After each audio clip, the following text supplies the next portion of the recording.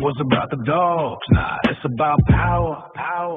Yeah. Put up to the specialty, sunrise on the ground. Dogs in the groomer tents, whispers all around. Catalog smiles with the tension in the air. Every handshake got a hidden little snare. Bored in the back room, running quiet little schemes. Bylaws in the pocket like a stack of poker dreams. Say it's for the breed, but they guarding their throne. If you question anything, they coming for your bone. Grievance in the envelope, certified mail.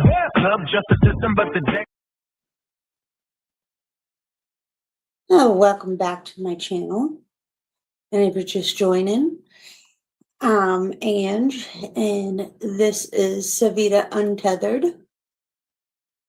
And these are just my thoughts and reactions to things.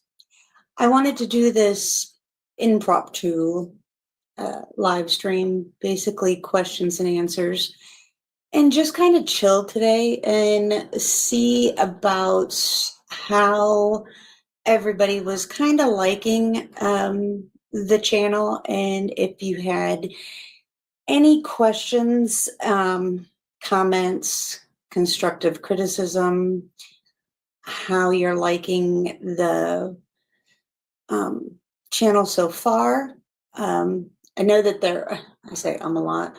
I'm not perfect, so, and this is my first time actually doing a YouTube channel. I have a bunch of screens that I look at, so I know that I don't always focus on the camera when I'm talking, and I'm not good at, I know that people say you should have a script and stuff like that, and thank you. Thank you so much.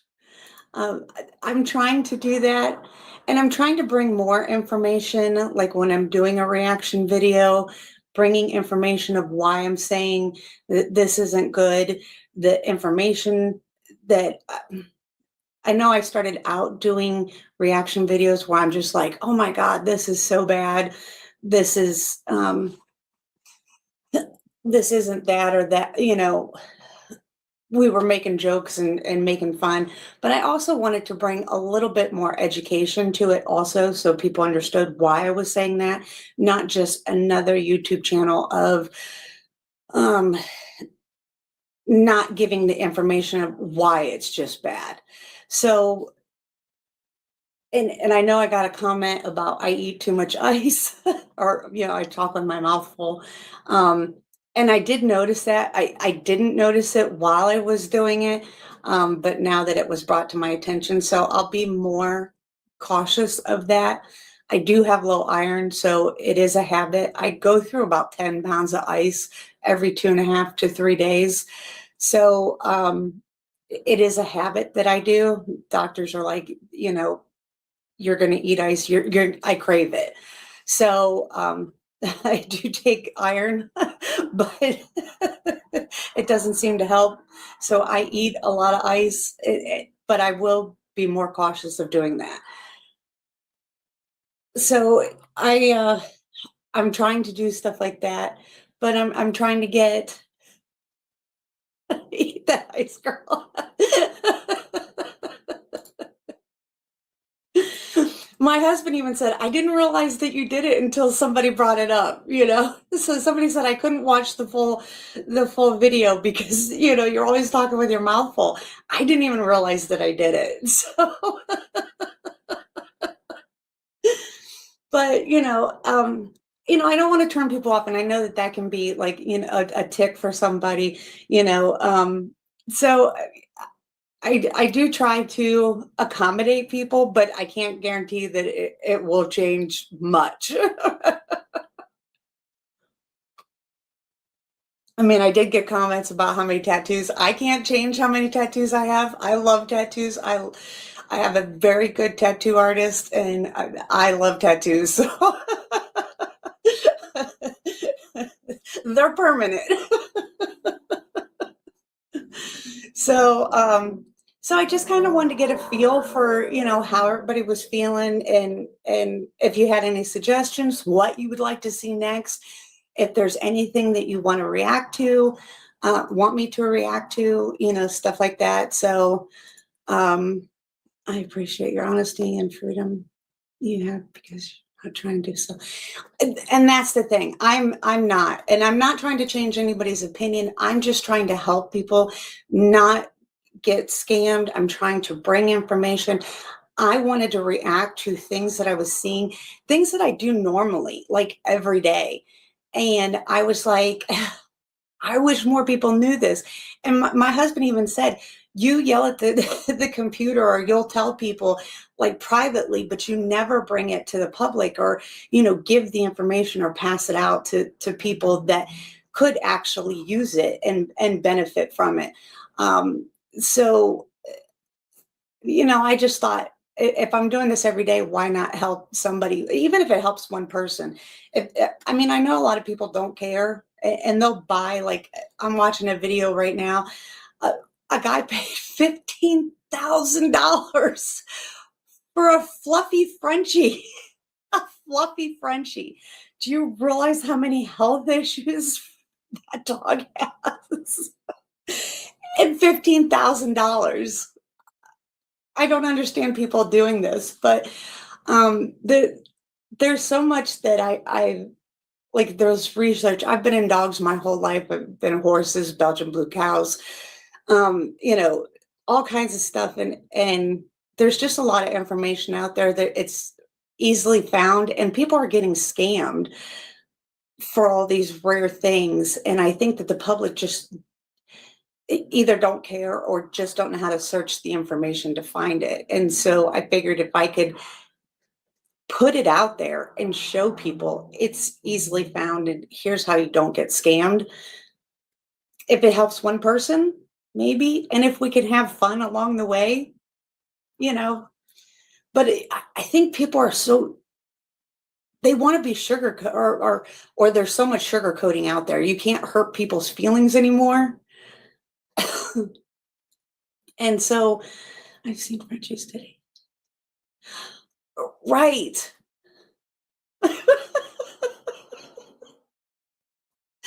I guess that's me too. I get so angry at these people breeding these dogs and I'm like, where are your morals and ethics? And do people not have integrity anymore?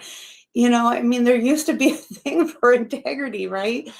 And I just see the world of dog breeding going downhill and I get so angry and I think, oh my God, like what? Like I feel like I'm just not made for this world anymore between, sugarcoating everything and not hurting anybody's feelings and everybody needing a safe place and you can't, you have to watch your words and words don't have meanings anymore or they have 15 other meanings for the same word that we all grew up meaning, and it was like I don't get it. And I just feel like I'm not going to placate to all this bullshit. And I'm just going to make a channel where you speak the truth.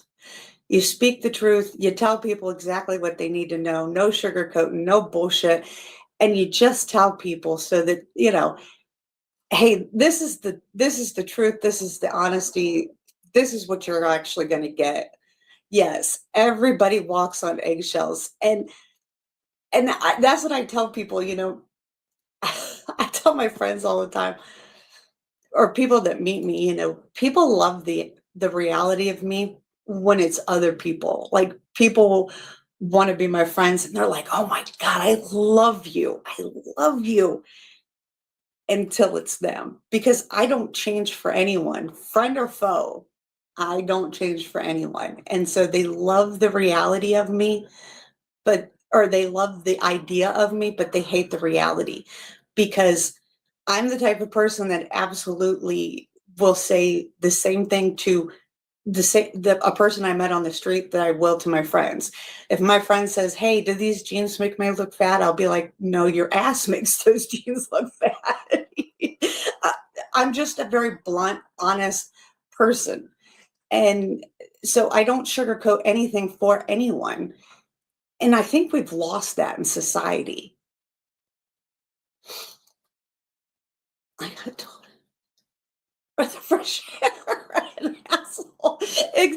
Exactly. I'm the type of friend that people have to warn. Okay, like she's really nice once you get to know her.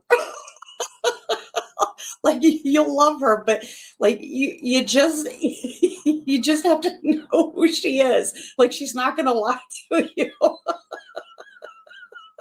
And don't ask her her honest opinion if you don't really want to know, because she's really going to give it to you. Like when people say that to me, they're like, you know, can you give me an honest opinion? And I'm like, do you really want to know? And if they say, yeah, it's, you know, I'm going to give it to you. So I figured, you know, people need that today because everybody is just they're just getting this bullshit of, you know, oh, I can't hurt your feelings. I can't this, I can't that, you know, and you're not allowed to ask questions no more. You're not allowed, if you ask a question or if you try to argue your point, you know, you're hurting that person's feelings or they hate you, right? Like it's this bullshit of, I don't agree with you, so automatically I hate you. I don't hate anyone. It takes too much energy to hate somebody. Just because I disagree with you doesn't mean I hate you. Right. Right. Exactly. You know, and so I just don't understand the world that we live in today, right? Where, you know, you can't say, you know, homeless anymore. It's missed or it's unhoused or, you know, all this stuff. And it, to me, it's just words have meaning, you know, and words matter. And so um, I'm just bringing truth and honesty to a world that seems to have forgotten what honesty and authenticity and no sugarcoating. I mean, I can roll shit in powdered sugar, but it's still not a brownie. You know, I mean, that's how I look at it. You know, if you if you want something sugar coated, you know, go to Dunkin' Donuts, and that's just how I look at life. So love me or hate me, but that's who it is, and so, or that's who I am. So I'm never going to be perfect. I'm never going to say the words perfectly. I'm going to stumble over stuff. I get nervous and maybe don't do all the right things. Um, but I just wanted to kind of see how everybody, um, I only have just opinion here. Okay. Just kind of wanted to see how everybody felt that the channel was going. And if you liked the beginning where I was just reacting and not adding as much information, if it was just wanted to stay on the Corsos or didn't like going to the other breeds and stuff like that, you know, or if doing all the other breeds is good, if it didn't matter, um, just kind of wanted to get a feeling and also ask what you all wanted next. Like if you guys had opinions, if you guys had suggestions of where you wanted to go, because you know y'all matter. Oh, yep, exactly. Well, because we live in a world of clicks and likes and you know affirmation from people we don't know. So, um, and my channel, I basically wanted to bring awareness. I wanted to bring information that people can't get or don't know how to get. Um, hey, that people don't, I mean, welcome. I never seen you before, but thank you. Appreciate you for joining. But you know, I want people to feel welcome and feel like they can ask questions, feel like they can suggest things, because I'm open to deep diving in whatever. I love to deep dive into things and bring you information that you're looking for. I mean, that's one of the things that I do on a regular basis on my own. So, just that's how I got into doing all this stuff, was just deep diving into things that I'm like, that doesn't look good. That sure looks sad. I mean, looking at the exotic bullies, I was like, wow, that is sad. I can't believe that they're doing that. And what health issues, what health risk, what veterinarian care are you passing on to your puppy buyers? That's the worst thing. As a breeder, you look at what are you passing the buck to for your puppy buyers. Yeah, I mean, and that's the thing. Okay, so it's not just a breed thing. You know, I mean, it's not just a specific breed. If you're looking for anything, if you have a suggestion, if you have an idea, hey, drop it in the comments. I'm here for you guys to bring you information that you're looking for. And I'll deep dive into it and make a video on it. Because, yeah, I mean, thank you. I appreciate that. And that's what the whole idea of making the channel was to bring as much information, honesty, and truth. Because, everybody wants to, hide behind the genetics, hide behind the false papers, hide behind the false, health papers and stuff like that. I mean, I was just talking to someone the other day saying, I can't believe how many people are photoshopping their health records. And I'm like, well, you can look it up on OFA. And they're like, how? And I'm like, because if they Photoshop the number, if they Photoshop the actual results, you get a number and you can go to OFA and verify it, or you can go to PenHIP and verify it. You can do all this stuff. So I'm actually going to do a video on that to show everybody how you can verify all this information. So you're not just taking the breeder's word for it, because even though they hand you the paper and you're supposed to trust your breeder, but in today's day and age, everybody just hands the paper and think, oh, well, I've got the photocopy, or a copy of the actual paper, so this should be good enough. Well, you can actually verify and say, is this true? And the thing is even if they get OFA checked, if they don't put it up on OFA's website, that means that they weren't good. So they can photocopy and say, well, I got it, I just didn't put it up. I didn't pay to put it up. Well, that means that they weren't good, and they can change the paperwork to make it look like it was good. Well, it only takes $35 to pay OFA to do it. Why wouldn't you spend the $35 to do it?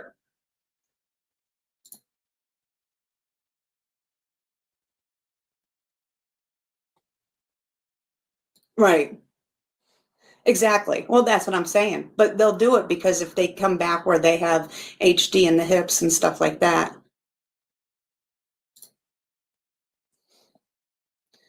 I've been listening. Got my, all right. Trying to find truth. Oh, thank you so much. And yeah, and Joe is a great channel. He's very authentic. He's very good. He's got a lot of good people on too. Yeah, but that's the thing. But if if you get bad results back, you can, and some of these people pay people like in Thailand and Venezuela and stuff like that, and they'll fake them and make them look so realistic. I can't believe how realistic. Now with AI, hell, with AI, you can't trust anything anymore. AI is crazy. AI is nuts how they can make anything look real. So, but yeah, and so I really appreciate it. I appreciate everyone who follows and everyone who tunes in, because that's the whole idea is making this so that everybody can learn something. If it stops you from getting scammed, if you can go to the breeder and go, no, you know what? I want to recheck that. And, you have the questions and the information to actually ask real questions. And if your breeder's not giving you the truth or can't answer those questions, it gives you the right to walk away before you waste your money, because you should get a good dog. I mean, the whole idea of getting a dog is, yes, starting with a good foundation if you plan on being a breeder, but is what your dog can give you. And it should be longevity, years of good companionship and love and loyalty. And everything that we all get, the number one reason we all get a dog for, right? I mean, right, genetics is key, but that good foundation, that good mental and genetic health, good foundation is what we all strive for, because when we're getting a dog, it's not just to stick it in a cage and never do anything with it. I mean, it's that bond, it's that love, it's that, camaraderie and everything that we want for our pet. We want a good dog, and it's going to last a long time. I mean, I don't know that if you're wanting a good dog, you don't want a dog that is just going to die in 3 years.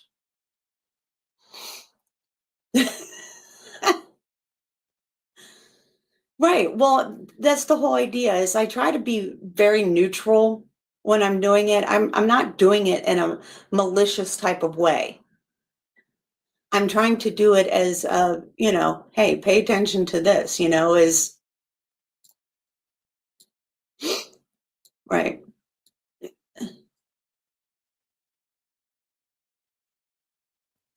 Right.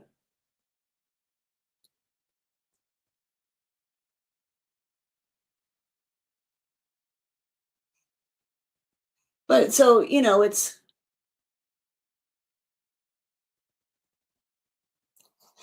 you want a good foundation, especially if you ever desire to be a breeder. That foundation, when you're building your home, because that's what you're doing, is you're starting with that cement slab. You need a good foundation to start with. So all of those genetics matter. So you have to start with a good foundation. And if your breeder is lying to you to start with, you have a cracked foundation. So, and a lot of these breeders are out there. Whew, they're out there lying. They're out there scamming people. They're doing some really shady shit. And I just want to bring light to the things that you should be asking, you should be looking for, you should be checking. You can't just take your breeder's word for it anymore.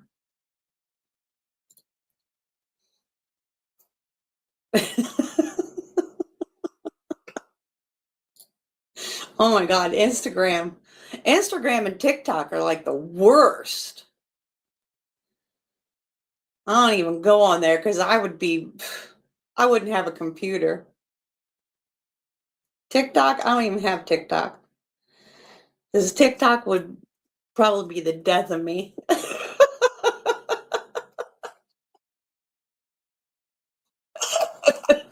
TikTok would be horrible for me.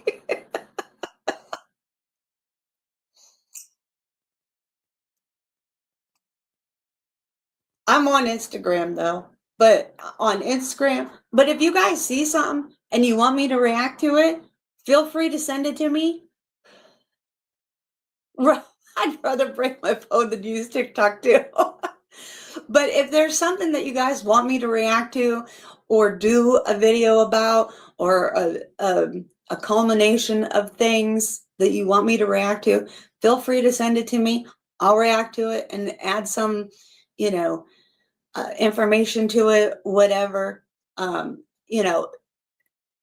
willing to do a bunch of stuff. So whatever you guys are feeling that you want to do or want information on, or, hey, did you see this or whatever, I'm willing to do that, because it just furthers information for other people to see also, So, because I'm always willing to add as much as I can to keep it going, and, also not run out of content. Not that you could run out of content, because seems to be definitely.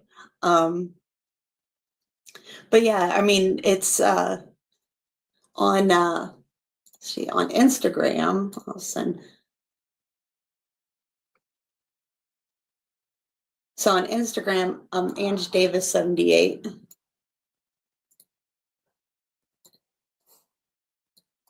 I don't even know how to share that, but do I just do it like this? I don't know. I don't use a lot of I use Facebook and YouTube mostly, so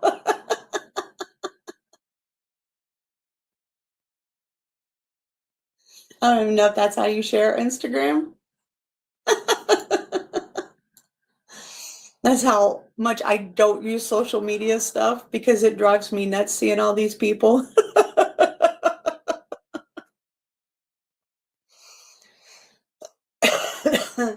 Because it drives me nuts seeing all these new breeders and stuff. Awesome. I'll follow you back. But yeah, it's crazy how much awesome. But yeah, it's crazy seeing all these people and just how bad breeders are today. Like I said, there's no integrity, there's no morals, there's no ethics. You know, I mean, especially when I was breeding Dobermans, I mean, the biggest thing was making sure that they had a, a companion that lasts. My lines were consistently 12 to 14 years. And, when you are breeding for longevity and good genetics and sound temperaments and stuff like that, you are trying to guarantee the longest possible life and the greatest companion they can have. And so today it's like breeders don't care. They're just like, well, if it only lasts a couple of years, that means and I've literally heard breeders say this, if it only lasts a couple of years, well, that means they're coming back for another one. It's repeat cells. And I'm like, that is such a sad theory to me because you're causing such heartache for only a couple of years. I mean, I want you to have the best life with my dog that I've bred for you. I want you to have such a long, healthy experience. And all they care about is money. Everybody just cares about money. It's like it's become this horrible thing. Hey, Doug, what's up? And so, awesome. Thank you for joining. So yeah, so I'm just like I just feel there's so much to react to, and I just don't know what all to react to. And of course, I don't want to overload myself either. I know that Joe keeps saying, don't overload yourself. Because sometimes I talk to him and I'm like, oh my God, these people make me so sad sometimes, and it really hurts my heart because I'm a person that truly loves animals. And so when I see some of these people, I'm just like, how can you feel that way? Like, how can you just see, like, how can you like think this way? How can you breed that way? How can you look in your kennel and just see these dogs just sitting there and not getting any attention or just like sitting there day in and day out and piss and shit and never going in and touching them and never nothing and then just hoping to sell dogs for like this Frenchie is like $15,000. Like, who sells a dog for $15,000 and a Frenchie at that's going to live what, 5 years maybe? I mean, like, I'm baffled at these people. And then they can't breed correctly. They have to have C-sections, which is dangerous in itself. You have to put them under. And then you can't breed them correctly. They can't breathe correctly. They have DVL2, which is kink tails, soft palates, cleft palates, all this stuff. They have vertebrae issues. And then now you're breeding this French or this fluffy shit that was never in the breed. And it's like, I'm just so baffled that all these people are just, and it's $15,000 because it's a fluffy, which is, it's baffling to me. I remember when Frenchies used to be like $2,000.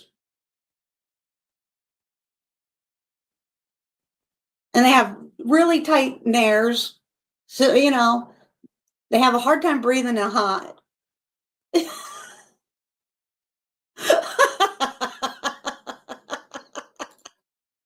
Right.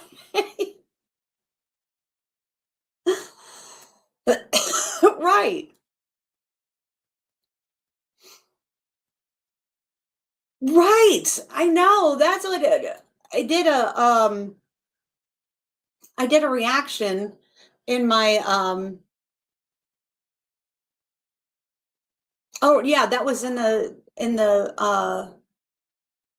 white Doberman one, Doug, that the Gerald was saying the dude sold it for $100,000. I was like, are you nuts? Of course, that's no different than that Caucasian Shepherd that went for $1 million. A Caucasian Shepherd went for $1 million. Like, why are we paying these prices for dogs? It just, to me, it makes no sense. Of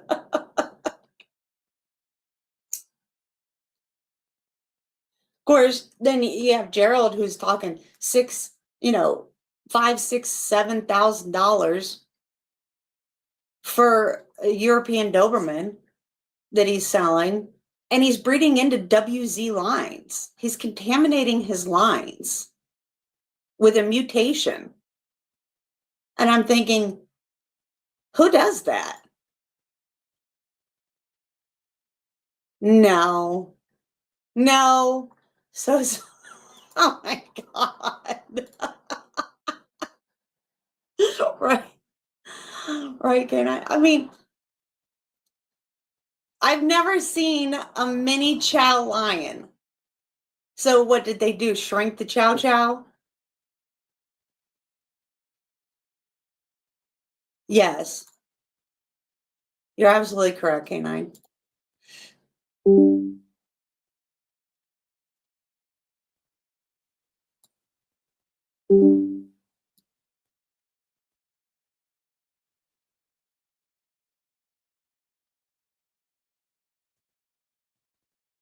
Okay, I'm gonna look.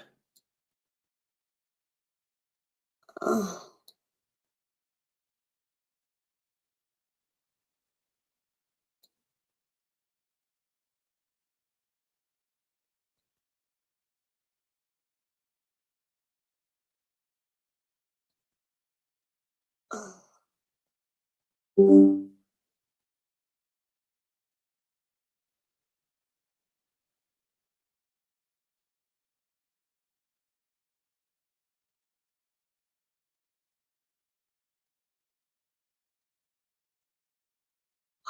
Oh my God, what is that? Hang on, I'm gonna share it.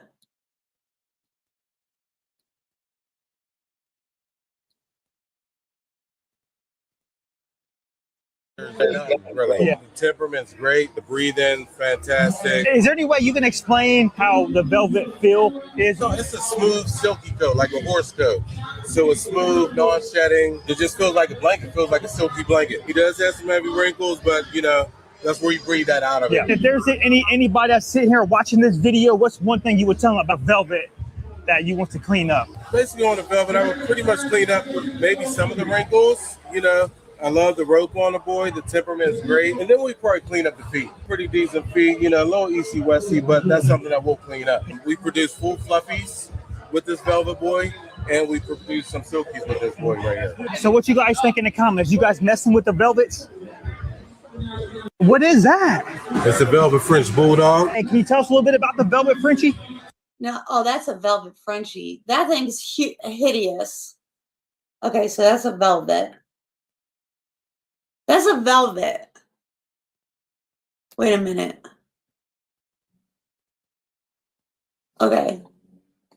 So, oh, that's Canine. Oh, you Canine sent me. Okay, hang on. You sent me a velvet. That thing's hideous. Okay, hang on.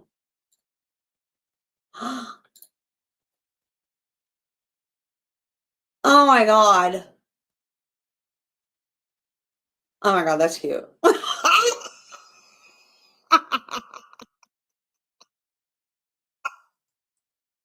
That's horrible. But that looks like a Pomeranian.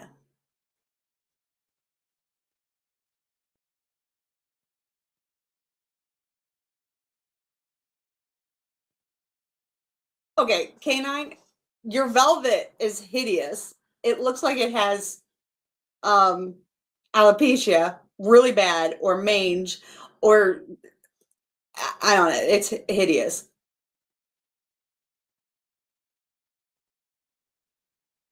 Yeah.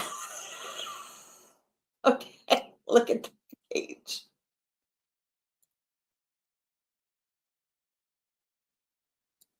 Go to the page. Go to the page.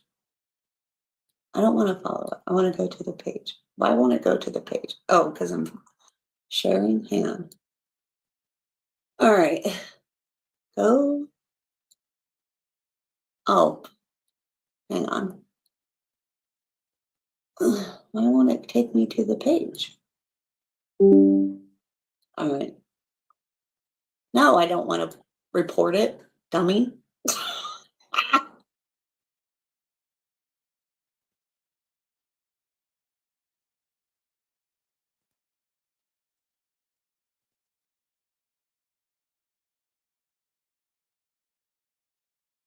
Okay, so now that looks like a chow chow.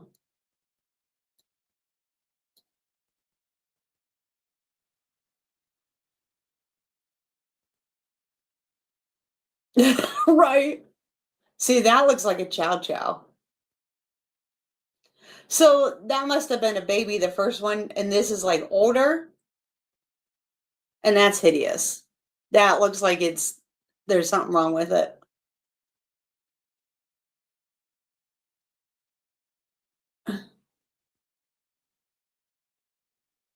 Mini chow lions. Yeah.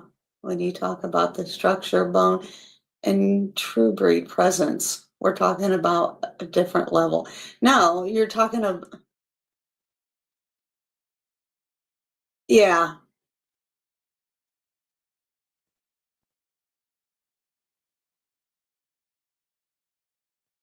See, that looks like, yeah, that just looks like a mini chow chow. I wonder if it has the same temperament. I don't know, my mom used to breed chow chows, and them bitches were mean. Yeah, I seen a Merle chow chow, Doug, at a bully show. The guy that was showing it was blind. Yeah.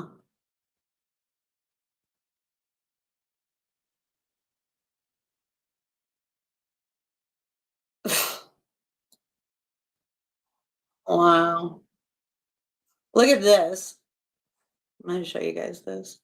This guy paid $15,000 for this.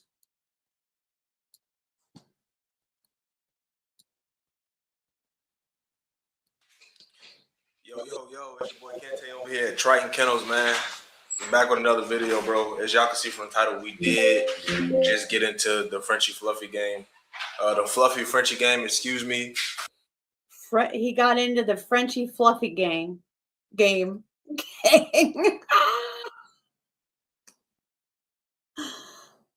Okay.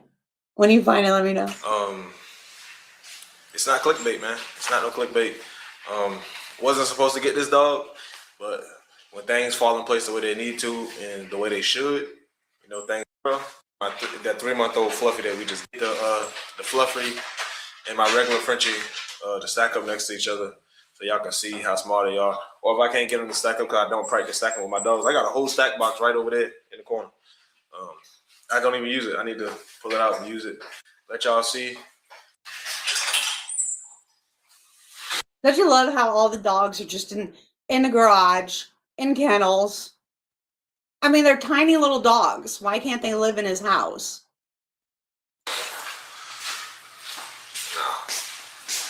As y'all can see, we did get, look at that. That's regular. You know, I got to get her embarked or UC Davis tested so that way I can see exactly.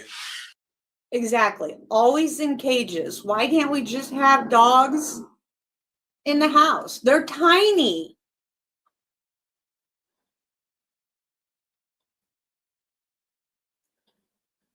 Those are my responsibility. Strange. I hated it. Oh my dog, I got to. Right?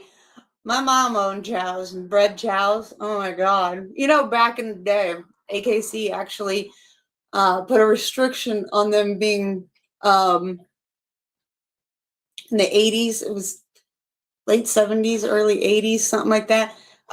They quit registering for a while because they were so inbred. Palm. Right. That's what I'm saying. Also, you can get them from crossbreeding a Frenchie to a Chihuahua. They are small. What she carry, what she don't carry, what I can breed her to, what I can't breed her to, and What she carry, what she don't carry, what I can breed her to, what I can't breed her to. How about a Frenchie?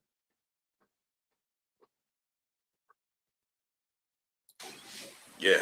So if we're gonna do that, I love this. He doesn't even realize he has a Formentino. what I do know for a fact is that she is fawn with the blue mask. I do know that she is fawn with the blue mask. She is AKC registered, or she will be AKC registered. I just gotta do her paperwork. Man, this girl is tiny. Like, look at her. Like, look at the back on this. This ain't no Boston Terrier, Frenchie, no. Oh no. So it wasn't. No. They were so inbred that they were very dangerous. They were one of the dogs that they would actually turn on their owner. Fawn. Oh no. Oh no. Fawn with the blue mask.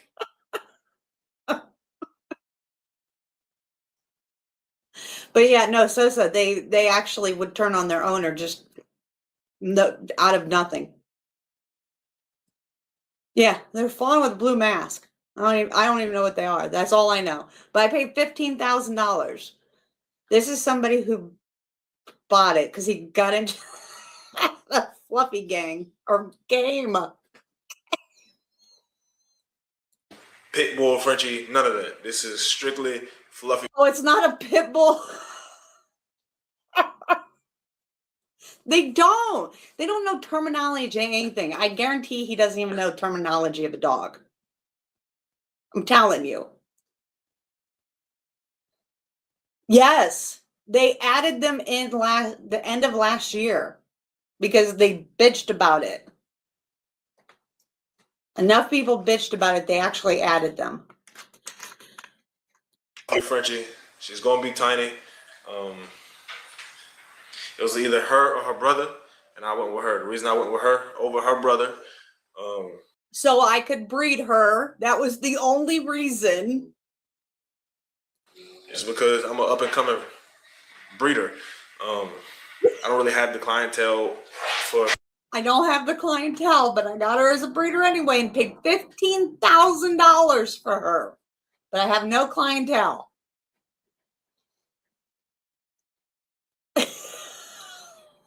Right. You gotta love these people. I'm getting into the game. People to lock in a stud right now, which I know all I gotta do is promote. Promote. But when you got a 9 to 5 and you got family and you got kids, it's, you don't really have all that time to be promoting. So, yeah, man. So I made a YouTube channel in IG, in an IG channel, probably TikTok. And I got a Frenchie, a fluffy Frenchie, because they sell for big money. This is her. Like I said, she is 3 months. She will be going to another. But she's not a pit bull Frenchie or a bulldog Frenchie. She's a real Frenchie. Fluffy.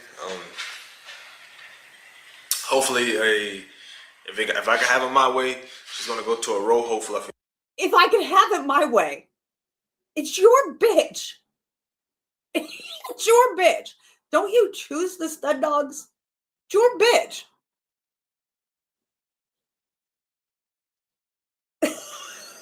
This ain't a Raffle.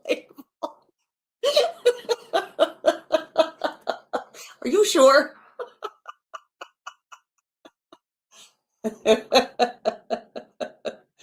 My dogs are probably going to bark in about 2 seconds. I have groceries being delivered. Yeah, I love the Rojo. What the fuck is a Rojo? See, this is all this shit that I don't fucking see. Like, in fact, the stud that I locked in for my regular Frenchie is a Rojo stud. I want to say he's Rojo and tan. So we're going to have some Rojo. The fuck is a Rojo? Let's look it up. Rojo and tan Frenchie.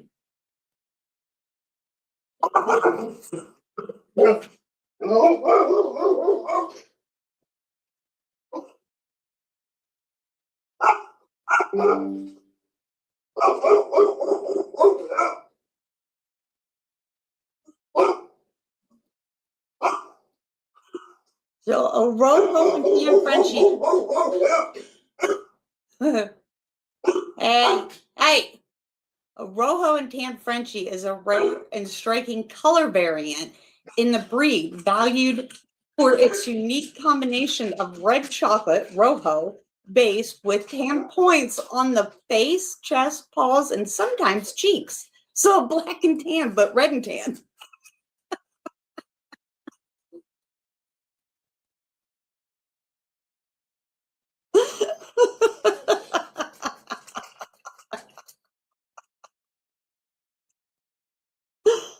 Oh, gotta love it.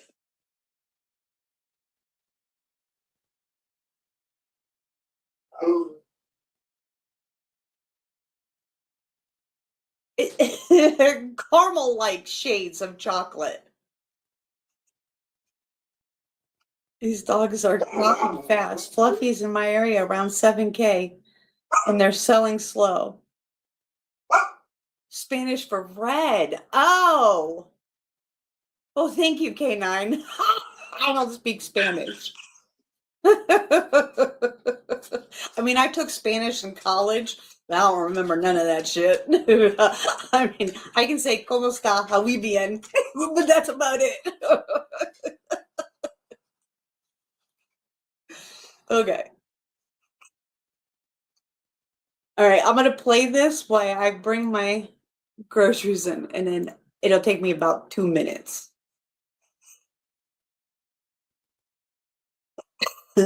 Shit, then that's okay. Right. Okay, I'll be right back.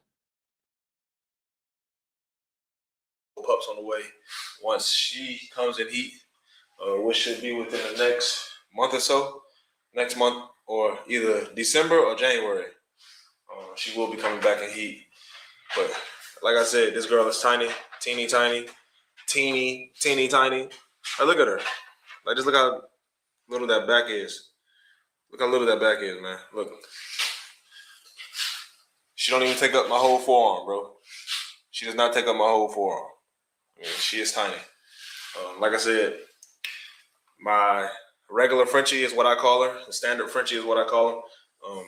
Because she don't have no fluffy, no merle, no nothing. She's just a lot like Frenchie. She is shorter than this girl. Not back-wise, but this girl right here still is probably going to fill out more in the back.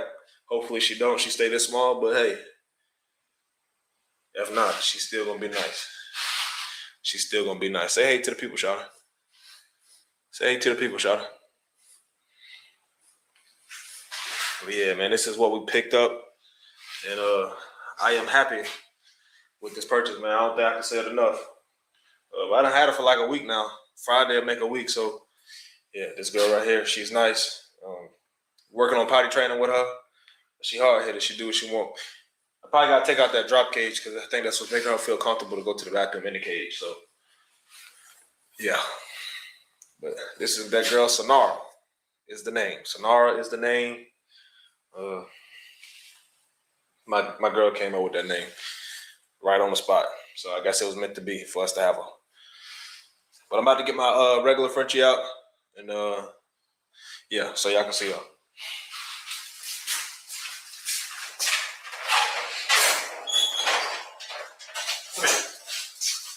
Oh boy. Here we go. We got this stinky girl here, man. This is that girl peeking. Hey, Sanar, get off of that. Ah. No. Leave it. Leave it.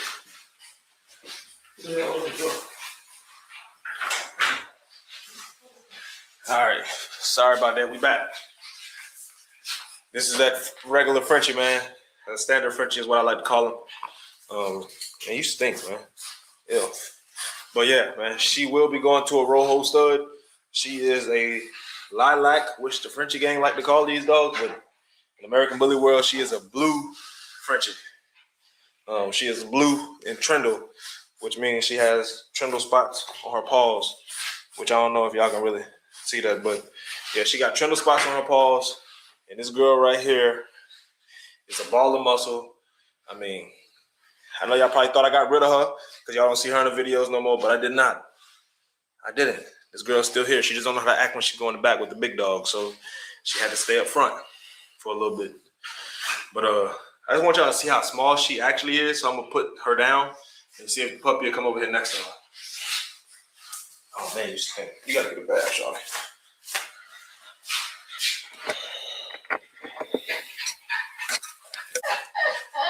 All right, so as y'all can see, I got both of them out now. Come here. Okay. Hey, cut it out. Sit down. Sit. But yeah, as y'all can see, I got both of them out. And that girl peeking is the size of is literally the size of a 3-month-old puppy. The size of a 3-month-old puppy. I'm gonna try to get her next to this piranha bottle here so y'all can actually see this piranha bottle. If y'all know this good fly spray here. See if I can get her to stack up next to that, which I don't work on stacking, which I need to. I got a whole stack box over there. Like I think I said that already, but hey, my memory is a little bad. So come here. Come here. Move, Sanar. Sanar, move. But like I said, as you can see, this girl right here is the size of this piranha bottle, man. She's the size of this piranha bottle. Come here, Sanar. Come here, girl. Yeah.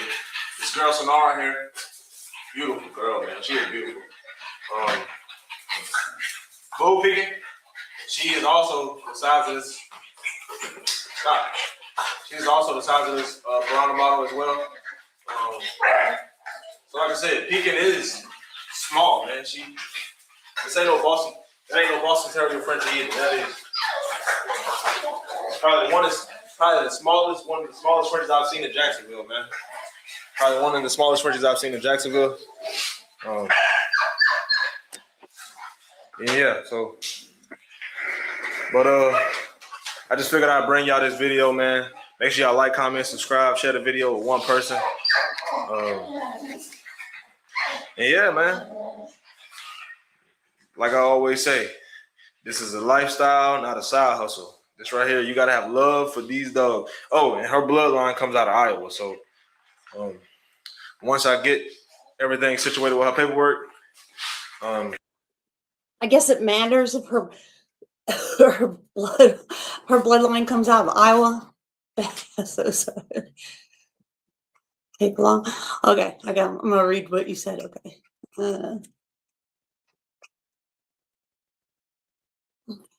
You believe the value of the okay. Okay.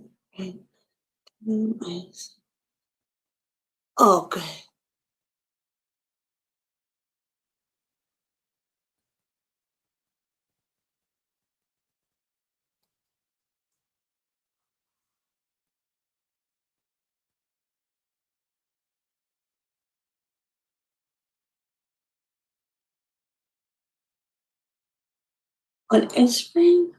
Okay. Oh my God.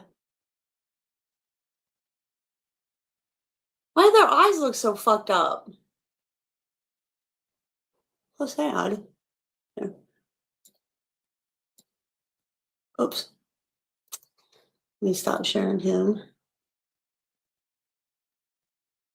for a second. Sorry, I had to bring that stuff in. Oh, wait, this one. Look how fucked up they look retarded. Okay.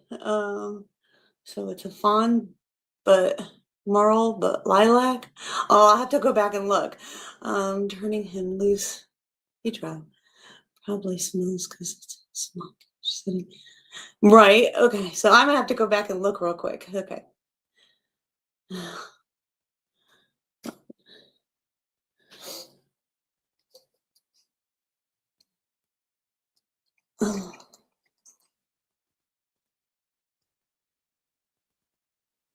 It looks retarded.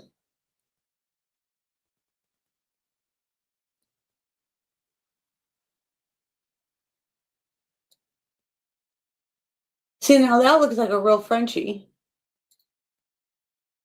Oh, did the fluffy Frenchies come out of like real Frenchie litters too? I mean, like, can you have mixes? I mean, I don't know. I don't breed them. I wouldn't breed them, obviously. I'm not an unethical breeder. Of course, I wouldn't breed Frenchies either. I think they're cute. Okay, I'll look in just a second. I saw someone on this site. Boston Terriers with dead eye bulging. Oh no! So can you look at this elbow? See this elbow? Almost looks like it's a blown elbow right there.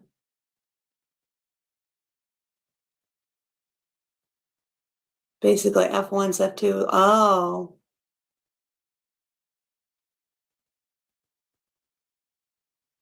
Look how the eyeballs are like out here. It looks like it's half retarded. You know I'm not allowed to say retarded either. But it's a real word. Look. So can you get a mix in one litter? Like they don't all come out. Oh yeah, he just said that. Duh. Quit being retarded, Ian. Okay.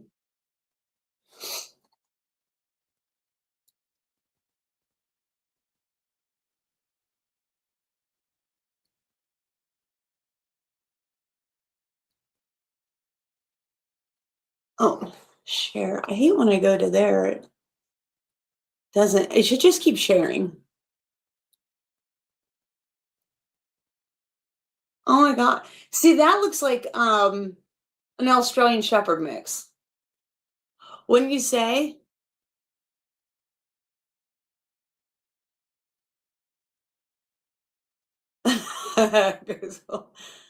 More than half. Okay.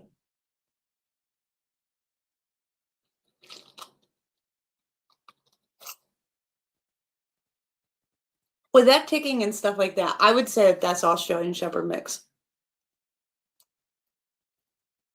Don't you think?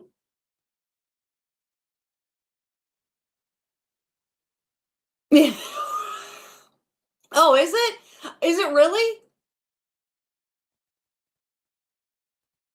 Or are you just shitting me?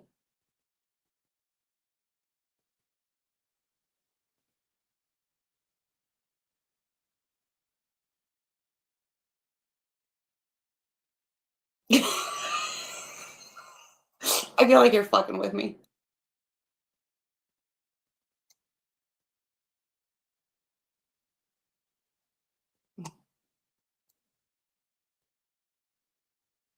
Oh my god.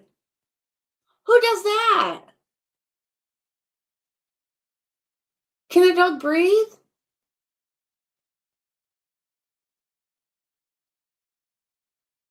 Oh, bullshit. That's a lie.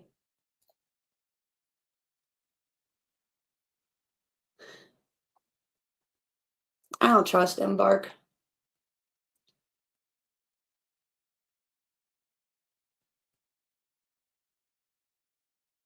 Why would you want that? Look at all these fires. Look, fire, fire, fire, fire. This is retarded.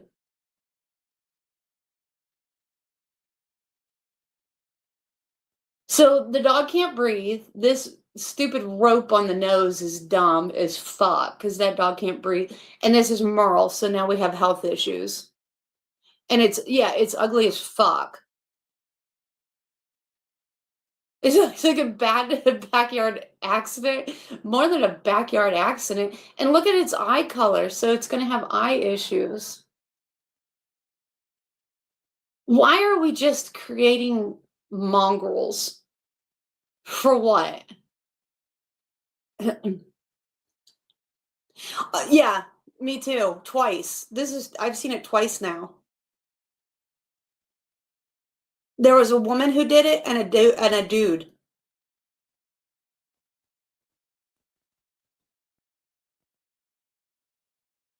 And they both came back as dogs.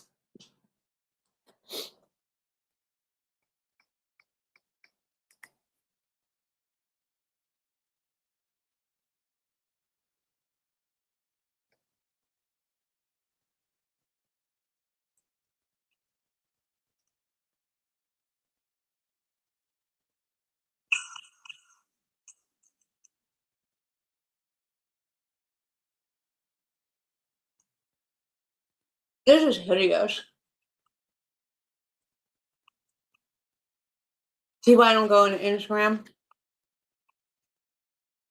It's horrible.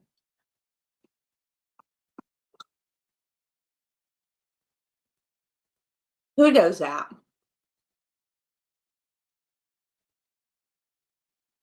All right. Oops.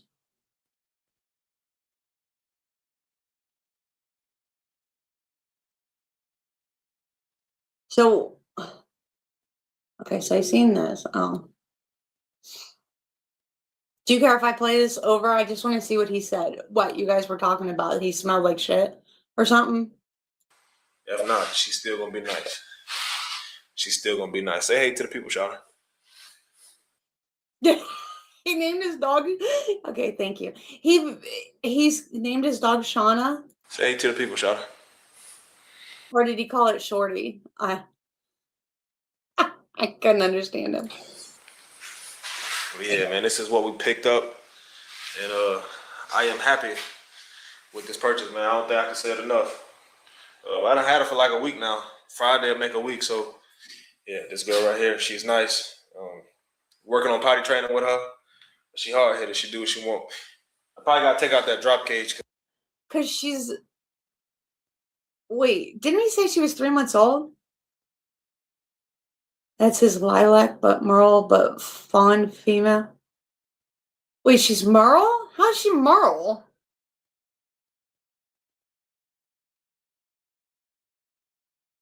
And didn't he say she was 3.5 months old? She should be broke.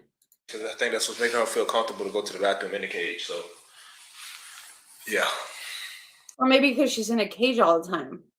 In your garage. And not in your house where you can watch her to go to the bathroom.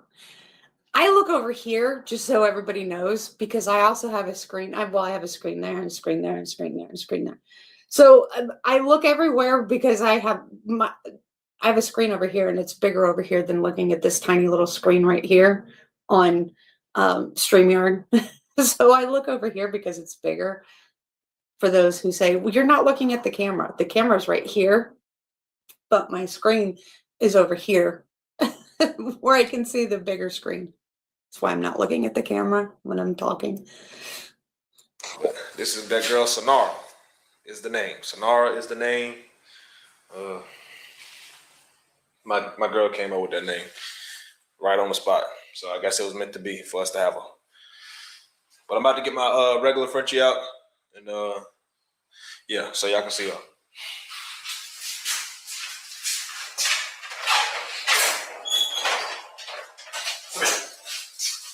Oh boy. Here we go. We got this stinky girl here, man. This is that girl peeking. Hey, Sonara, get off of that. No. Leave it. Leave it. Well, she's eating something because you finally let her out of her cage to actually do something. All right. Sorry about that. We back. This is that regular Frenchie, man. A standard Frenchie is what I like to call him. And you stink, man. Ew. But yeah. Well, if you look at, she's got a runny nose, she has runny eyes, and if you look at her belly, she has a rashy belly.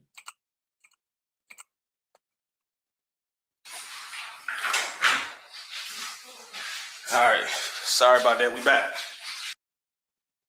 See her belly? She has a rashy belly, which means she's probably sitting in piss. So you were right. This is that regular Frenchie, man. A standard Frenchie is what I like to call him. And you stink, man. Ew. But yeah, man, she will be going to a Rojo stud. Look at her feet too, they're yellow. She is a lilac, which the Frenchie gang like to call these dogs, but in American Bully world, she is a blue Frenchie.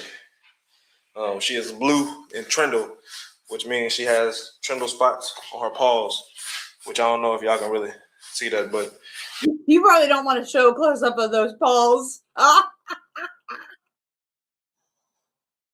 yeah, she got trindle spots on her paws, and this girl right here is a ball of muscle.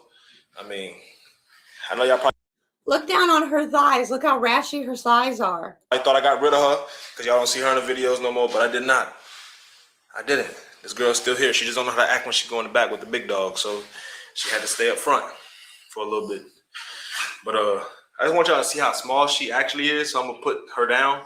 Look at her toes. And see if the puppy will come over here next to her. Oh man, you stink. You gotta get a bath, Charlie. Okay, so he's calling all his dogs Shorty, I guess. Trundle means 3 colors. Brindle trouble. Nothing to do with Paul.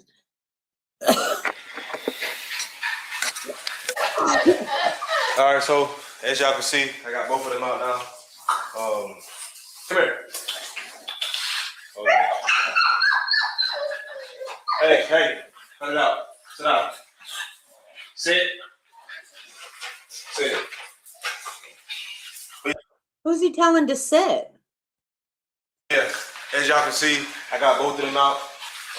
And that girl peeking is the size of is literally the size of a 3-month-old puppy. The size of a 3-month-old puppy. Right? The puppy's just playing. But who's he telling to sit? The one's laying down and the puppy's not going to listen to him because the puppy isn't even housebroke. Why is it going to listen to sit? I'm gonna try to get her next to this piranha bottle here so y'all can actually see this piranha bottle. If y'all know this good fly spray here. See if I can get her to stack up next to that. Which I don't work on stacking, which I need to. I got a whole stack box over there. He's afraid of his hands. Look at what he's doing with it. He's like this with his hands when he's trying to. That dog must really stink or have like a lot of sticky stuff on him. I think I said that already, but hey, my memory is a little bad. So come here. Well, that dog's afraid of him. Right. That dog, isn't he? Didn't he say the dog's 3.5 months old? It's half the size of that other one already. So, hang on. Oh.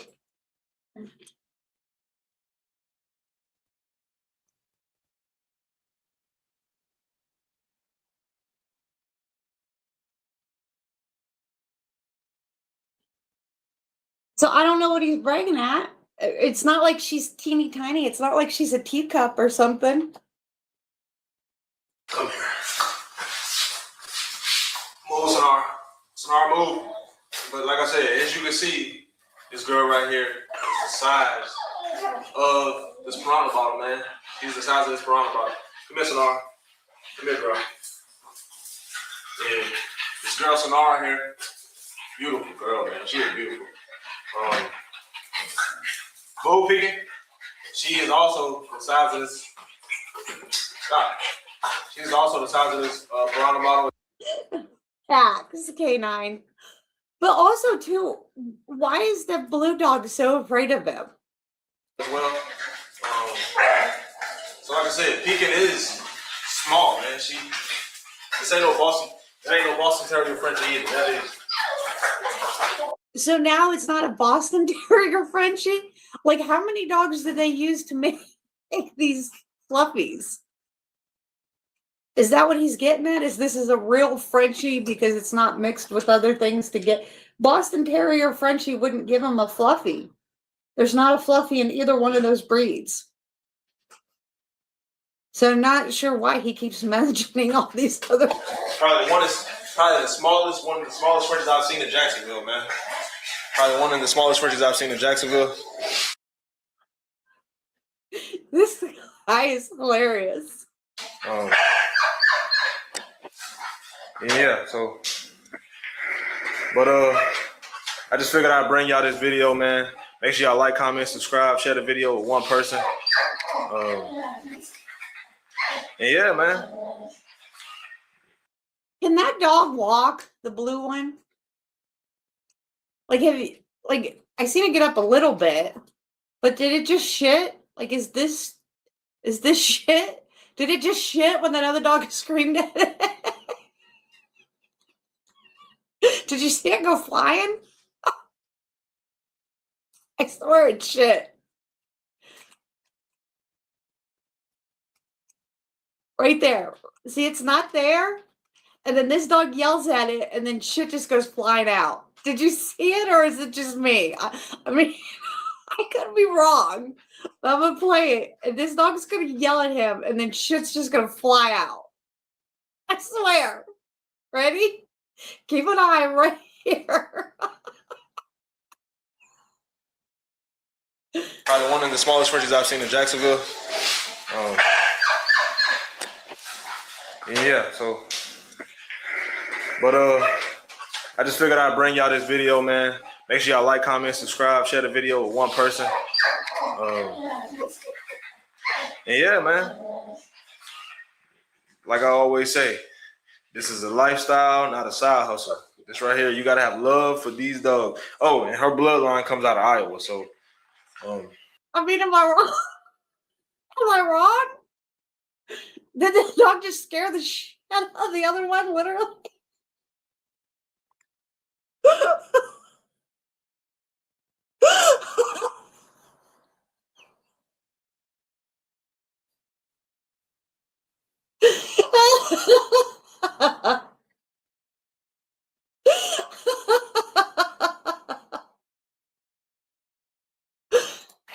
Once I get everything situated with her paperwork, and I get her, registered and all that, I'll make another video, and I'll put a picture of her. Oh, it can walk. Look, it's actually walking.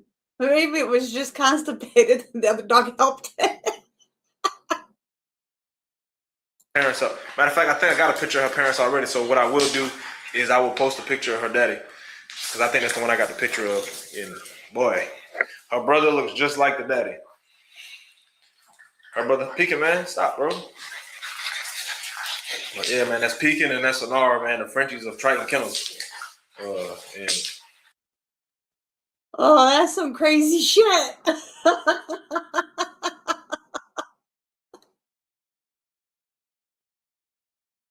Had to drop away, right? Oh, it's funny.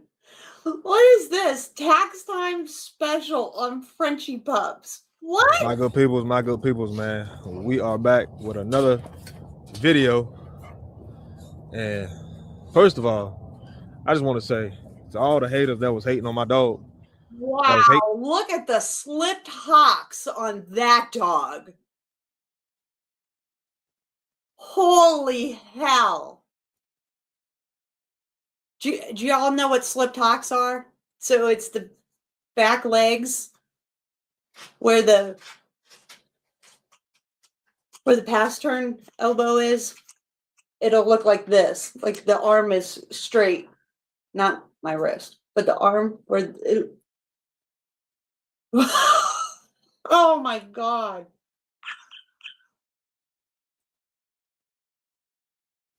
So watch this dog walk and you'll see that elbow. It's like what everybody calls the elbow, but it's a hawk, right? It'll be straight as fuck, but almost backwards. First of all, I just want to say to all the haters that was hating on my dog, that was hating on Big Zuri, man, look at this dog, man. Hips too. Look at this dog. Matter of fact, Oh my God. give me a Look second. at Pasterns. Give me a second. I normally don't even do stuff like this for videos, man. I don't even do stuff like this, but for this video, for all or Pressa. I mean, they look pretty much the same anymore. All the haters that was out there that was talking crap about my dog for whatever reason. Hey, relax. Okay. That's how you know I don't do stuff like this. This girl's out here tripping out about this.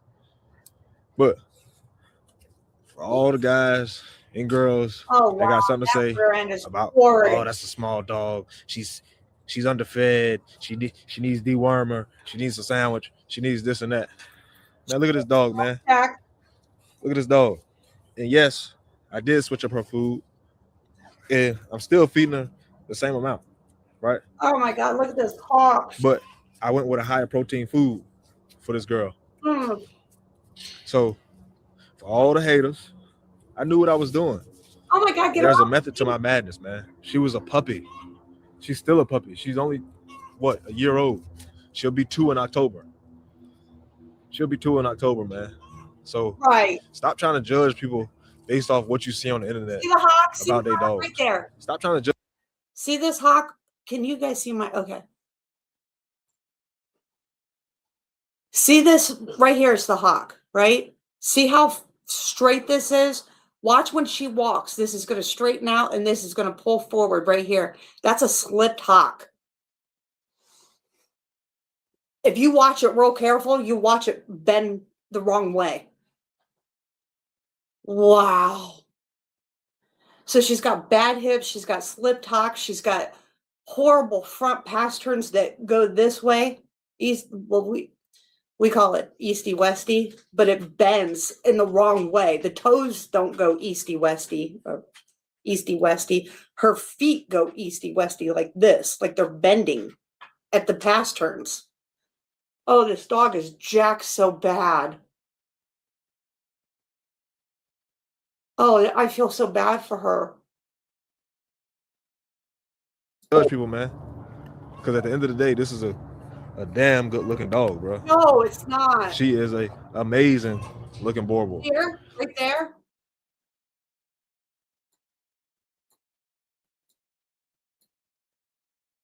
Good looking dog, bro. See the hawk? This. Watch this pull forward. She is a amazing looking boy.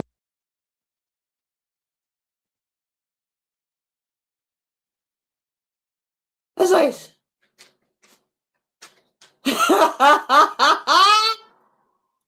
See, that's what I said. I said, is that a Borbal? And then I said, or a Pressa. Shit anymore. They're all starting to look the same. They're all so poorly bred that they all look the same anymore.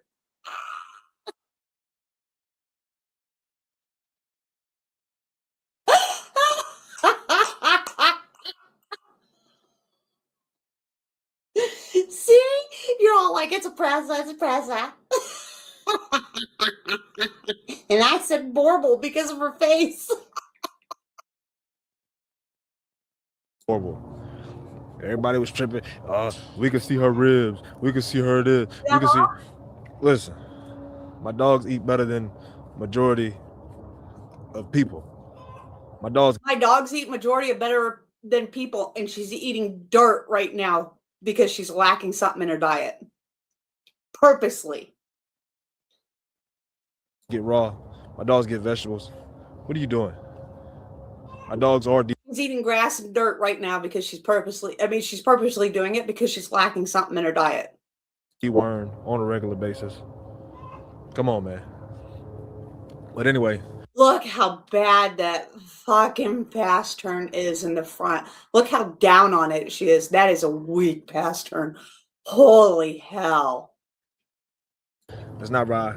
I was really out here making this video. I just figured I'll throw this in the beginning of the video. Talk a little bit of crap. Oh, I'm talking So a lot all them haters, I don't man. give a shit. All them people that True. decided they wanted to hate on my dog. Zuri, what are you doing? Some people say that when dogs eat grass, that means their stomach hurt. Oh my God. Look at this. Look at these angles. Oh my God. It is. But it's sad. It's sad. The thing is, it's poor trash, but this is sad for the dog. This dog will have to be put to sleep. How old did he say she was? 2? If she makes it to 5.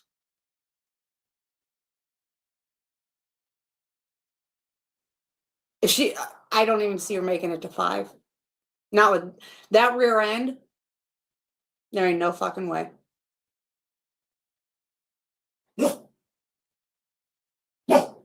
Oh, yeah. So by 5, she's done. She'll be put to, I guarantee after her first litter, because I'm sure he'll breed her, and he'll breed her more than once. But after her first litter and those hips, her pelvis expands, 3, maybe 4, he'll have to fucking put her to sleep. I guarantee it. Look at that fucking rear end. Holy hell. But there is no science behind that. She's having a hard time right now.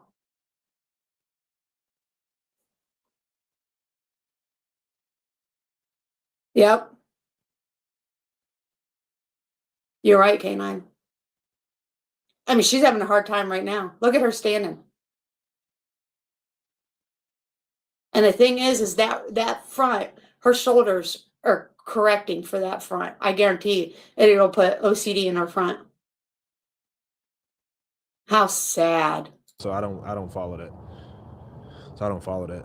But that girl right there, in one of these videos, probably the next video, I throw this girl on the scale. Let y'all see how big this girl really is. I don't really give a fuck how big this girl is. She shouldn't be heavy. She shouldn't be heavy at all.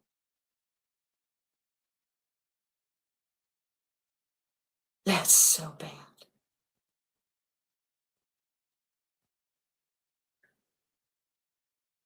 Right. Those are facts. This iron dam should have never been bred because that's what produced this. And this is probably poor nutrition at birth, poor nutrition from the poor breeding, poor nutrition. That's so bad. Low tail set, whole rear end. This whole rear assembly is so bad. Hey.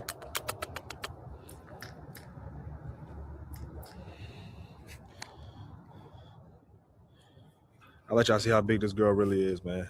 You can see she still got that puppy mentality. Who gives a fuck how big she is? This is another warped mentality. Show you how big she is. Who gives a fuck? And the heavier she is going to hurt her more. I do need to get in here, clean her kennel out, do the evening cleaning. I already got the afternoon cleaning and the morning cleaning. Hush. That's why you see she's the only person. She's the only person with her kennel. Everybody else's kennels are clean. So I'm not gonna spray her kennel. This dog's got splayed feet. These people.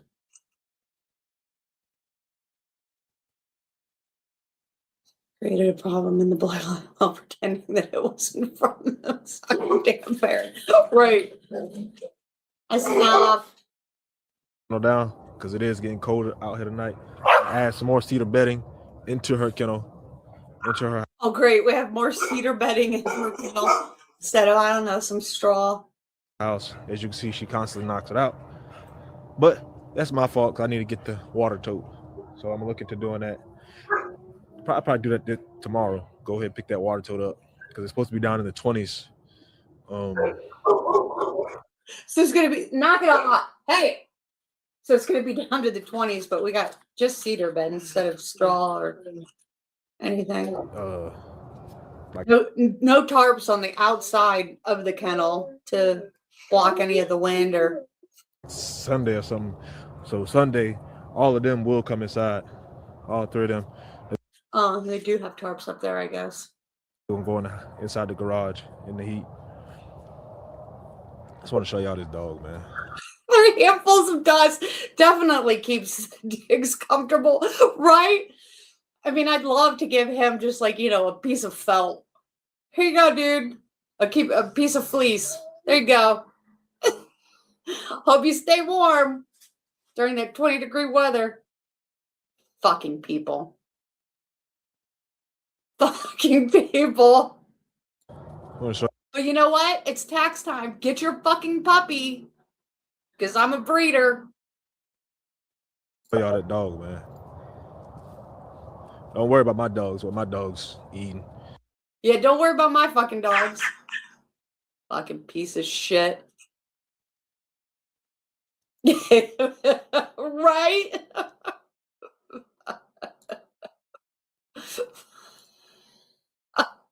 Then you got Big Mar. You got Big Mar. That girl, I can't believe this dog is 5 years old, man. I had this dog for 5. Well, going on. She will be 5. Oh my God. I can't believe it's lived 5 years.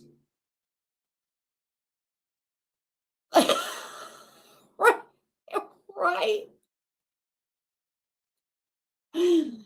Can't believe I can't believe I've had her for 5 years. It's so great. 5 years old in like June or July. But I had this dog going on 5 years, man. And she still looks like a puppy to some people. People think she's a puppy. I doubt it. Then we got Big 7. Big 7 girl. But anyway, the real reason why I'm out here making this video is because we are about to go in the garage where the puppies are. I'm going to show y'all the puppies that we do have available, which is still. Look, he's got another kennel behind him. Wonder what's over there. Probably puppies. 2 females. Like I said, I had somebody message me this morning. Wonder where his chickens are. I'm going to play this. I'll be right back. About the puppy. But they didn't pull the trigger. Tax time is coming. I'm going to be patient. Y'all can go ahead and bring y'all tax money. Invest it over here to become a great family member of Triton Kennels, where you can reach out to us at any time for advice, any questions you may have about a dog that you got from me, anything like that. Or if you are in this immediate area, within a couple miles or whatever, if you're going out of town and you need somebody to watch your dog, call me. You call me. I'll watch your dog. I'll come pick your dog up. Only thing you have to do is supply the food for your dog, but I'll watch your dog for you. I have no issue with that. But let me get back with y'all. Once I get her kennel cleaned out, we'll let these dogs back here run around one more time for tonight before it's time for everybody to go night-night. And let me get back with y'all. So give me a second. I said I am letting these girls out again to get their last little run around in for today. Let them rough house a little bit. Get it in, man. This is what I love. I love to see my dogs like this, man. I love to see this. So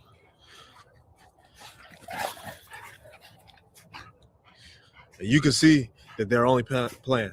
You don't see no hair standing up. You don't see like you can see like their tails are up, but their tails are wagging.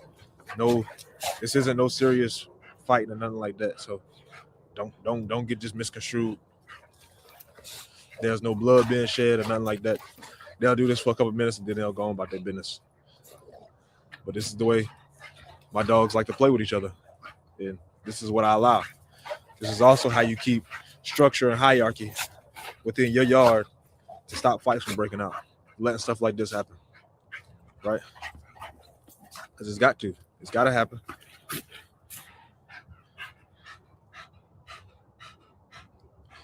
But yeah.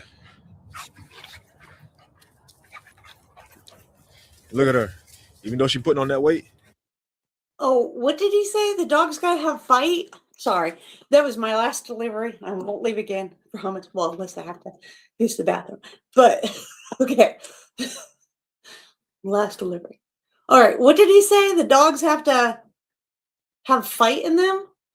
What is he doing? He's letting them out to fight?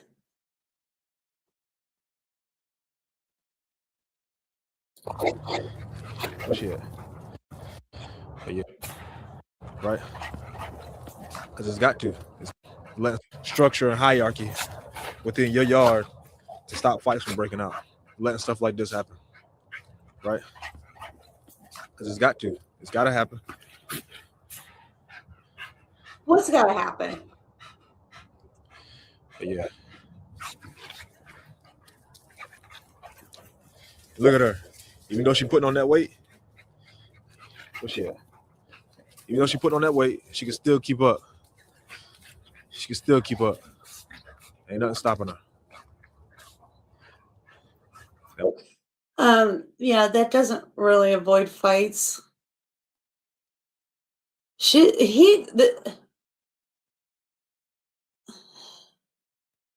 People are so stupid. Weight ain't gonna stop her, man. But I'm not gonna let her get much more heavier than this. I hope not. I ain't gonna let her get much more heavier than that, because I want her to still be able to hang with the bully. All he has to do is hurt her, right? All he has to do is hurt her or hurt him, and it's going to be a fight. People don't understand that.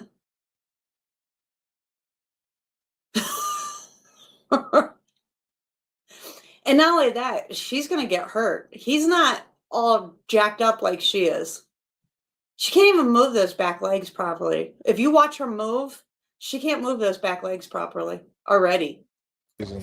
Stuff. Hey. All right now, y'all. Oh wait, I thought this whole purpose was so that fights don't break out. Because that would have been a fight. Getting a little too rough.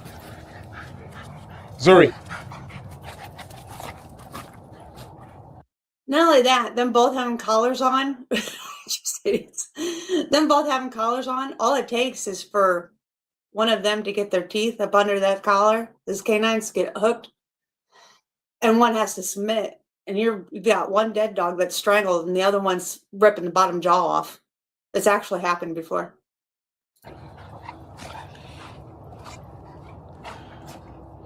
But yeah, this is what we got, man. Especially because they have metal chokers on. Well, you know, we do breed for money. Like I said, we about to get inside. It is getting cold out here. Let me go ahead and put these wood shavings. Put these wood shavings in the doghouse. Some more wood shavings. We going inside, man. Look how she runs like this too. Like her back feet. Yep. Skipping and hopping, but her back feet are like this. We going inside.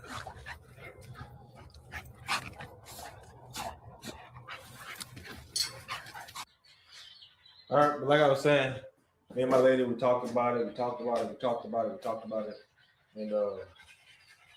came up with an agreement on new prices, a nice little discount for you guys. So we came up with, instead of $4,500, we're gonna drop the puppies down to $3,000, right? I mean, $3,500. Sorry. We're gonna drop it down for tax season. Compared to what? What price?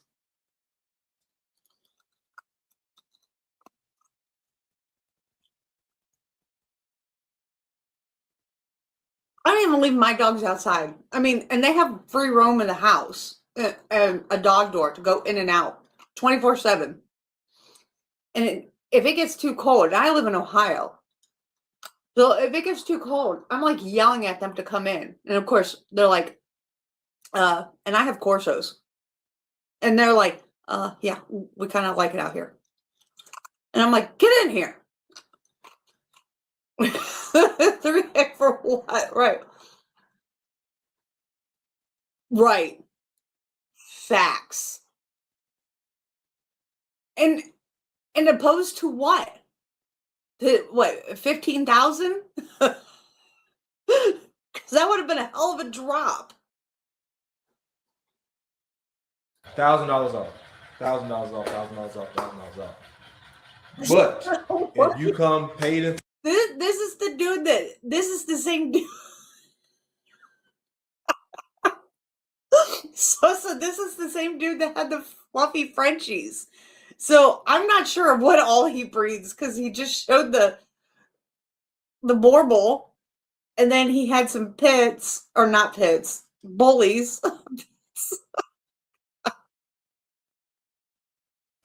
He had some bullies, and then he had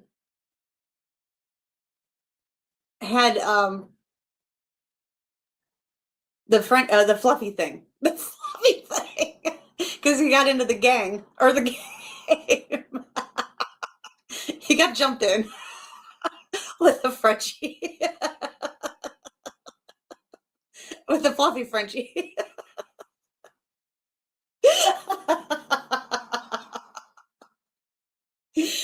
$50K for the female.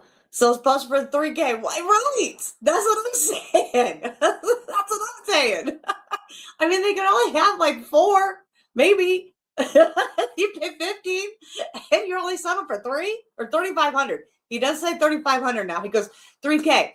Oh wait, 3,500. So this is that same kid.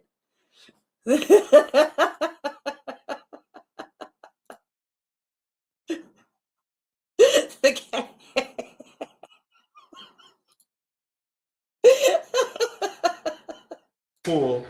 If you come and bring all your amount to get your puppy that day, or just you send me all your amount before you come pick your puppy up, Now. it'll be $3,000. Now. Right, we give you a little $500 incentive.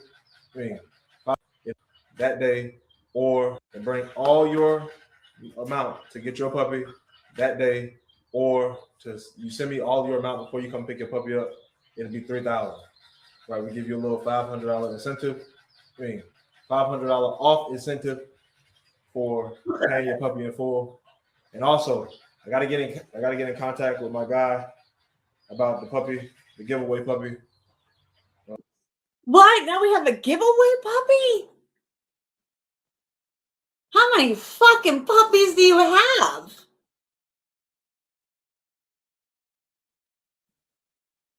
I don't know. I don't fucking know. I'm lost. So if you come with all of your money, okay, so how I understand it's $3,500 if you want to make payments. But if you come that day with all your money, it's $3,000 because it gives you $500 off to come with cash in hand for $3,000.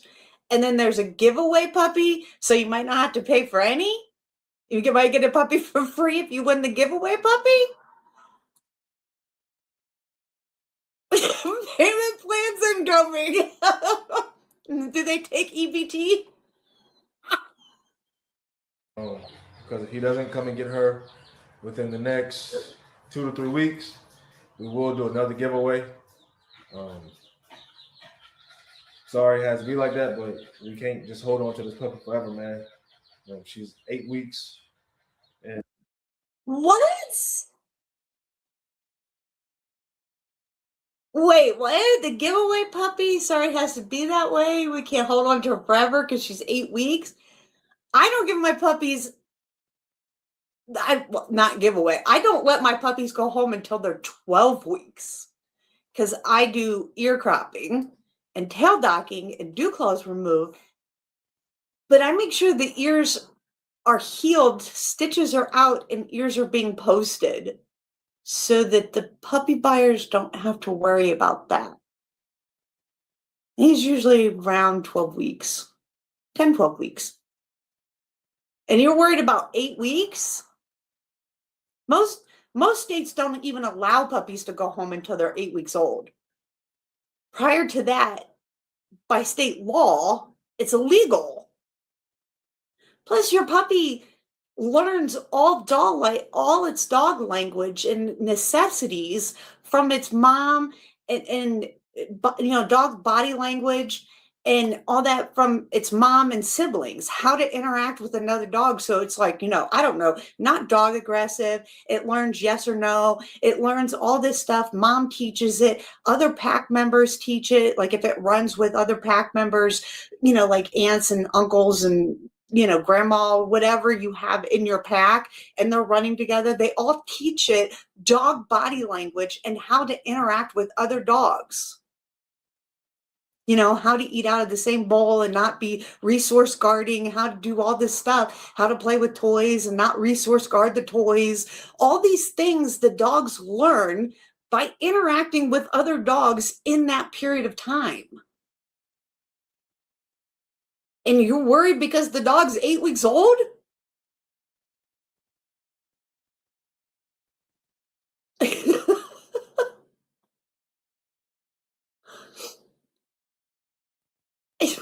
Right?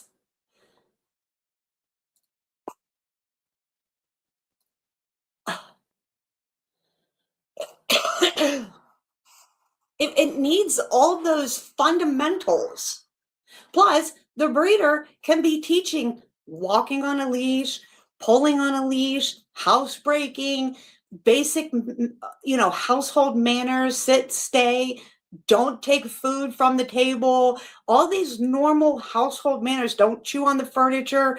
If you're nipping and stuff like that, how to trade it for a toy. All these normal things, crate training, getting it started on all these things, so it makes an enjoyable puppy to go home to. Also, so that it's not like it gets its crate time and stuff like that, so that it's not like, it has social, not social anxiety, but separation anxiety, or also social anxiety. But like it learns all these things that you, as the breeder, should be teaching prior to going home. You should be making a bomb-proof puppy for your puppy buyer. And you're like, oh, it's going to be 8 weeks old. It's got to get the fuck out of here.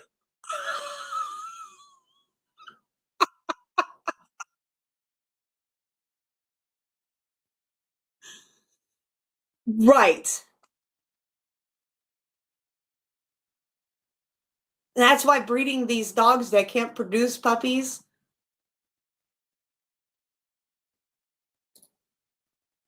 Well, and the thing is like this. Okay, so yeah, it needs that bonding stage with siblings and stuff like that, and learning body language and all that stuff. But the bonding stage for its people and stuff like that, is 9, 12 weeks, 16 weeks, 18 weeks. There's bonding stages for people for a dog. You know what I mean? Like there's certain bonding stages that go for people and dogs and animals. You know what I mean? So you can do that, but it doesn't have to go home at 4 to 8 weeks.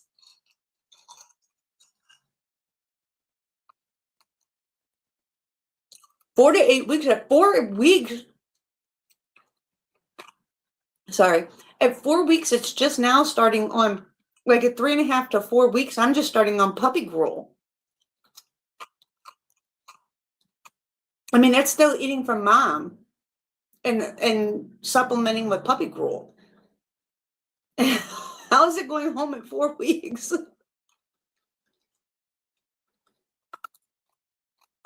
This is facts.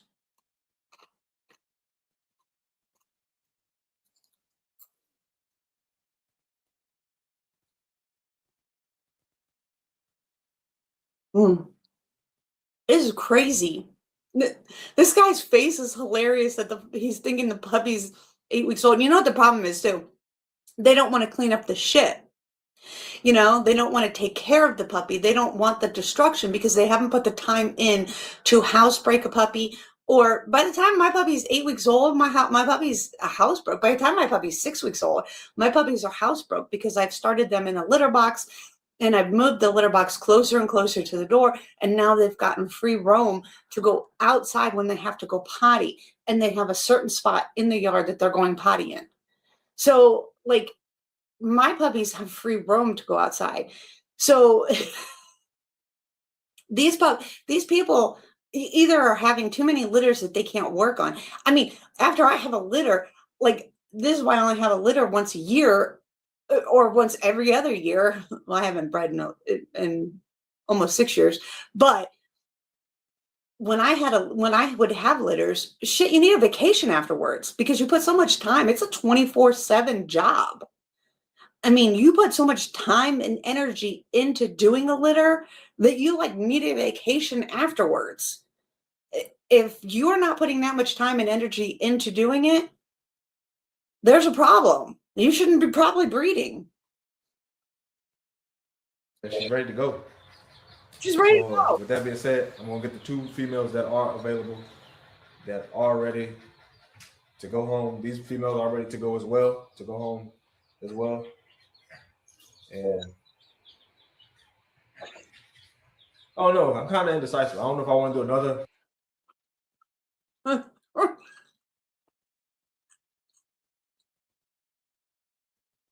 Well, you should be training your puppies to sleep at night, sleep through the night, and awake during the day.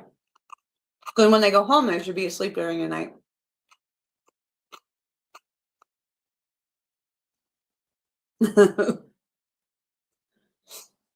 But I wouldn't want to deal with it 52 weeks a year either. Raffle, giveaway. See, I play a CD starting at 5:30 in the morning until 11 o'clock at night. And it has all different sounds and all different like gunshots, mechanic sounds. I went around and recorded a bunch of different sounds, like all different types of sounds. Ambulance, all, you know, police stations, military, mechanic shop sounds, all different types of sounds. And so I play it throughout the whole day, just all different sounds. And then I drop pans on the floor and I do all kinds of things that you'd hear throughout, and like kids screaming and loud laughter and all kinds of things. And then at 11 o'clock at night, I shut off and make it totally quiet because I want your puppy to be totally quiet and only hear like normal sounds. So if they hear something out of the blue, they're like, "Ooh, what is that? That's not normal." So that they're more, yeah. Raffling off dogs is another fucked up thing that I've noticed. It's very popular. But anyway, so at 11 o'clock, from 11 o'clock to 5:30, they should be sleeping and the house should be quiet, just like normal houses are most. I mean, there are people that work during the night and stuff like that and come in and all that. But I want them to only hear like the normal sounds. So every once in a while, even a fire truck will go, you know, all that stuff. But I play that from the time that they're born until they go home because I want them to understand that this is the time that they're quiet and this is the time they should rest and this is the time they should sleep, and only time that they should hear. If they hear a noise or if something goes off, I want them to peek up and kind of go, "What is that? That's not normal. That's whatever," because that's when they should be paying attention, things like that. But during the day, there's going to be all these normal sounds that they hear, knocking on doors, doorbell ringing, you know, ambulance driving by, all that kind of thing. And then every once in a while throughout the night, I'd play, you know, siren, stuff like that, because you will have sirens and things like that. And they will wake up, but then go back to sleep because that's not something that's going to be happening all the time. So that they get used to all those different things.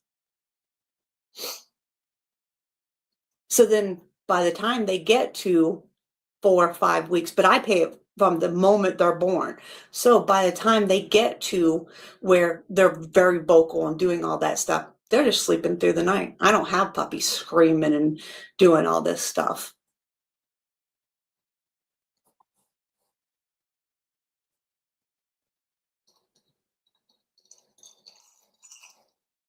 But I will tell you too, having other dogs around them also sleeping, monkey see, monkey do, makes it much easier to have dogs around them also just sleeping. But if they hear something and they jump up, the puppies also go, why is everybody moving? So it does help. So I think a lot of these people don't do that kind of stuff. They don't work their dogs together. Even when I train, I have my demo dogs do stuff with puppies that I'm training, things like that, because monkey see, monkey do. Makes it much easier to further everything along.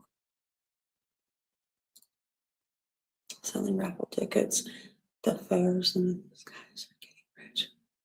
So, yep.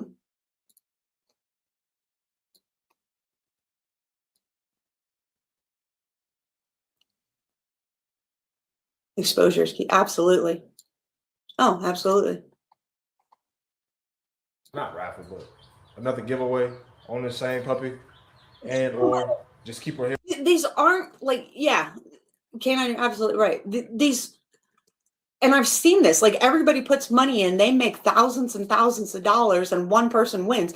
And this is what's crazy to me is how do you know that that one person isn't like their cousin or it is a nobody, like really not is a non-existent person. Like, how do you know that somebody actually won? Did somebody like really win, or did you just all like put money in on a fake dog?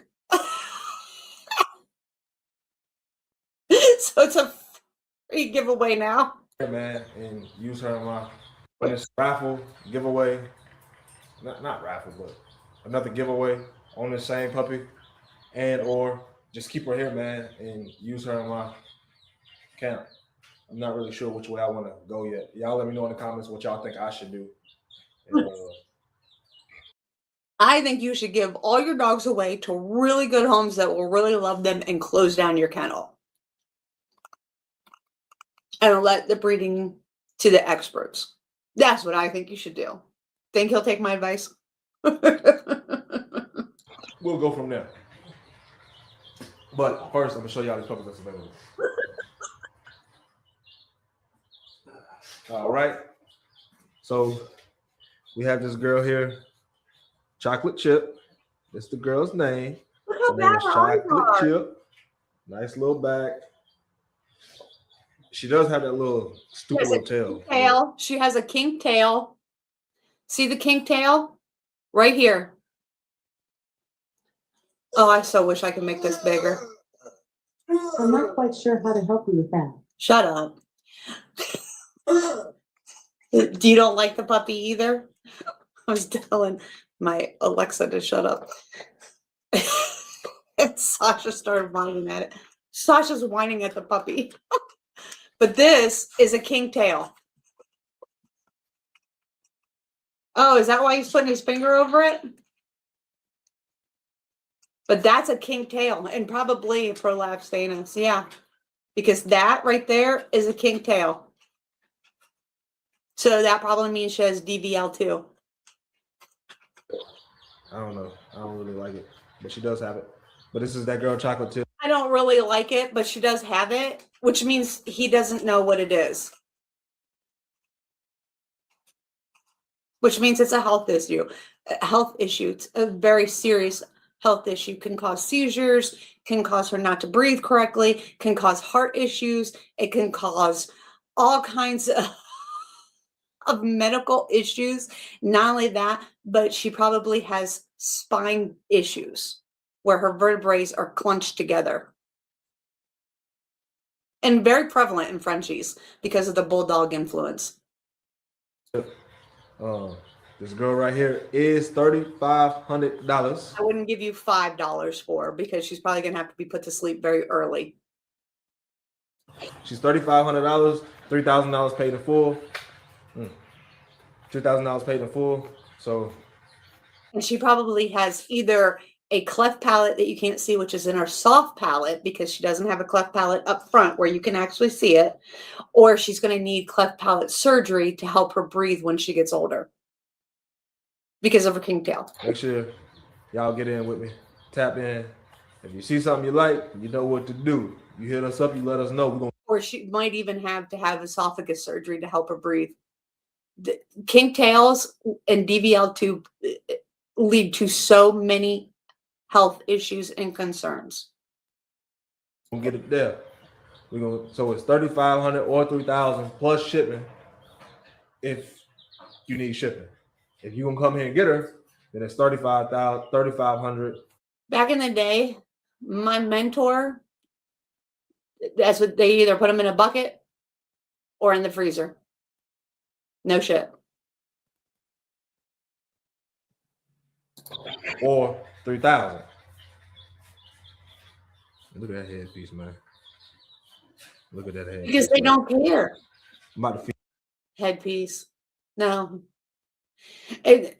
It's because they don't care. All they care about money. I mean, look, he's the same idiot that paid $15,000 from Mutt. Feed these puppies, man.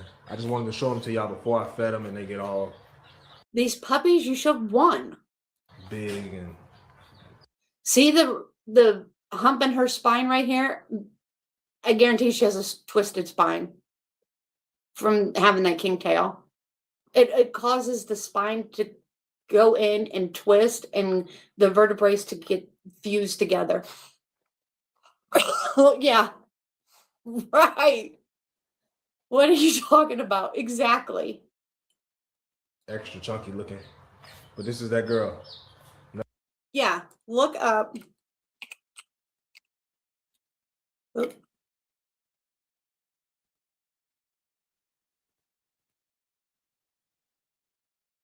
Yeah, look up DVL2. You ever want to know what it's about? Corsos have it because of the shit that they're breeding into them. And Frenchies, bulldogs, boxers, all kinds of breeds are coming up with DVL2. Look into it. It's horrific. Nothing wrong with her. But it causes heart issues. It causes seizures. Causes all kinds of horrible things. And one of the prolific signs of it is a kink tail. Ready to go home. AKC paperwork is involved with this girl. Well, AKC paperwork is involved with all of my dogs unless you don't get breeding rights, and you'll still get an AKC paper. You just won't get a registration number to register her for breeding or showing or anything of that nature.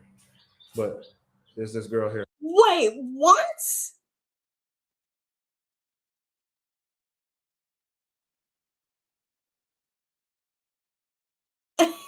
So I gotta rewind that. AKC paper, you just won't get a registration. Don't get breeding rights, and you'll still get an AKC paper. You just won't get a registration number. Get breeding, girl. Ready to go home. AKC paperwork is involved with this girl. Well, AKC paperwork is involved with all of my dogs unless you don't get breeding rights, and you'll still get an AKC paper. You just won't get a registration number to register her for breeding or showing or anything of that nature. So for $3,500, you don't get breeding rights? I mean, not that I think that this dog should ever be bred.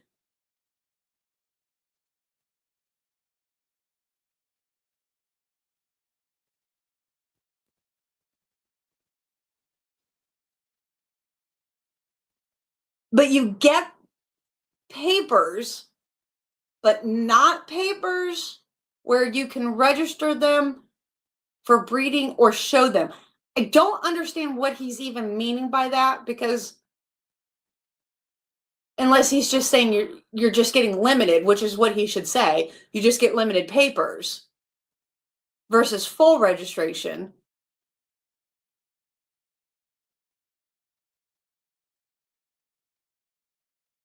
But I don't understand what he means by AKC is involved. Why don't these people know terminology? But for $3,500, why are people Why are people selling dogs for $3,500 that you can't do anything with? First of all, that's a kink tail, so it shouldn't be for more than 50 cents. You should be giving that dog away to somebody who's just going to love it for the time that it's alive.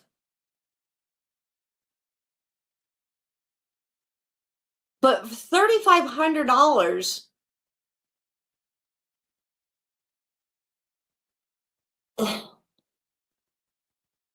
what does he think the dog's worth?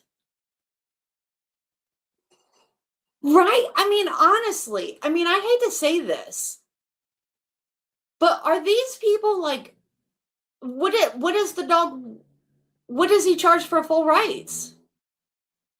Why are people charging more for full rights? Did he give more attention to it if it had full rights? More health testing? More food? More training? I don't understand these people. My puppies all went for the same price, whether they were full, limited, whatever. They were all the same price. I gave them the same vet care, the same health, the same training, the same ear crop, the same tail dock, the same dew claws remote. Everything was exactly the same. It's the same sire and dam. Why is there a different price for full or limited?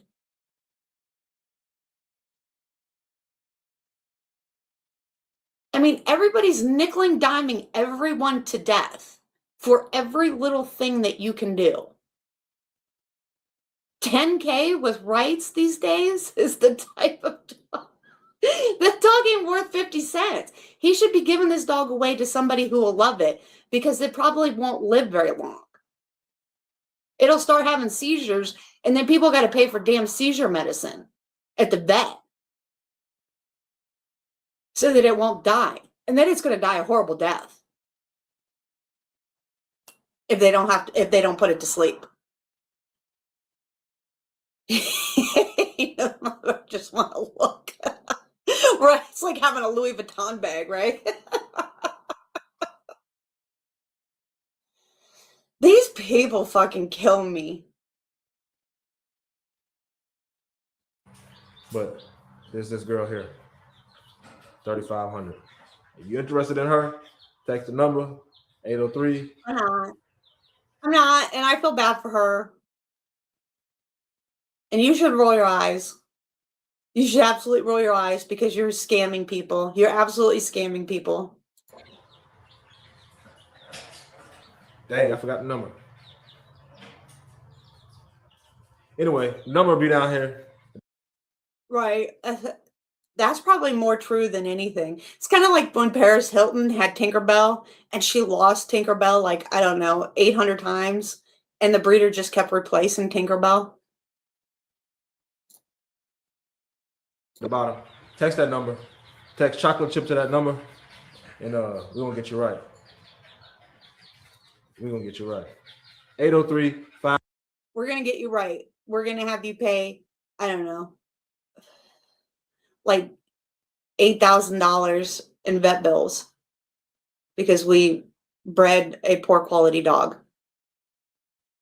Doesn't even know his own number. That's a smart man right there, right?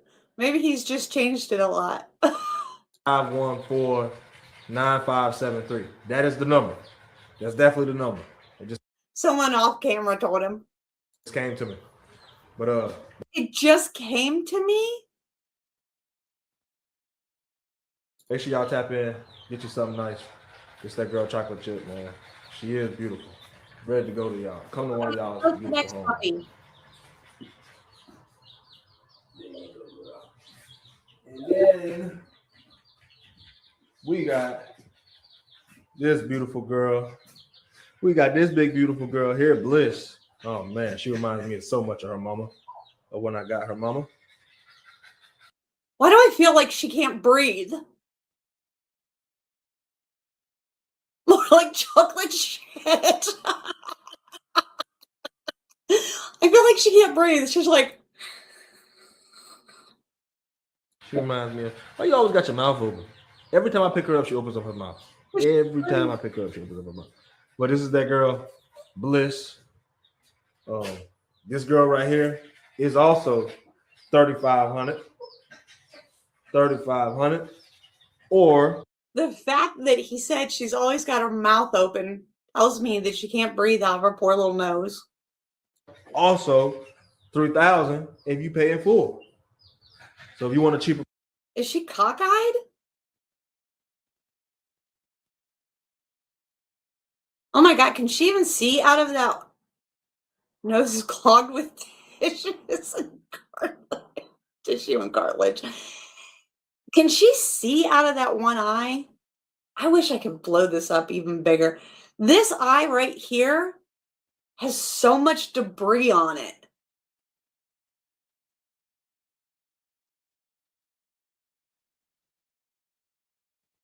That's horrible. puppy, paying in full. Why doesn't he trim those nails? Look how long those nails are.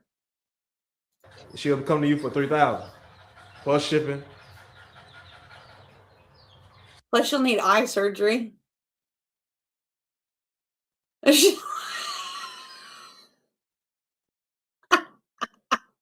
So Let's see her tail. look at this girl, Bliss, man. This girl is beautiful. I'm not putting them down yet because they haven't had their third set of shots. Because I had to wait for their shots to come in during the holidays, I did get behind on their shots. So they got another 2 weeks and then they'll get their next set of shots. But wait, you're wanting them to go home? And then these pups will be on the ground. You'll see them running around here. Even though it's just my dogs in this. Right. Why can your own dogs not be in your house? Do you not clean your own house? I put my puppies, they go all around with their shots. Even before their shots. Are you afraid of what you're bringing in your house?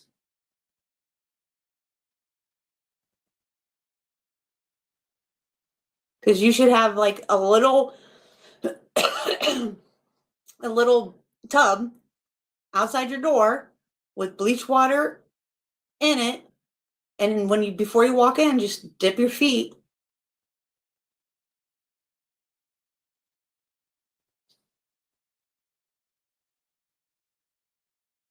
I don't, or your shoes before you walk in your front door. I don't understand. Like, if they've already had 2 such of shots.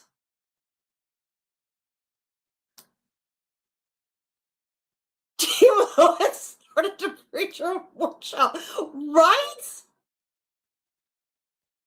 Why is he afraid to put his dogs down in his own place? Does he have that many people come over? Like when I have puppies, people aren't allowed to just walk in my house. I mean, if he has that many people come in and out, maybe, but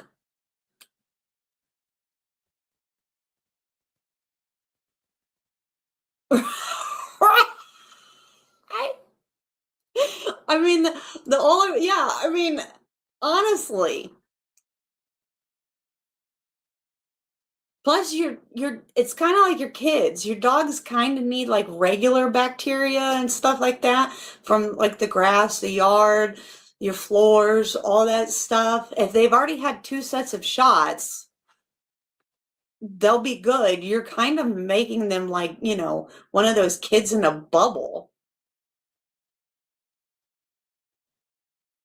It's like those people. Do you ever see those people that are like holding their puppies with rubber gloves on? I always look at those people like, why are you holding your puppies and you've got like, like surgical gloves on? That always makes me laugh.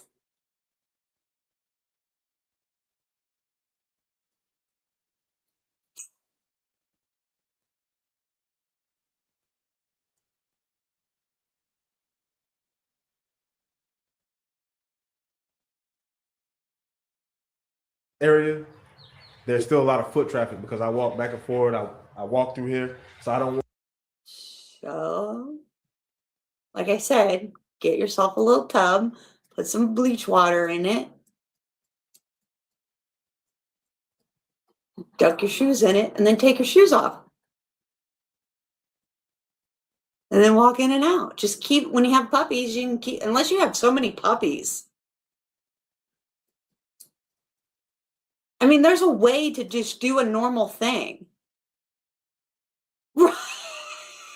Right. Them to pick up anything from out there and get sick and pass away on me, man, because it has been a long journey getting these puppies to where they are today, man. A long journey. A lot of tube feeding, a lot of sleepless nights, a lot of every 2 hours. Mama wasn't doing well, you know. And I know I said I was going to retire mom after this litter, but I think you should retire. I have an amazing stud that I'm going to use with her. So if y'all think these puppies, a lot of people tell me they like the way these puppies look. Y'all think these puppies right here look good? Wait till y'all see that next stud I run her to. Man, you ain't gonna be able to believe it. But it's that girl Bliss, man. She is available. She's looking for a home. And why isn't he showing her? Yeah, long to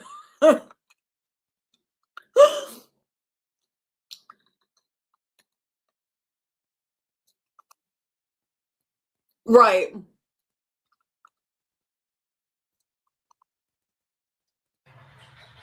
Why isn't he showing her rear end? it's that on that.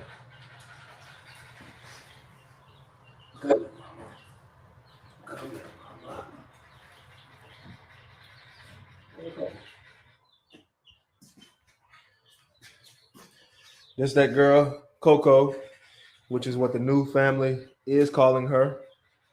The raffle winner, the giveaway winner. And look how Now, oh, she's got a kink tail too. She's got a kinked and inverted tail. See how it's pushing in? Yep. But see how her tail's kinked and pushed in on the end, and it's got a knob and it's bulging? That's horrible. That's all he breeds for. He's breeding bad genetics. that's what this girl is, man.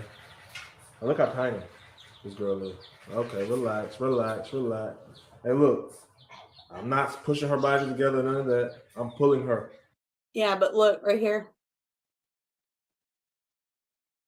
You're pulling her, and look.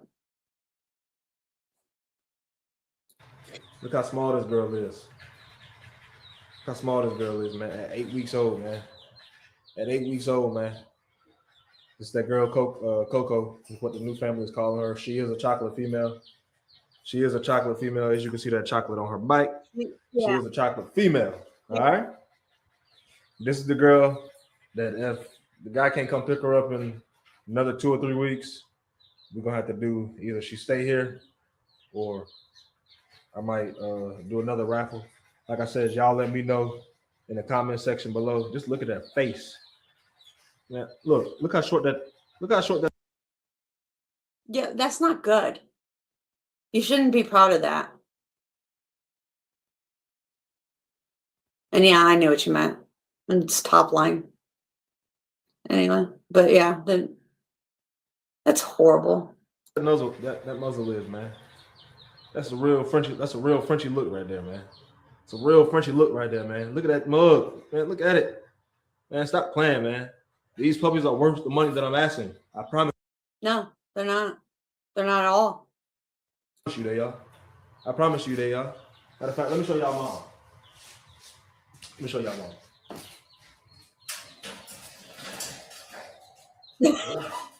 L to the na.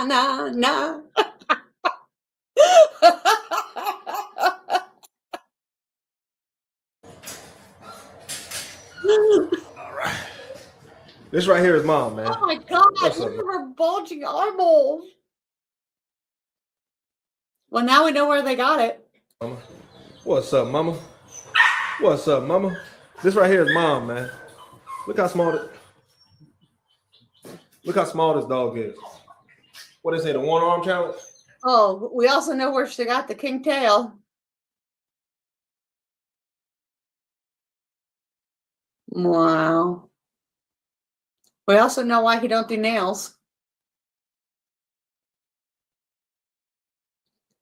The one arm challenge? I can't really hold the one arm because she's heavy as hell. This dog weighs about 30 pounds. So imagine holding 30 pounds with one arm like this. Look at the poor eye drainage. Huh. Look at that dog. Look at that dog, man. Like I said, Bliss reminds me of her mama. She reminds me of her mama, man. So this is what y'all will be getting. A nice little dog just like this. Just a little bit more, just a little bit more girth on it. A little bit more girth on it. I bought her, I didn't produce her. So I got what I got when I got her, which she is an amazing. I got what I got when I got her. So I bred her.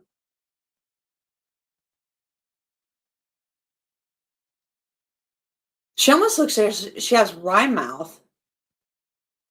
You see that? See how her underjaw looks like it's a little crooked?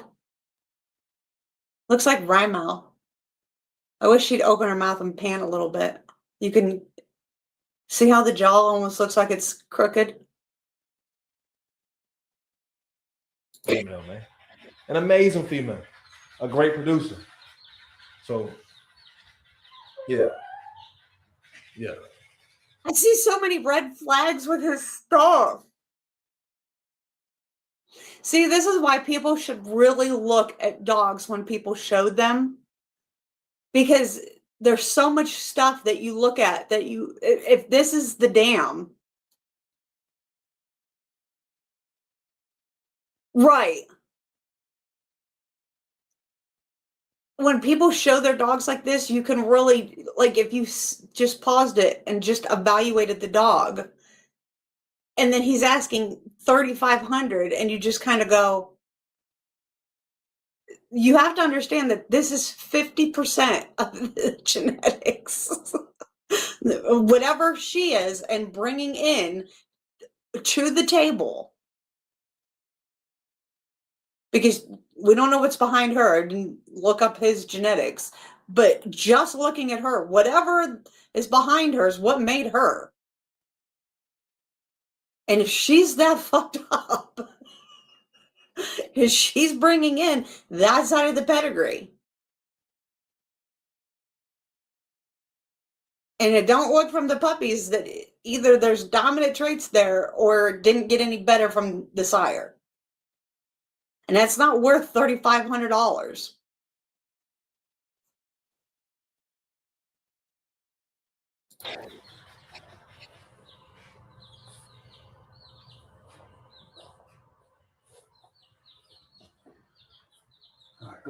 He doesn't, like, there's no emotion there. That's sad too. Like, there's no emotion.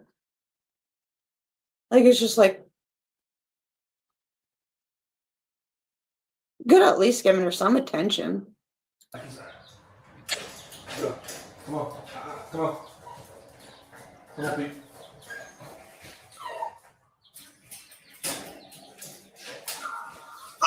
But all right, man. Make sure y'all like, comment, subscribe. This is the end of the video. Make sure y'all like, comment. I know. I'm such an asshole.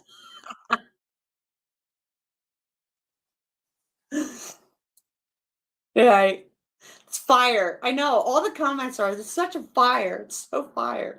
Comment, subscribe, share the video with one. I'm about to get these puppies food right, get them fed up, and shut it down for the night. Feed these dogs. Go back out in about 20 minutes and feed those dogs out there because they was just running around. And this video is 10 minutes, so I like to normally wait about 20 to 30 minutes. This is Another giveaway on this puppy. Oh, this is a giveaway. And this is before you post that puppy for sale. Watch this. We're going to watch this. Give me 1 second. I'm gonna be right back. How to succeed in the there's a how to succeed in the dog business too. I'm gonna play this. I'll be right back. Hey, leave a giveaway in the comments, and we'll do a giveaway on this girl. But it's My good peoples, man. It's your boy Kente over here at Triton Kennels, and as you can see, we got the bulls out. She's still doing her same old. But hey, we're working on it slowly but surely. Excuse me, y'all. Got a little bit of an update here. We got Big Girl 7, which I'm about to just clean her kennel out real quick. As you can see, she got poop right there. I'll clean her kennel out real quick and put her back up because that girl is in heat. And I don't need her out here in this sand, dirt, getting all messed up and all that other stuff, man.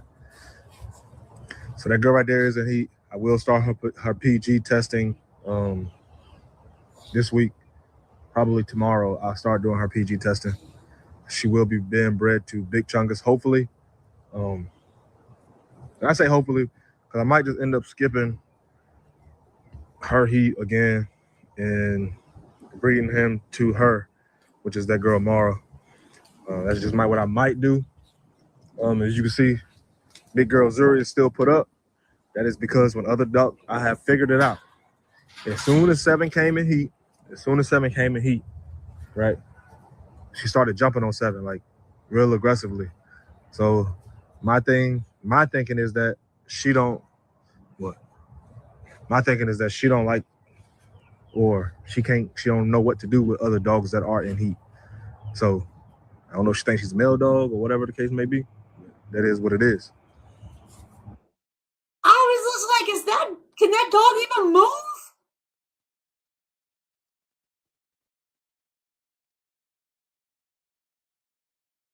I mean, is it crippled?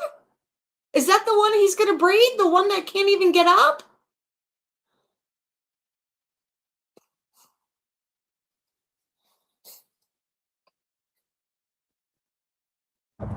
We still do got puppies available. Make sure y'all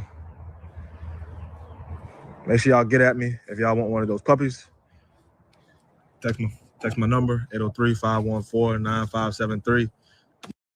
I hope to God this dog is literally itching its stomach or some shit. And it's not like paralyzed. Get one of those puppies, man. Nice quality puppies, which Okay.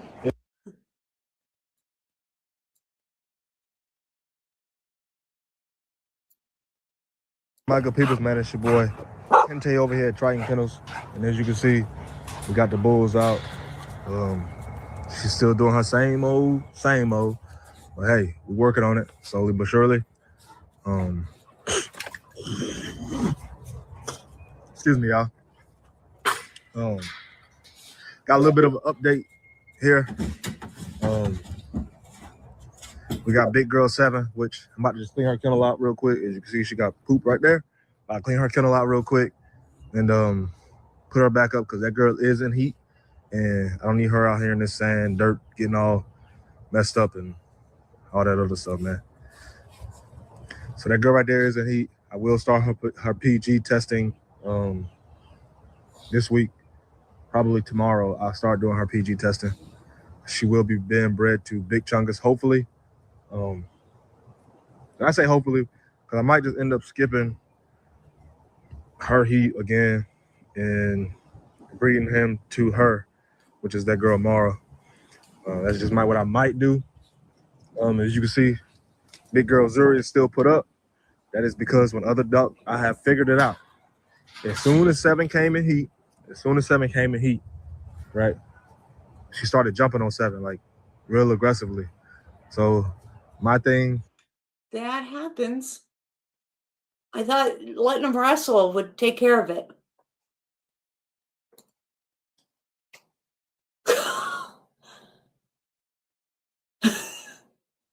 It might be. I mean, that absolutely could play a part in it, or she could be paralyzed in the center of her back. Could be an IVDD issue. It's intervertebrate disc disease. Causes them to be paralyzed in their rear legs. Who the fuck breeds a dog that can't move like that? IVDD is intervertebrate degenerative disc disease, which normally you see in smaller breeds. You normally see it in like dachshunds, corgis, things like that. But it's been known to happen in bigger dogs. It's happened. It's starting to become more prevalent in Corsos, bulldogs, the extra large bullies, stuff like that. Great Danes have been known to it happen to, and stuff like that, where they just go down in their back legs and can't move it. They can't lift their ass end up. It's kind of like, have you ever seen a racetrack horse splay out in its back legs and can't get back up? They blow the rear suspension. It kind of happens like that, but that's calling blowing the rear suspension, where IVDD does the same thing, where they blow their rear suspension and they can't get back up, but it's caused from IVDD, which is the intervertebrate intervertebral deteriorative disc disease.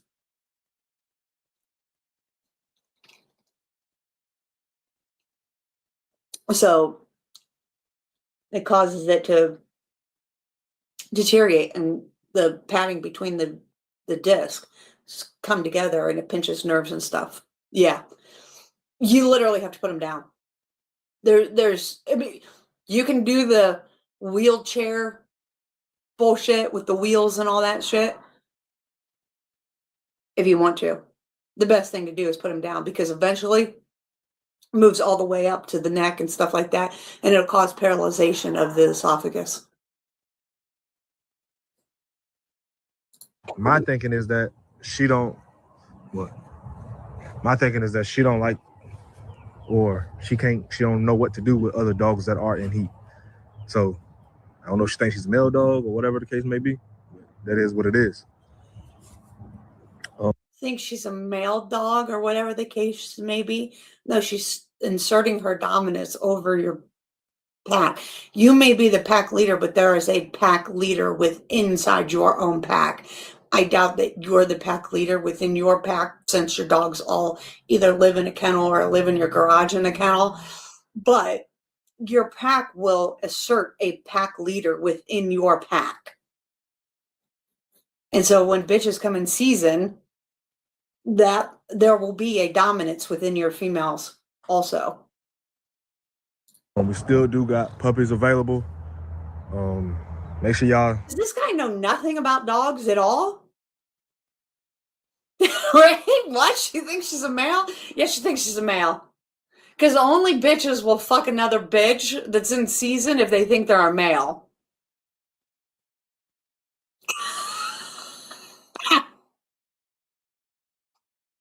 She has an identity crisis. Make sure y'all get at me if y'all want one of those puppies. Text my number, 803-514-9573. Get one of them. Why is he allowing her to do this and then filming it? Is this not the saddest fucking thing you ever seen in your life? Like, take her to the fucking vet.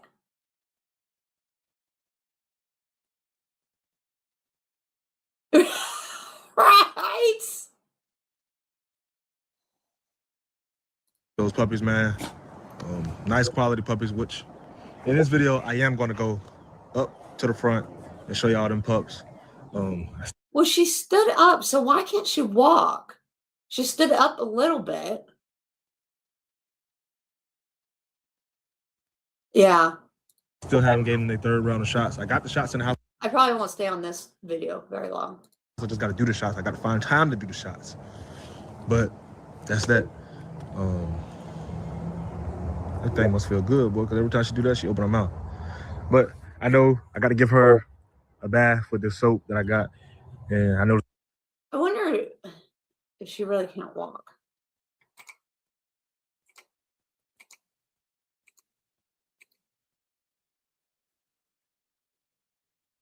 Okay, did he finally put her away? He must have put her away because the other bitch is out. I ain't gonna say next part of the video because the next part of the video is gonna be inside. But I do got a real important topic I want to talk to y'all about. And that is these scammers, bro. These scammers. You're a scammer, bro. Yeah, I fast forward that part because I was like, this is some fucked up shit. Like, who wouldn't take the damn dog to the vet? Are getting out of control. Scammers getting out of control. But as you can see, I just gotta clean her kennel out, which I'm about to do that. But I figured I'd go ahead and just pull the phone back out. Let me know what y'all think about. Oh, she must not be able to walk because she's laying in the net. Right. Because she's laying in the house. This quality, man. I'm using my new phone. I just got an iPhone 17. And then you're gonna breed her. So if it's IVDD, interbraid. Oh my God, I just told you what it was. But anyway, if it's IVDD, which is short for that, and she goes into there, yeah, well, she's a bully, so she'll have to have a C-section, because I was gonna say she'll have to have a C-section. She won't be able to do a natural birth because she won't have the muscle control to push, because she don't have control of her back legs. And that's neurological too. I mean, her brain will want her to move her legs, but she won't be able to because of the pinching of the cord. Why would you breed that bitch?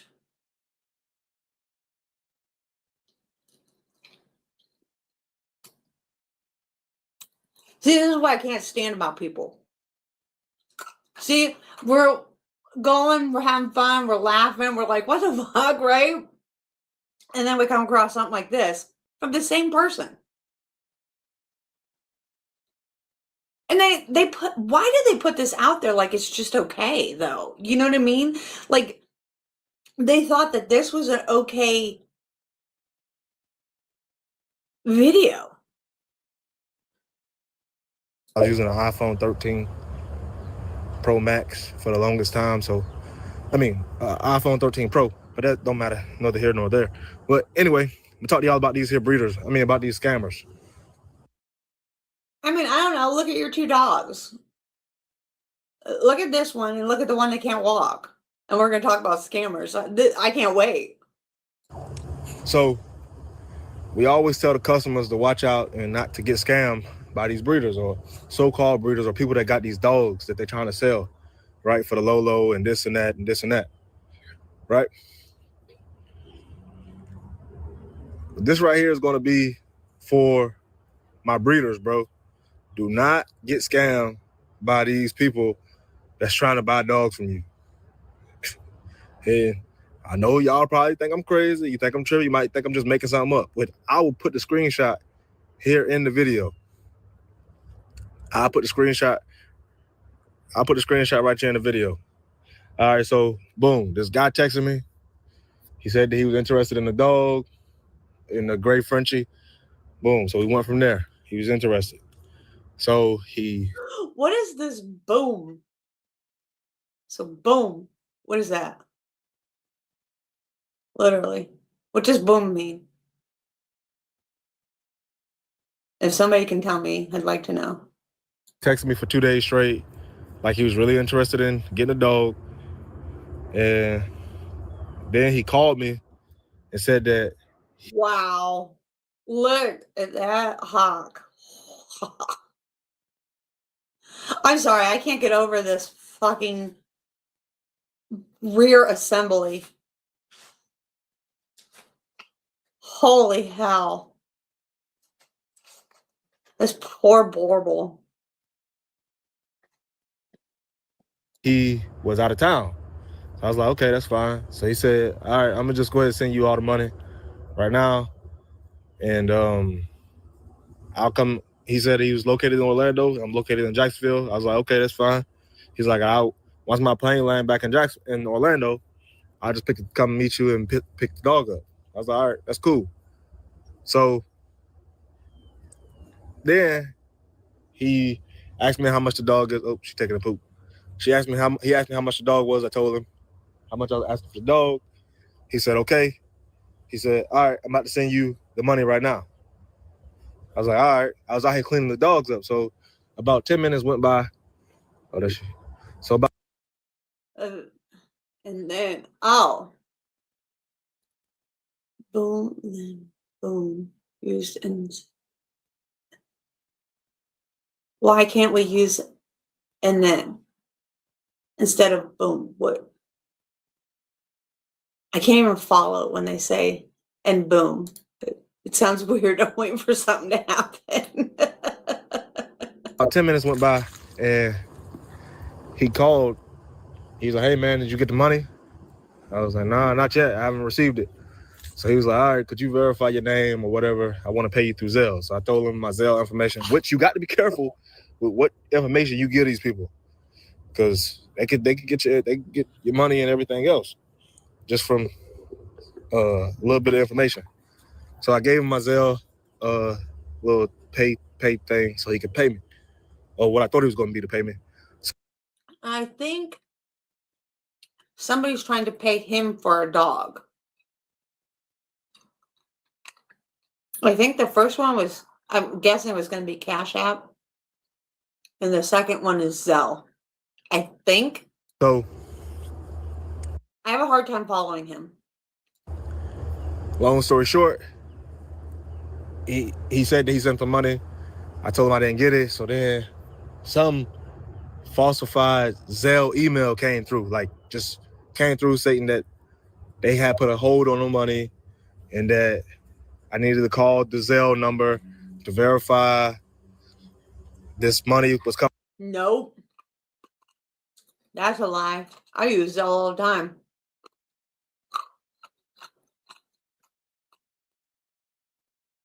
The guy was flying back into Orlando where he lives, and this guy lives somewhere else in Florida.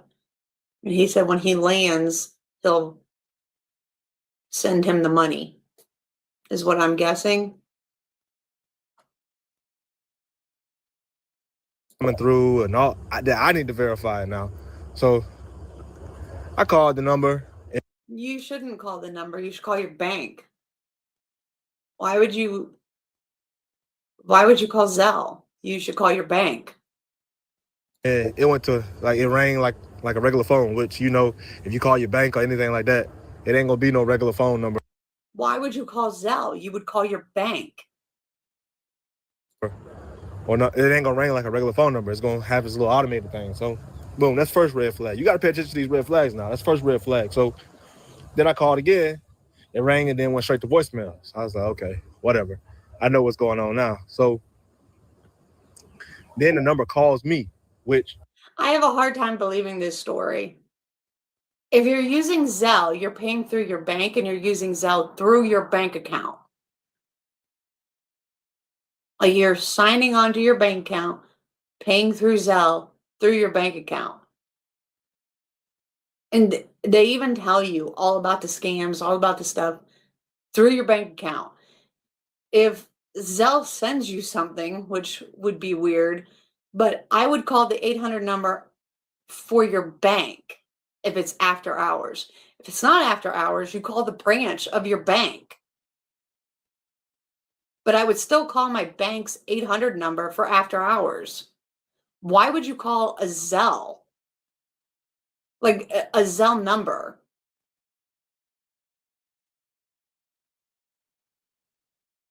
I have a hard time believing this story.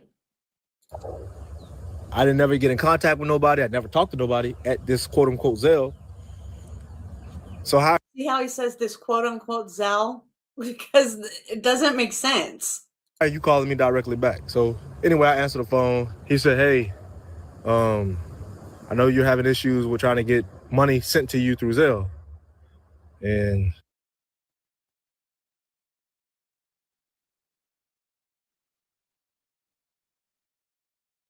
back of your credit cards and then let me know if you get my payment. Right. Like, that doesn't make sense.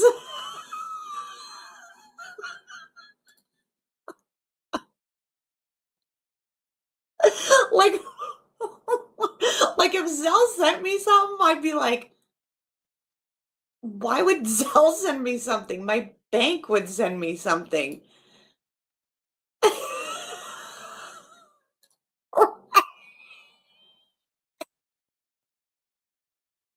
That's why you're raffling dogs off.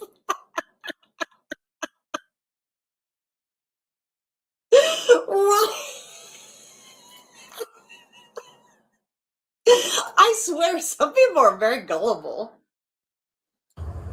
That's the next red flag. How you know what I'm having issues with? I haven't even talked to you yet. So that was that. So then, Oh, she can walk. She's walking. So what was he recording her doing? Is that her walking? and that's the next red flag. How you know what I'm having issues with? I haven't even talked to you yet. So that was that. So then he was like, could you verify your bank account information? So I was like, well, I don't need to verify my bank account. It's coming through Zelle, so I don't need to verify any of that. So he was like, okay, well, could you verify your how much money you have in your bank? I was like, that doesn't matter to, I mean, you Zelle, why? How much money you have in your bank? Bitch, that's not your business how much money I have in my bank. Who's the puppy buyer?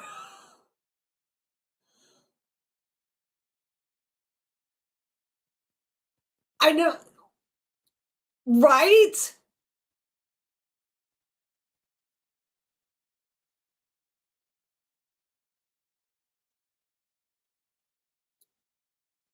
I have no idea. It doesn't matter how much money I got in my bank. And he's like, well, I need this information. I need your account number so I can. Oh, hell no, you don't need my account number. That's the whole idea of going through Zelle. You don't get shit. As soon as you send it to me, I can screenshot that I got it. Other than that, you don't get shit. You need my account number and how much I got in my bank?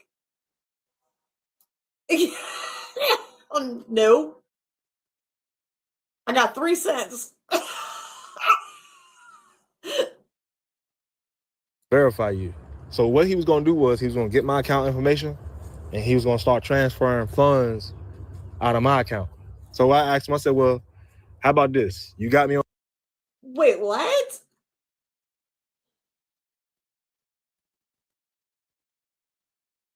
What?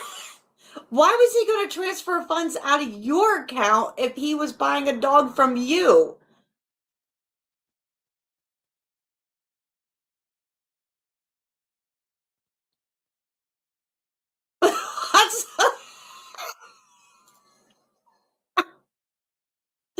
This story doesn't even make any sense. The crown prince from Nigeria wanted a pup, but I had to send him $2,000 first so he could cover the taxes and get his $8 billion release from the bank. Right? That's what it sounds like. Like, I would be like, yeah, no. On the phone, my phone number is linked to my Zelle account. You just verify my account number. I said, you verify how much money I have in my account and I'll tell you if that's correct. So he said, nah. What? He wouldn't know how much money you have in your bank account. Zelle doesn't tell him that. Fuck. It was a straight scam. Yeah. No, sir, that's not how that works. We don't work like that. So wait, he said, no, sir, that's not how it works. We don't work like that. This sounds like he was trying to buy a program from India.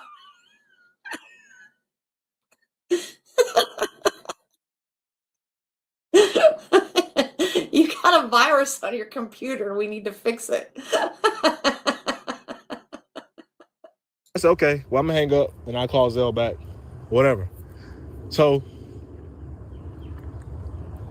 then the number texts me, which Zelle don't text you. And then not only is Zelle doesn't talk to you at all. Your bank does.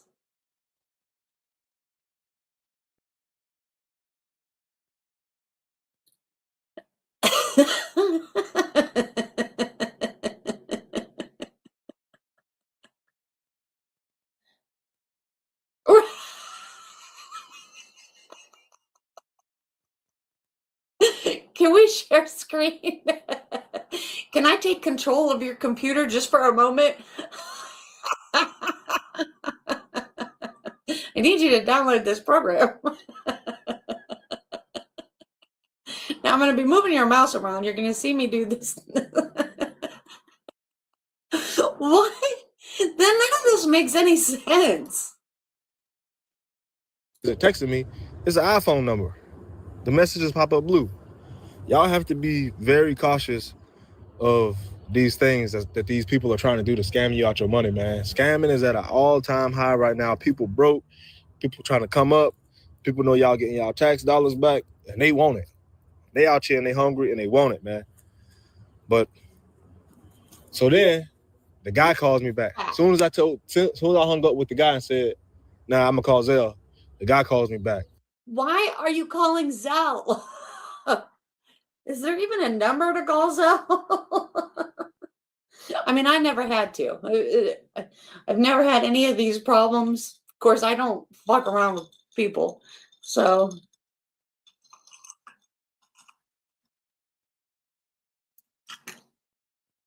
And I also don't spend money, or I don't send money I shouldn't do.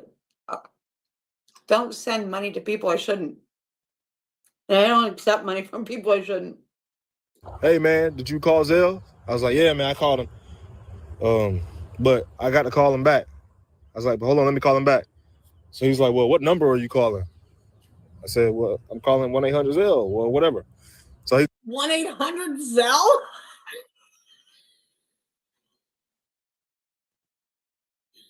goes, no, man. They gave you a specific number to call in the email, which is the number that he provided me with. So he wanted me to use that number so that way the people can get my information. So once after I did all that, and I actually called Zelle. I actually called my bank Zelle to make sure, like, just in case. But even I knew he was trying to scam me. Right, you call your bank. But I still called them just in case, just to make sure that he didn't actually send no money. Not only that, but in the screenshot that I'm gonna post, you're gonna see that it said that they was gonna charge him an extra amount, that he had to send an extra amount of money, and he was okay with that. He was okay with having to send an extra amount, more than what I was asking for the dog, which that ain't how that works. Ain't nobody ever gonna be okay with just sending more money than what you have to send for a product. So why would he have to send more money? I'm so confused.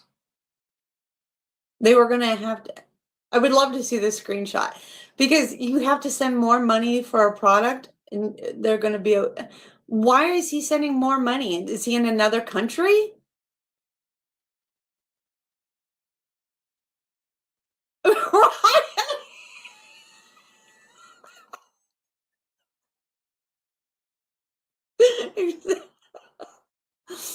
I don't understand why he has to send more money than what the amount was. Is he in another country, or is there a conversion rate? I mean, if he's like in Canada, there's a conversion rate or whatever, you know. I mean, but like I want to know why he has to send more money than what he thought. So then I texted him. So I texted him. I said, "Good." I told him, I said, "Good try, buddy. You tried to scam me. That was a fake number and a fake email." What made me know it was a fake email is because my lady is very. What made me know it was a fake email? Because it came from Zelle and not your bank.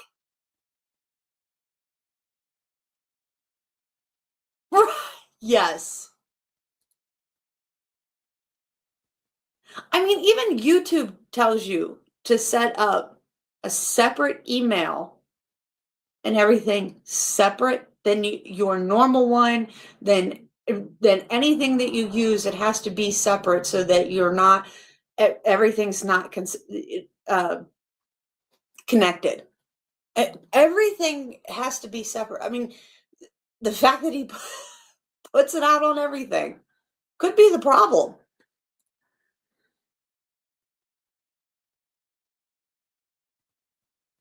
Like, she's very detail oriented, right? So, and she looked at it and said, well, it's coming from Zelle. That may be the problem.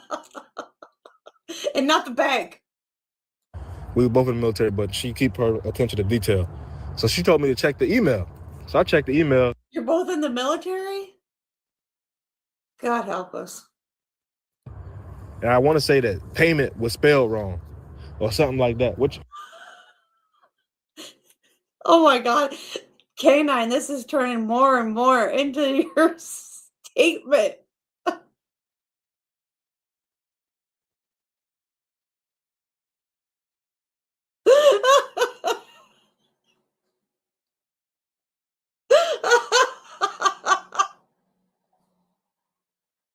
I'm gonna post it. I'm gonna post a screenshot so y'all will be able to see exactly what I'm talking about. It was spelled wrong. And that right there is what helped me realize that this was a fake email. Just the fact that the payment was spelled wrong is what helped him realize. And a fake phone number. Look, boy, she posturing up because I think my neighbor's dog is out. Look at her. What type of that ain't no nice dog, man?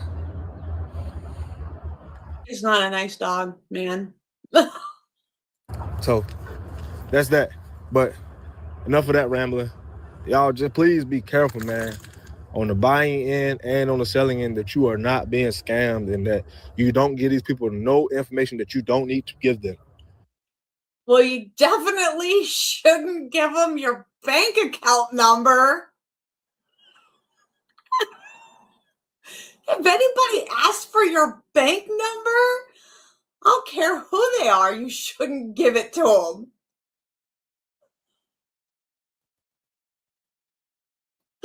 Hey, I'm a puppy buyer. Can I have your bank account number?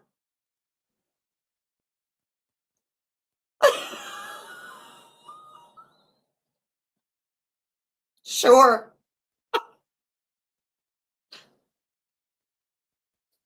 I want to send you a Zelle payment. Zelle never asked for your bank account number.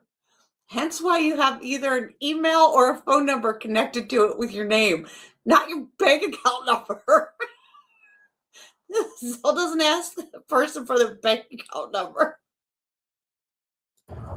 If you're giving them your Zelle, guess what? Once you give them your Zelle information, they got what they need. They don't need nothing else from you. You give them your Cash App, that's all they need.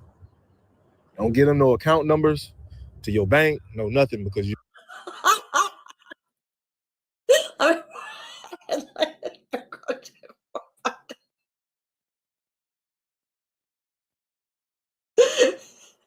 Yeah, what's your? Can I have your house keys, car keys, your wallet, your social security card, please?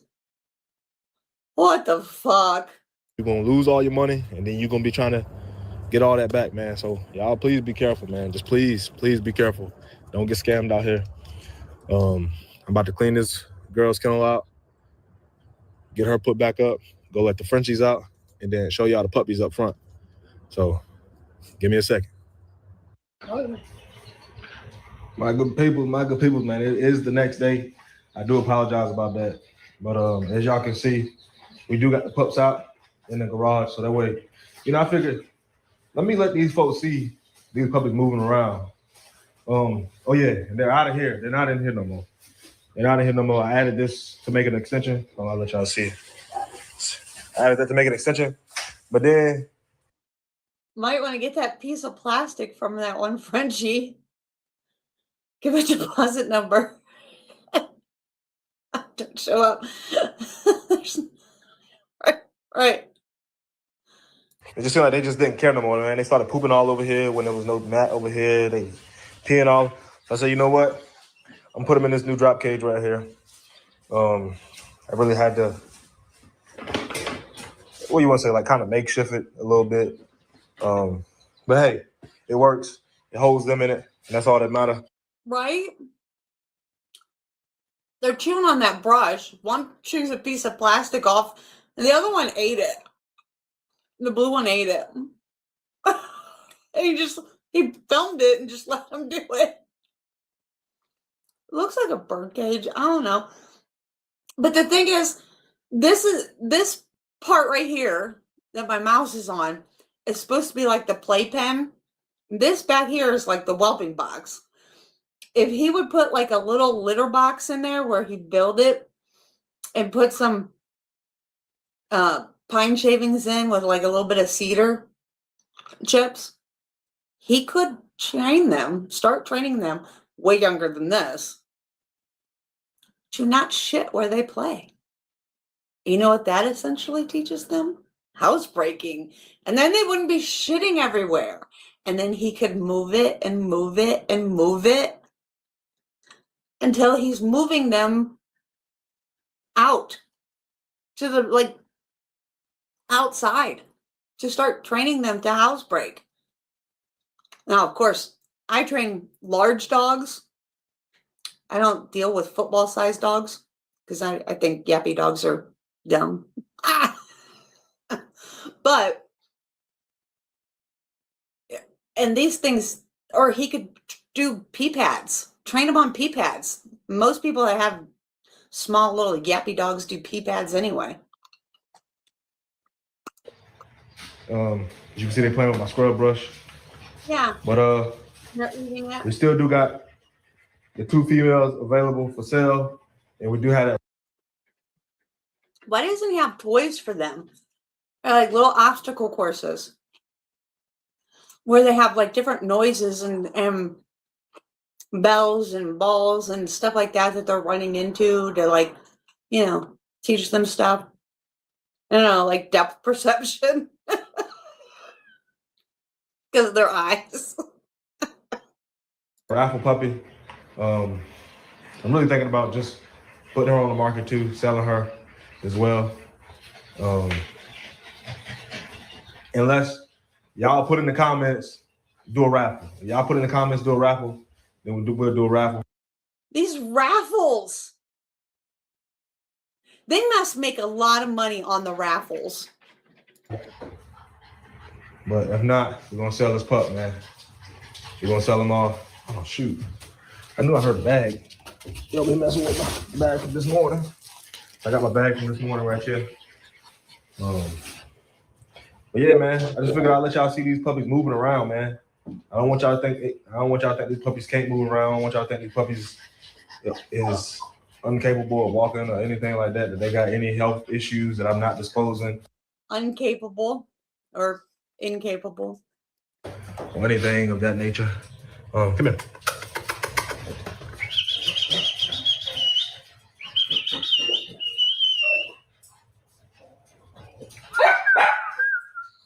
Is y'all here bugging them, getting upset about that? But yeah. They don't even come to him.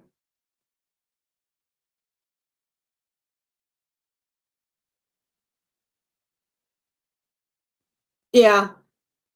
I know some of them were like $175. And people were doing it. They were doing it on Corso puppies. And I was like, oh my God, for $175. And you wouldn't believe the amount of people. And then they sold to somebody. And like, so nobody won and nobody knew who this person was. And I was like, how do you know that he was even a real person? This guy, like that supposedly won. And everybody was like, who was he? Who was he? Who was he? And they're like, it's some person overseas. And I'm like, how do you know it was a real person? How do you all know that you just didn't put money into a fake raffle? And they were like, so it went so well, we're going to do it again in a couple months, blah, blah, blah, on another litter. I was like, yeah, I bet it went so well. I got the pups out. There is one missing, but she likes to hide around the other side of the welcome box. It is a little warm in this garage, just based on the fact that it is still getting cooler out here in Florida. So we're gonna keep it nice and warm in here. Let these puppies feel like feel what it's like. Come here. This is the one right here. This one right here loves to hide. She loves to hide. Come here. But yeah, anyway, so I'm gonna go get my partner, get my girl, see if she can record this video. Let me show y'all the puppies that we do have available. And yeah, we'll go from there. Matter of fact, I can do it by myself. Hold on. All right, we're gonna start with the first. Is that true? Or are you being sarcastic? My father-in-law's only child. What? A child's husband. Wait, what? You got me fucked up. My father-in-law's only child. It's a joke. Right. I was like, right. I was like, wait, that would be you. Because I was like, my father-in-law's only child, which would be your wife's husband, the dog, would be you. Right.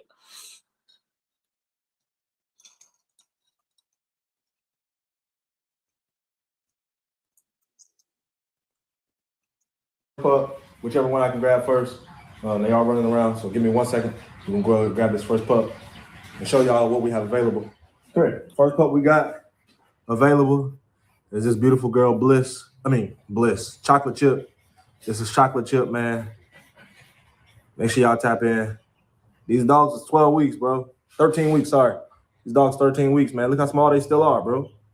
These are still some pretty small puppies, so you're going to be getting quality puppies. You'll be getting quality puppies, so make sure if y'all see something y'all like, you know what to do. Get at me. 803. Are they all named Chocolate Chip if they're chocolate? 514-9573. We do got that. We got that. What y'all looking for, man? Right. Look, I'm pulling on her body. I'm pulling this. And she's not no long Frenchie, bro. This ain't that. So, but yeah, this is what we got. We got Chocolate Chip. So if you're interested in Chocolate Chip, send me a message and say Chocolate Chip and I got you. We're gonna get y'all squared away, man. So that's Chocolate Chip. Put her back down. Let me get us. This right here is Bliss. It's that girl Bliss right here. She is available as well. This is the one that everybody seems to be inquiring. I have no idea. I have no idea what's long, what's short, I just know that they all look sad. About this girl right here. Everybody seems to inquire about her, and she do got those bluish, greenish eyes. They inquire about it, but they're not buying her because they're 13 weeks old. But yes, everybody likes this girl. They message me about her all day long, but nobody ever pulls the trigger. This girl right here, y'all get at me, text me Bliss. We can work something out to get y'all this puppy, man. Add this nice girl to y'all's family. Or as a start foundation female, bro. This girl is nice, man. All of them nice. Look, pulling on. I'm gonna pull on her too, so you can see. These are little dogs, bro. These little dogs. 13 weeks old. Yeah, hey, man. We're gonna ride it out until we get them gone. But make sure y'all hit me about Bliss if you are interested. Somebody needs to hit him. In Bliss, she is available.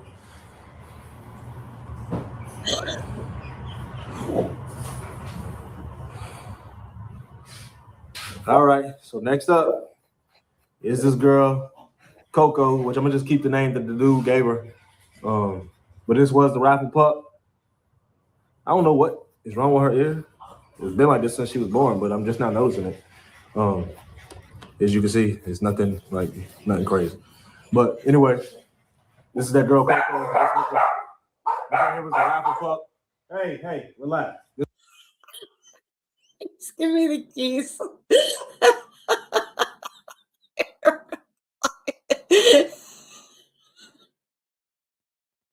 I want to make sure it doesn't get car sick.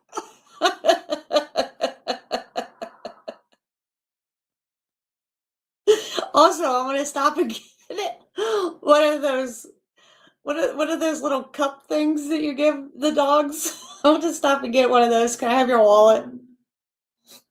This right here was a Raffle pup. Like I said, if y'all are interested in this girl right here, So he did. They didn't come pettiers. I know. It is. All these videos so far have been how not to breed. That's what this whole thing has been, not to breed. Don't breed any of these dogs.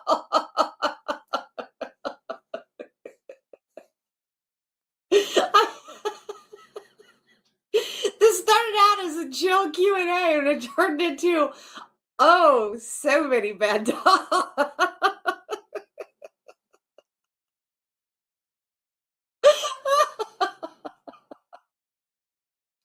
But we have fun so far, right? I mean, holy crap. Except for that one. But hey, I'm glad it still walks. I don't know what the hell it was doing. Maybe it could only walk for a minute. I mean, that is the thing. I mean, if it's not fully paralyzed, it can walk once in a while. Maybe it's getting that way. Who fucking knows? I'm scared to ask. unless y'all want me to do another giveaway. The last one didn't work. The guy didn't come pick it up. This was the raffle puppy. So you got money for the raffle. The guy didn't come get it. Just listen to Sarah McLachlan. Mute him. All right? You put it all together. That's perfect. That face. We'll use that face and we'll just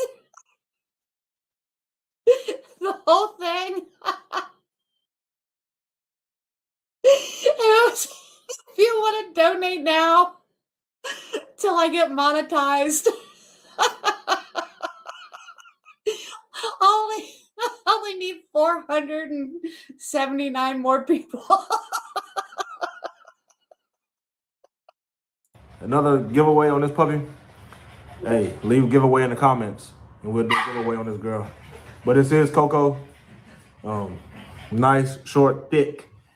I mean, this girl right here can definitely stay here. She can definitely stay here, along with Hazelnut, which is a girl that I am keeping. But $35 a month. You can help these dogs get a life-saving operation and medical care. And we can keep playing videos and let everybody know how sad this breeder is. And hopefully we can stop him from breeding. See, I can't even say that with a straight face because we all know it's a lie. it's the girl Coco. Tap in. 803-514-9573. Tap in? Tap into what? Bad genetics.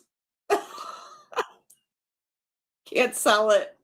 No one buys raffle tickets, so he will keep it and add it to the breeding pool. Exactly. More damage to the breeding pool. Look at their face. There's no nose. There's no muzzle. Nothing. On a hot day in Florida, you too cannot breathe. We got him. We got him right here. Got him. You got him not breathing. Yeah. All right, I'm gonna show y'all. Not to pull up your pants.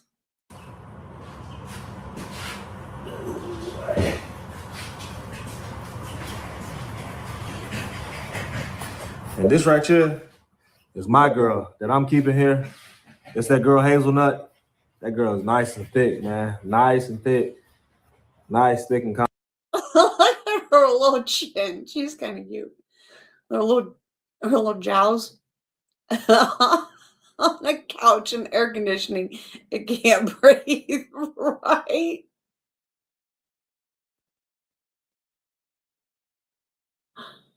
compact. That's that girl Hazelnut. Look how dry her poor little nose is. And she's only 12 weeks old.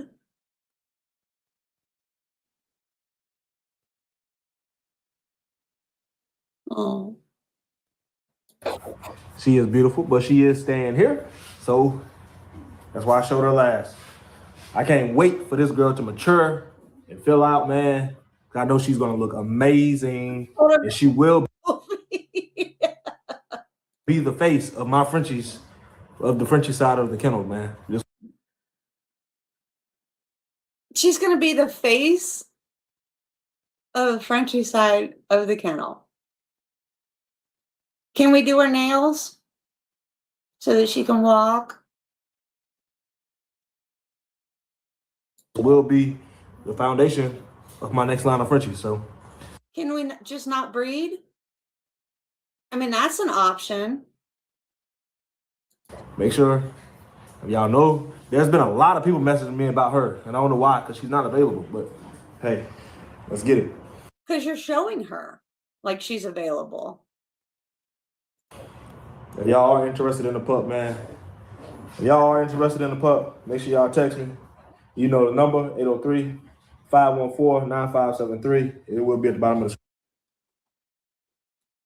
screen. This is true facts, right? I mean, honestly, this is the only way. I mean, he is keeping at least the, I guess if you want to call it the best looking one out of all of them.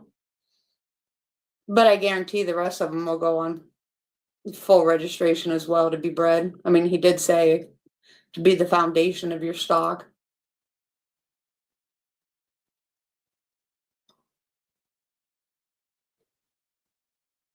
Is black and tan a color in Frenchies? I don't know Frenchies enough to know what's proper. But she has no face either. God, look, she has no muzzle either. That's what's so sad. It looks like they don't even breed a muzzle. I don't breed enough, or I don't study enough of the small breeds to know a lot about them. I just know that they have DVL2 problems because of the bulldog breed and all that stuff. But I don't study enough of them because I don't care for small dogs. I'm a big dog person. I don't like small dogs. I just think yappy dogs are annoying. It becomes an exotic bully. Exactly. Right. But yeah, I just, for me, small dogs are just, I call them football dogs, which is not very popular.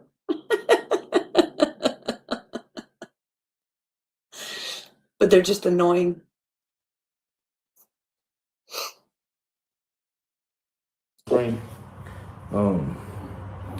But yeah, that's that girl Hazelnut. It's that girl Hazelnut. Mm-hmm.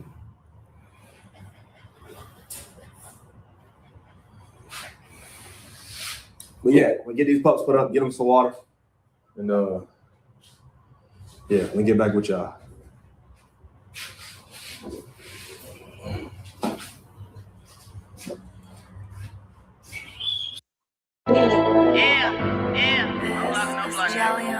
No, I can't let him play that. This is another guy, apparently, and he says this is how you succeed in the dog game. Being successful. With another video. In today's video, right? I'm gonna do something a little different, man. I think I never talked about like how to be successful in the dog game. So in today's video, I'm gonna try my best to give y'all the most tips, the best tips I can give y'all to be successful in the dog game.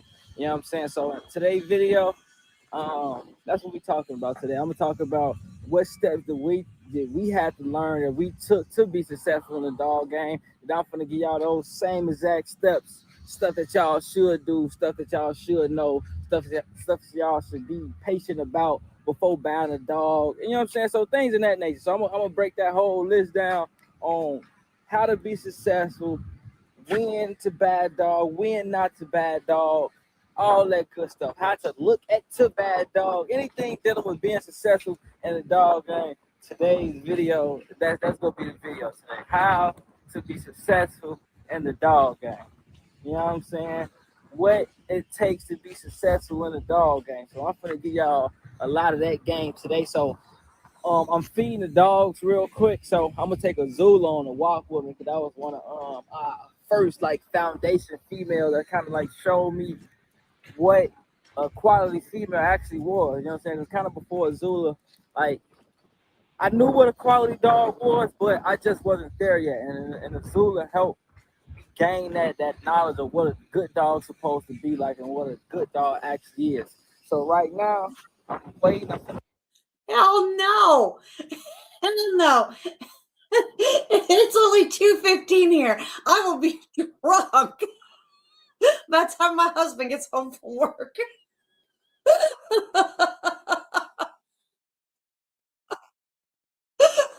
I'll be laid out. He'll be like, what happened to you? I'll be like, we had a game. We played a game. Dog, I'm finna take Big Zulu on a walk, man. We finna go on a little walk, probably right here by the river and stuff like that. And I'm just gonna talk about how to be successful in the dog game, what steps to take to be successful in the dog game, what knowledge you should know, and things of that nature, man. So, y'all stay tuned, man. Make sure y'all like, comment, subscribe, man. Try to get y'all some more videos, more consistent. The sad thing is, this thing is only 26 minutes. The reason I picked this because it's only 26 minutes, and then I want to watch another one before I end it because this thing's been on for 3 hours. I had fun. I like doing these just impromptu lives. It was kind of cool. But I wanted to watch another one too. So I picked this one because I want to know how to be successful. Like I want to be successful. And I thought this might be interesting.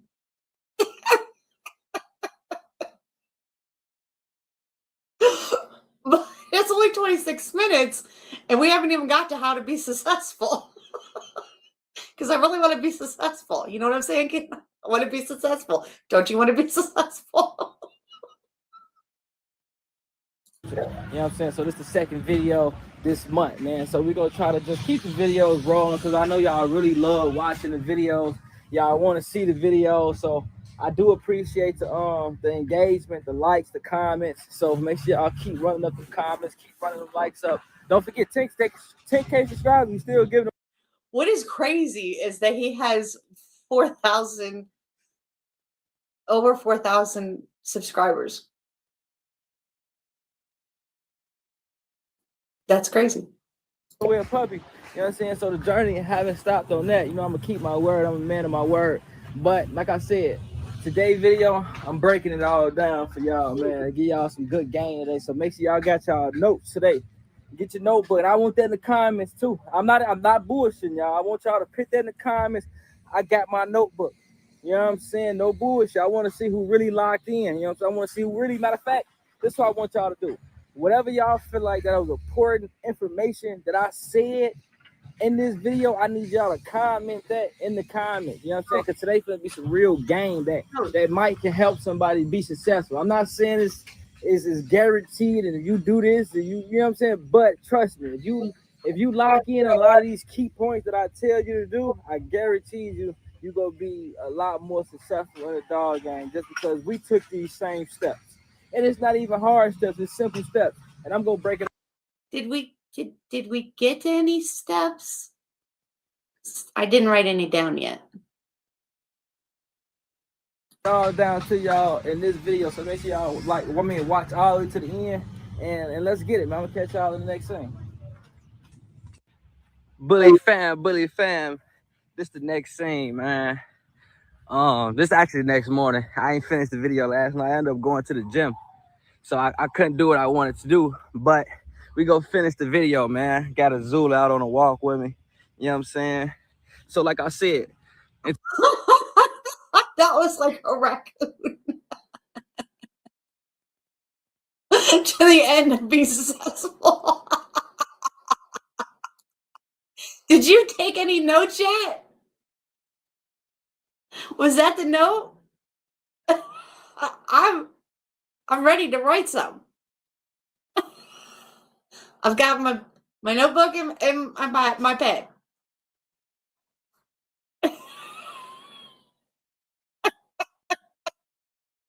In today's video, we're gonna be talking about how to be successful in the dog game.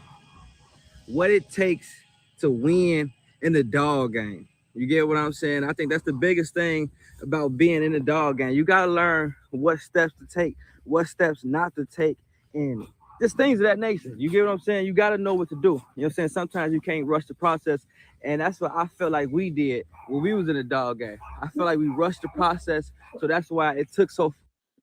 I'm telling you. That's all I'm here for.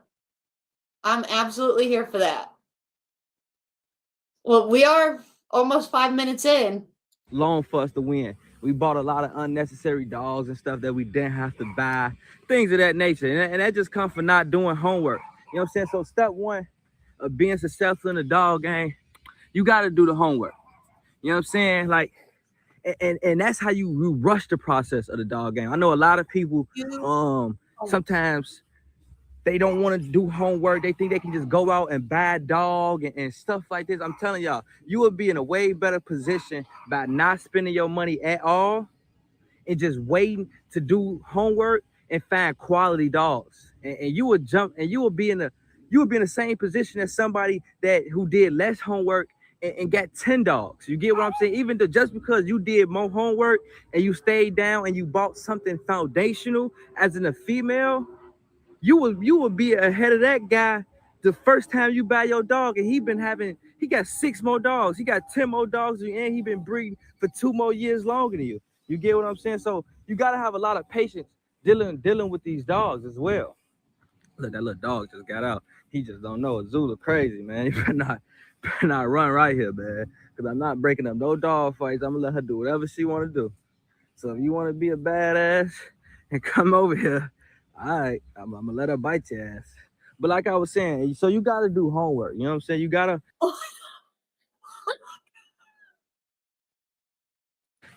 another thing too, you gotta shop with the right people. You gotta do your homework on certain breeders. That's just like get into anything that you do. You want to go do your homework on a lot of these breeders. Because like my guy always told me, it's 2 sides to a breeder. Before he got your money and after he got your money. You know what I'm saying? I mean, that's truth.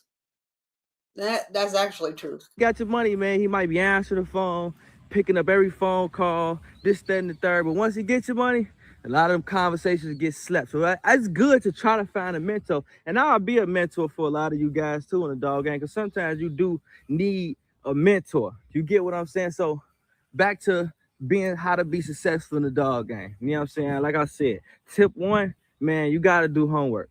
That's the first step. You got to do a lot of homework, to be honest. You got to know what dog that you want to go after, what style of dog you want to go after, what bloodline you want to deal with, and all that come from doing your homework. You know what I'm saying? Step 2 is actually going outside. I feel like before you buy a dog, I will go hit a couple dog shows. I'll go see a lot of these dogs in person. You know what I'm saying? Because a lot of these dogs, they got Photoshop pictures, so you don't know what a lot of these dogs look like. Come here, Zula. And He was trying not to have a dog fight. That's fun. Dogs. Other people use then credit for them. Then bring those dogs and claim my superior breeding style created the best person.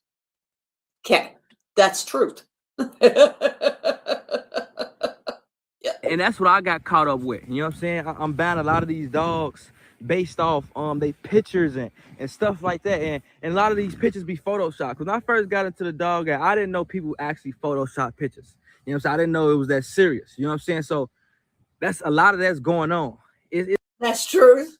They Photoshop photos. It's always details. It's really happening. Yep. It's getting to the point where people even editing videos, especially nowadays, man. It's a new dog game. There's so much AI stuff and so much stuff that's just not real in general. So it's best, man, go outside, go to these dog shows, go see a lot of these dogs in person. You know what I'm saying? And you put your hands on these dogs. That'll help develop the eye.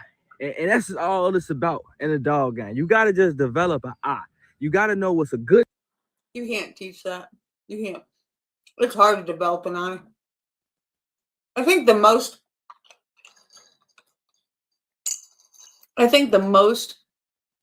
person with the best eye are people that have an artistic skill. Because if you look at all the breeds and all that stuff, the people that have the best looking dogs, the most correct dogs, are people that have some artistic skill. The body to let people know I got a gladiator dog. Exactly. That's fact. Do you know how many times I see that shit?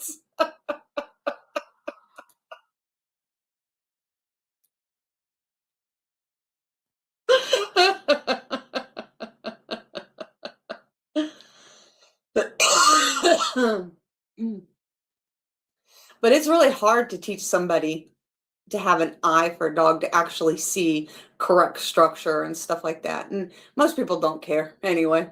They go by flavor of the month. Oh, this dog's really popular. This dog's, bred to a lot of bitches. And this dog's done this. And this dog's, won Westminster, this whatever, blah, blah, blah. I'm breeding to it because I want my name in lights. Bullshit. What a dog is and what a bad dog is. You know what I'm saying? That's step 2, I feel like. You have to go outside. You got to put your touch grass. hands on these dogs. You got to see these dogs. You got to know what you like. And I'm telling you, it's going to be a difference seeing these dogs in person. Because some going to be a lot smaller. Some not going to be as good as you thought they was. And you go see more of it because it's in person. You can't hide behind no camera. Why do so many people film their dog taking a shit instead of look at something else while their dog's taking a shit? At this point, everything's in person. You know what I'm saying? Step 3, right? These for my people that kind of skip step 1 and kind of skip step 2 and they just start off just buying dogs. That's kind of what we did. You know what I'm saying? We kind of, I skipped both of those steps. You know what I'm saying? I just had some money to play with. You know what I'm saying? So step 2, right? Or step 3. So we had bought, we started off with with English Bulldogs. You know what I'm saying? Me and my kennel partner, Ace, we started off with English Bulldogs. And like I said, we didn't do no homework. We just had the money to buy some dogs. So we bought dogs based off colors, merle patterns, and stuff like that. Bought a lot of studs, fell in love with the stud money, not knowing it, you have to promote a stud to get a lock in. You know what I'm saying? Not knowing it takes more than just having a boy dog to get a lock in. And like I said, that's just a lack of knowledge, a lack of not doing homework, lack of not talking to respectable breeders that's in the same exact field that you're trying to succeed in. You get what I'm saying? Like, how you not talking to a guy that's succeeded in the same field you trying to succeed in? Why you not calling his phone? This guy's boring. Let's go to a different one. Guys, how much does it cost to actually breed some dogs? Now, guys, I'm about to work through a breeding series as we get into our final breedings, potentially for life, but definitely for the last 2 good females that we have. And good females is because they're alive and relatively well. But let me give you perspective here, and let's get to the point. What people don't know is I bought a dog named Champ back in the day, and Champ is what you would consider a gorgeous dog, man. Champ was roughly $3,000. Is there a $13,000 number on there? And he let me pay the dog off because I'd never seen an American Bully, and that dog is old, man. Next, we buy Zara for $2,400. Zara, in turn, just to be clear, and it cost $400 to ship her, so we were right at about $3K. Plus, I had to fix her leg. She tore her knee, right? That was literally $5K. So she had an ACL problem. Hot Shots stud fee, $3,500. I'll pay for that twice. Okay? Why twice? That's $7,000 right there. One of the times Maya didn't get pregnant. So if she didn't get pregnant, it should have been a free repeat breeding. Shipping semen alone is $500. $250 to $500. Okay. But the semen should have been free if the first one didn't take. You don't pay for a repeat breeding if it didn't take the first time. You should have had a contract that said 3 or more live puppies consist of a litter. And if it doesn't consist of, if you don't, well, then you got scammed. And you get 3 breedings before then you have to pay for semen again. So if you paid for it twice on one not taking, then either you're working with someone who doesn't know how to breed, or you got scammed and you didn't have any contract to back you up. Maya costs, I believe, $1,200 or $1,300. Baloo costs $7,000. What? Oh, this guy got 2 dogs swimming with one sick to play with. 2 dogs started fighting and he started punching the shit out of his one dog and then claimed that the only way to deal with that type of situation. What? Where's that? Is that on this guy here?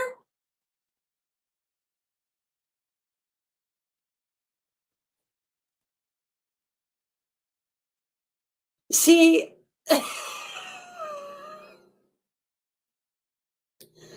oh my God.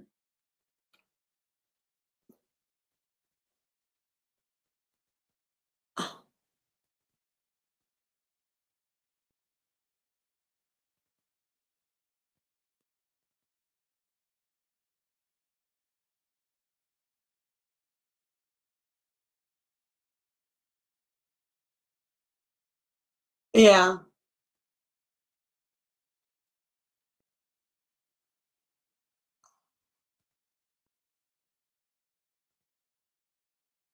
His name is World Pet Health?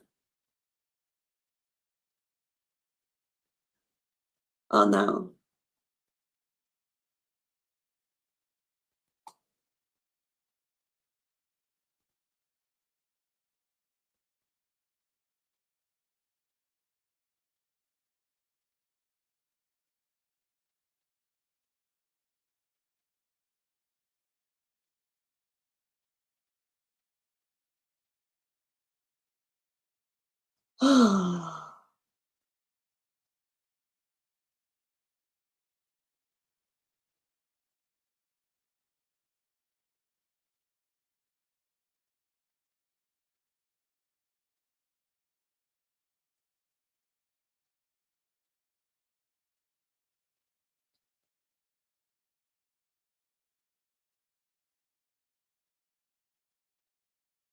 Okay, go ahead. I'll go back to watching this other one. Guys, how much does it cost to actually breed some dogs? $1,000. Tron, and you can go ask Hunter this, okay? That's $7,000 right there. One of the times Maya didn't get pregnant. Shipping semen alone is $500. $250 to $500. Maya costs, I believe, $1,200 or $1,300. Baloo costs $7,000. Tron, and you can go ask Hunter this if you don't. I said, hey, I just want to buy a dog from the UK. He was never going to be used. He was $13,000. Wait, he just wanted to buy a dog from the UK and he was never going to use him for $13,000?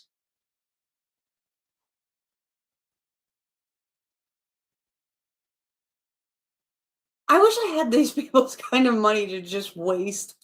And I believe they charged us 12 or 13, but to get him here logistically from the UK, it was $3,000 just to get him here. And what you don't know is you've never heard about this dog, and I actually forgot about it. I got a dog early on with Zara, and I cannot remember this dog's name. But basically, I gave it to this chick. and long story short, he was a dog who looked too terrier. Now, if I was breeding pit bulls, he would have stayed around. Good looking dog, but I can't remember. Is that Redman? No, not Redman. That's another one. So you do this other breeding. Who did Redman go to? Or where did he come from? I think he was a dog and buck. I don't think we didn't breed him. Yeah, you did. Dougie did. Oh, okay. So look. So Redman got killed away. Look, guys, it's a lot of stuff that happened and went right and went wrong in this thing. And then you have to wait. Let's just look at the time frame. Zara has to get 2 years. So we got 2 YRS. Maya was 3 almost when she got bred because she just wouldn't get pregnant. So we got 2 years for. If she wouldn't get pregnant, then you should have probably tested her thyroid. Usually dogs that won't get pregnant have hormonal imbalances, and usually a thyroid plays into that. Or your food. Zara, we've got 3 years for Maya, and then plus 2.5 years for all the dogs to become dogs that are of value to the world, to be clear. So says, man, how much does it cost to breed? Because if you add all this up, we're roughly in the $40,000, $50,000 range, and I didn't make no money off of none of this, just so we're clear. Okay. You don't make huge amounts of money off of dogs. If you think you're going to be rich off of dogs, you're sadly mistaken. This has only ever cost me my peace, my mind, and all that other stuff. Now let's look at our honorable mentions. All these dogs are dead. So there's a time where you saw Nala, Flex, Lola, and Ego. They're gone, man. Technically. Well, that's what happens. You get dogs and they pass away. Dogs don't live forever.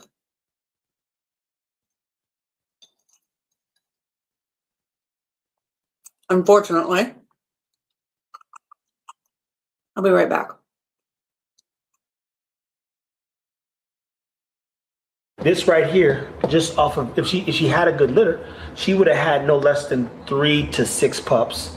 Every one of those dogs would have sold for $3,000 to $5,000. So if I lowball, she would have had 2 litters, 16 bands. Flex could have used him. Somebody would be like, man, I want to use him for a stud. Never know. Could have been an easy 15 to 2 bands going into some pockets. Lola, my God. I've got some photos still of her and Cha-Cha in the field, and then you just like this. God, that dog was gorgeous. She was so pretty, just like Zara. I was like, she's like a prettier version of Zara. But thank God we got Cha-Cha because Cha-Cha's gorgeous too, and she's a good dog. And then Ego. My little legend, man, that was just supposed to be for me. Literally for me. Someone says, hey, man, I want to get into breeding. What you're counting on is what's visible, the dollar amount, the good, the bad, the ugly, the shine, not all that goes into the puppy feeding, the development of the puppy, the breeding stuff. And mind you guys, this right here is still missing progesterone tests. So I got to go do 3 progesterone tests. The average one runs at the time at Josie Pet Hospital, $90. And that's 3 per dog. Then you have to do, in a sense, depending on how accurate you want to be, a reverse progesterone test. That's for you to reverse it. That's for you to determine literally when the numbers are dropping and if she's ready to go into heat. Oh, and don't forget, we're doing C-sections. Josie charges $1,800 to $2,200 per C-section. Okay. Tadlock does it for a solid 8, but that's still $800. I mean, it ain't too far off when you look at it. Now, every time we've done a breeding, Zara, oh my God, I forgot to put up a mirror. She was $3,500. That's for you to determine literally. Tadlock gives you, so I got to go do 3 progesterone tests. My little legend, man, that was just supposed to be for me. Literally. I love how people try to do like a guaranteed market price, and the market is subjective. So you can't guarantee $3,000 to $4,000. That's what I guarantee they would have sold for $3,000 or $4,000, because they might have, but then they also might not have, depending on when you had the litter. Could have had the litter. She could have gotten pregnant during Christmas. She could have gotten pregnant during, school season, back to school season, and people can't afford, clothes or they have to get clothes and school supplies for kids and stuff like that. So your market drops. So if it's during a market drop, you also have to take that in consideration. And maybe you don't sell your puppies and you have to raffle off I mean, I don't know what his market is. I don't know where he's located, stuff like that. But the season definitely changes the price of your puppies. So it's subjective. You might think they're worth this much, and you might have the kennel area to keep them longer to garner the price that you want for them. But or the space too, depending on, you know, how you house your puppies. But you can't guarantee that's what they sell for unless you keep them for however long. But if you want them to go at a certain age, you can't guarantee that price. So that's a subjective price. For me. Someone says, hey man, I want to get into breeding. What you're counting on is what's visible, the dollar amount, the good, the bad, the ugly, the shine, not all that goes into the puppy feeding, the development of the puppy, the breeding stuff. And mind you guys, this right here is still missing progesterone tests. So I got to go do 3 progesterone tests. The average one runs at the time at Josie Pet Hospital. And you don't have to do progesterone test. I never did progesterone test on any of my bitches. I mean, you can if you are one of those people that are like, I have to guarantee a litter because I have to live by my puppies and the size of litters that I'm having and stuff like that.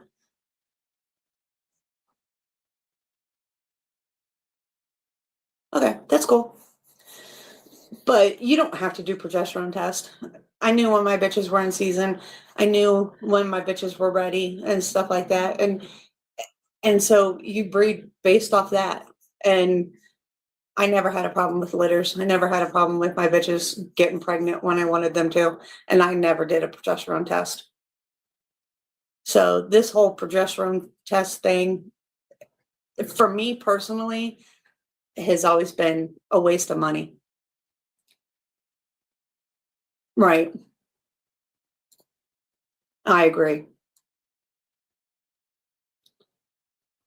But if you know your dogs and you start paying attention from the time that they first come in season, you should really know when your bitches are ready and when they're not, and when to breed them. $90, and that's 3 per dog. Then you have to do, in a sense, depending on how accurate you want to be, a reverse progesterone test. That's for you to reverse it. That's for you to determine literally when the numbers are dropping and if she's ready to go into heat. Oh, and don't forget, we're doing C-sections.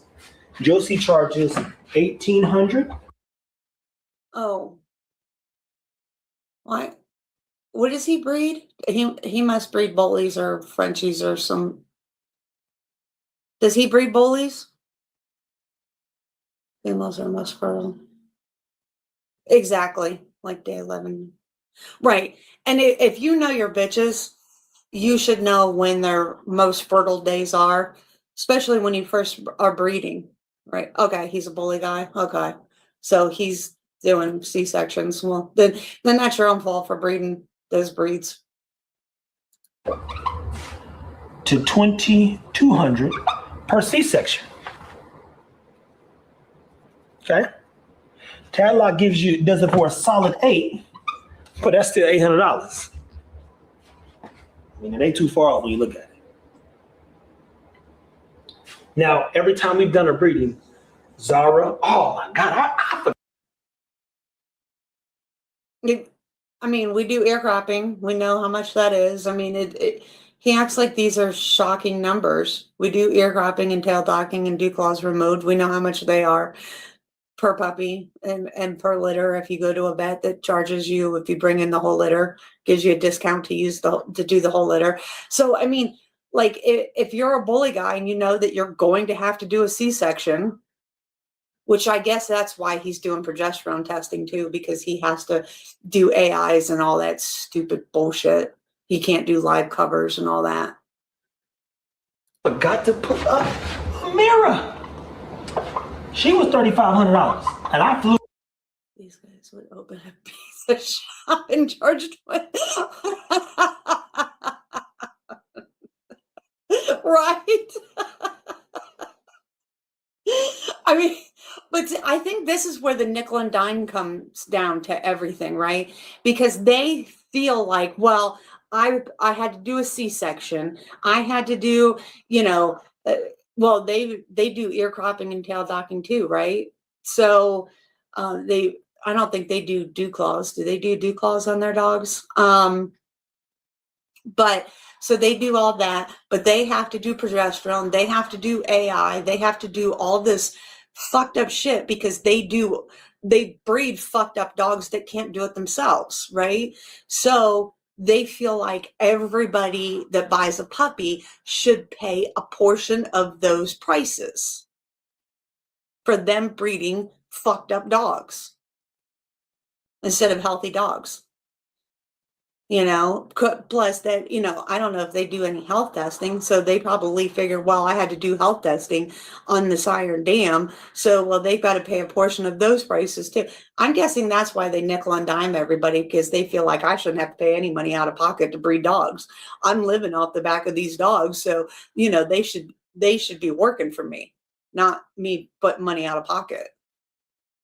And get this was crazy. This is a true story. I got to the airport late, and I got there so late that I had to come back. The only way to get back on the flight or get on the next flight, I had to pay an adjustment fee. And so I bought the dog for $3,500. Missed. They had just closed the gate. So it was your fault. You were late, and you had to pay an adjustment fee. That sounds like a you problem. The plane thing, couldn't get on the thing, $700 for me to make a modification. And how I looked at it, it was like, she was like, the woman said, do you want me to just get you a flight nanny? I said, make the phone call, give me perspective. Get this, $700 for the flight nanny. So I'm like, either way it goes, I'm out of $700, so I might as well go my damn self. So now that's a personal mistake, that's a dog's fault. I got there late, I believe, or left my ID or something like that. I never got my ID. That's why I'd be tripping. And anywho, I never got my. I also don't understand this. This is something I also noticed too. Everybody walks around anymore with no ID on them. Like I grew up, you leave the house, you walk out with your ID. Like if you're in a car and you get pulled over, you have to have your ID on you. The first thing they ask you for is your driver's license, insurance, and registration. Like you have to have proof of ID. How does all these people walk out of the house and don't have an ID on them?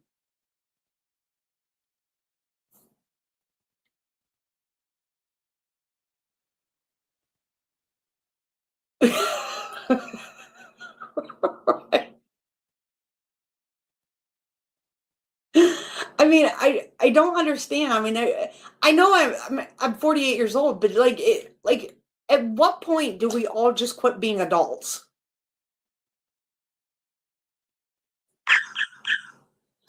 when you look at all this added up, I can't believe I forgot about Amir. You talking about dogs going wrong. There's a lot of breeders who've dealt with good, bad, the ugly, and would tell you that this feels familiar, probably looks familiar. On average, in most spaces, your stud fee is going to be between $1,500 to $3,000 plus dollars. In some cases, there are dogs out there that they charge $5,000 to $20,000 on. I put $1,500 here because when I took Zara to a dog named Earl himself, it's $1,500 for the stud fee to get ego. I'll go back and revisit some of this stuff as I walk you through the long-term journey. And someone emailed one of the emails I got, and I was just checking. I was like, oh, wow. Dude, I do this all day.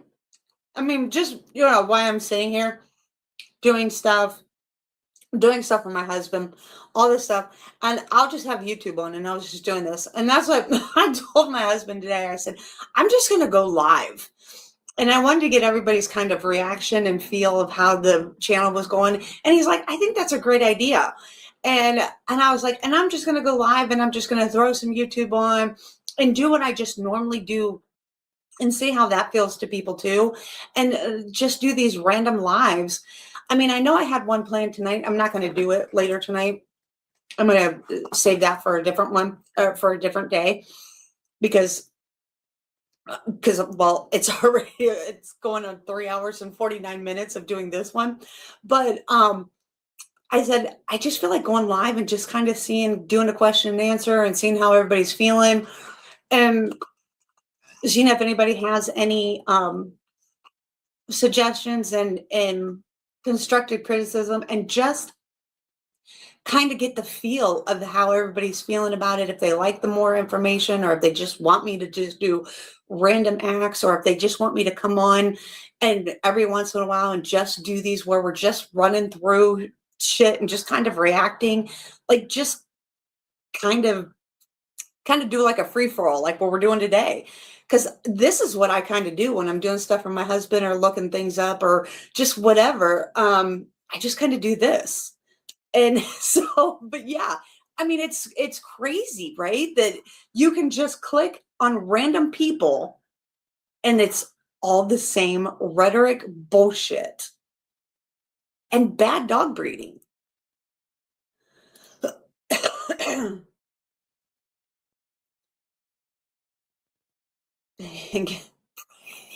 Produce pups in there. Right. You know, and I really appreciate you hanging out with me. I appreciate everybody that comes on, hangs out, talks. And I thought too, having it go long for so long or live for so long, that people could just randomly jump in, say hi, don't have to stay, just kind of like, everybody put their opinion in and just be like, hey, what's up? All that stuff. And I just thought it'd just make it just a live day. You know what I mean? Look at it hurt.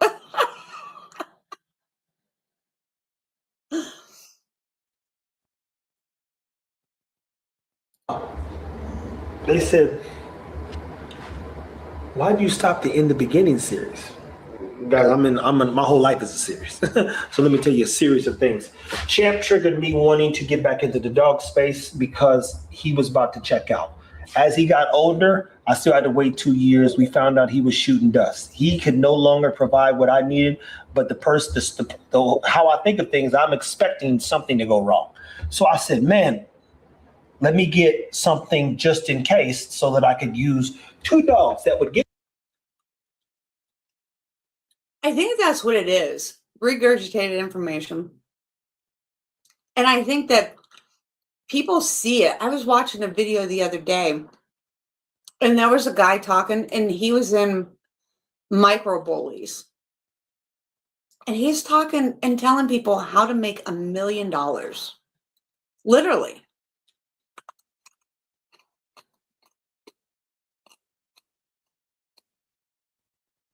He was like, you can make $1 million on just breeding mini or micro or nano bullies.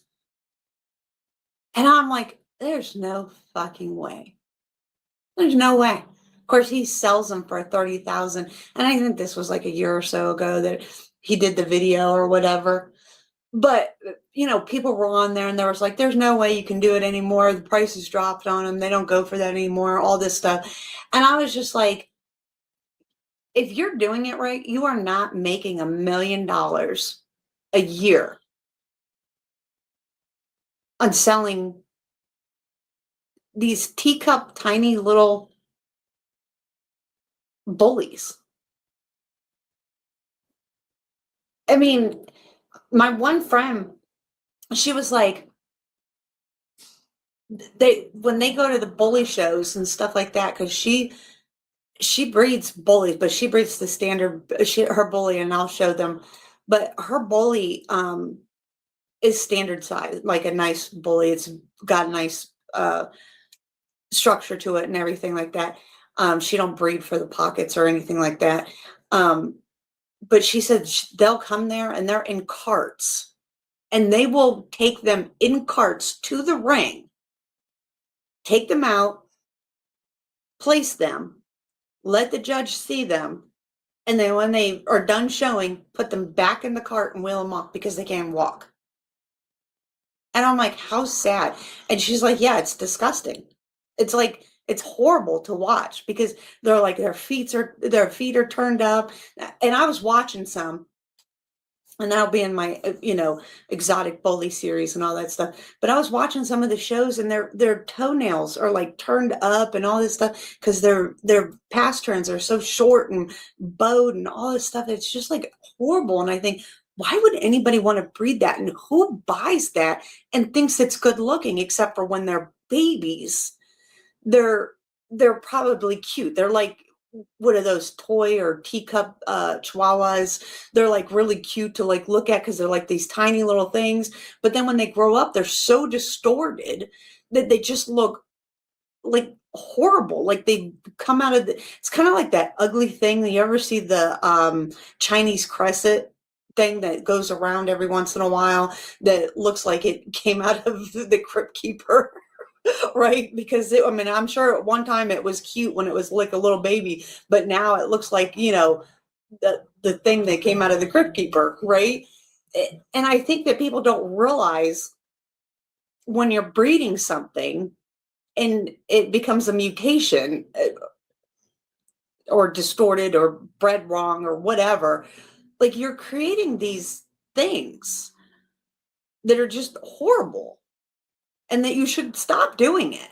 Just because somebody did it and somebody made a lot of money on it doesn't mean that everybody should start doing it and start exaggerating it and doing it to the point where you're making them so horrible that people can't, like they can't even walk. Like they can't walk. They literally take them in carts to a show ring, get them out, kind of stand them up, and then put them back in the cart and wheel them away because they can't even walk. And then the one show that I was watching, the guy said they were supposed to do their round for the show. And he's like, if your dog can't walk, don't worry about it. Just leave it stay there. And you're grading them for like a ribbon or a trophy for what? They can't move. I mean, to me, it's just so sad.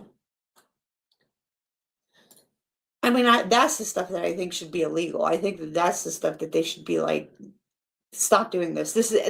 How is that not animal cruelty at some point?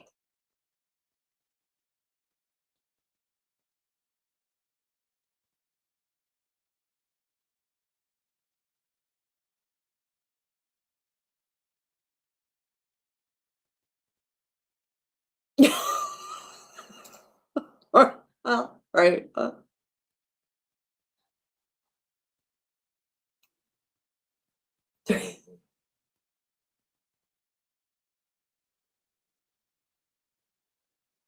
Yeah.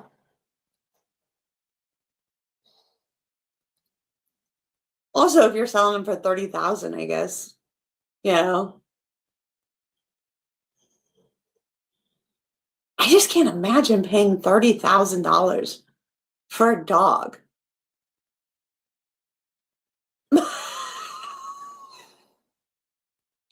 Right? Me too. I don't know. My heart hurts too bad when I see dogs that are, for me, it's hard watching some of that stuff. Even my husband says to me, he goes, I wish you wouldn't watch some of that stuff. He goes, because you look so sad afterwards. And I'm like, I just can't believe that people would do some of this stuff. Like, how can you even look at it? Like, even as a breeder, like, how can you look at it and just say, yeah, this is okay. It's okay. It developed over a 2-year time frame. This didn't work out primarily because of the dog. He just looked like too much terrier. I mean, like he really looked like a pit bull. I said, man, that brother got me. I was making good decisions at that time. I had to straighten up real quick. Hence, Zara was the right decision. Champ was a great dog. Didn't get to use them. And then I turned around and found this dog named Hotshot, who's the realistically only Victoria's Secret son. I wrote a 6-year plan out for Hotshot, guys. But give you perspective on it, what I saw was that Hotshot, unfortunately, he tore his knee a few times. ACL problems. So they're not breeding enough stifle. If you keep tearing your knees, it's ACL issues, which means no stifle, not breeding enough croup and you're having probably hock issues. I mean, this is all an issue with the rear assembly. Right. And that's also a problem. I said that in a live, I don't know, back. I don't know when I said it, but it's a big problem for me is that nobody cares about longevity anymore. You hear a lot of people talk and they're always talking about color, how big and badass the dog can be and all this stuff. But you don't hear about genetic health issues and testing for them. And nobody, like, name a breeder that talks about longevity.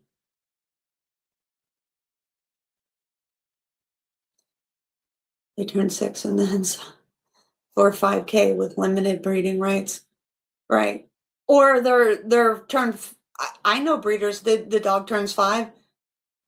That bitch can turn 5, and they're done in their kennel, but they'll sell them to somebody else to keep breeding, and then they get 1 or 2 litters out of them, and then after that 1 or 2 litters, the dog dies, and they're okay with that, but they'll sell them.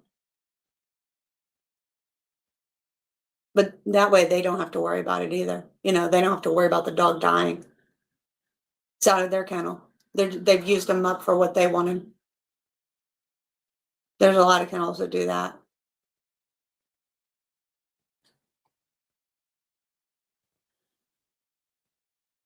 So he had 2 TPLO surgeries. This is not a dig at my guy Justice, but what I would tell you is we don't want that CCL disease, which again, didn't say he had it, not saying he has it.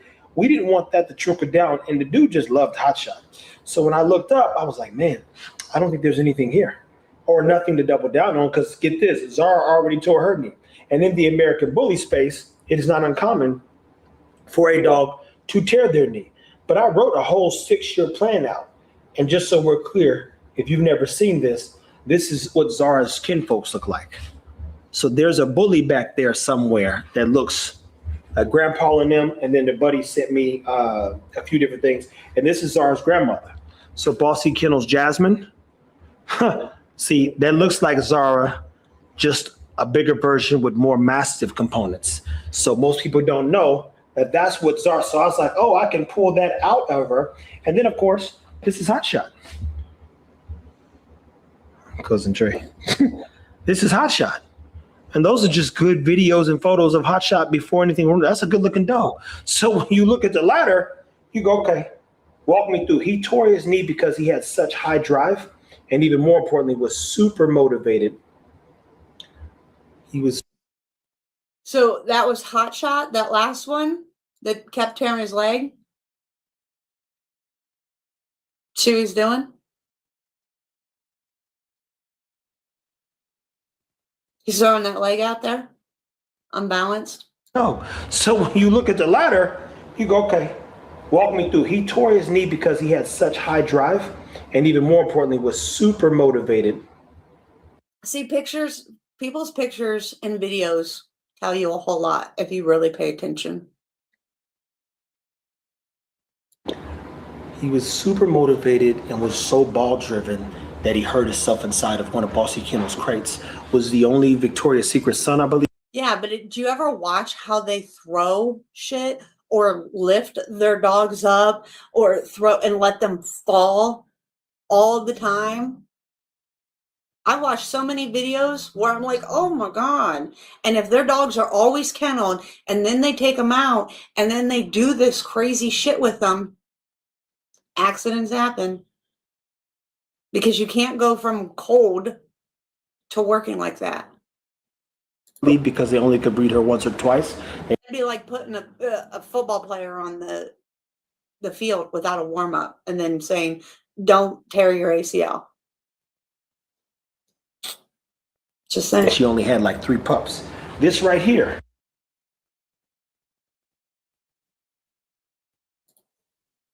Could be. Could also be slipping.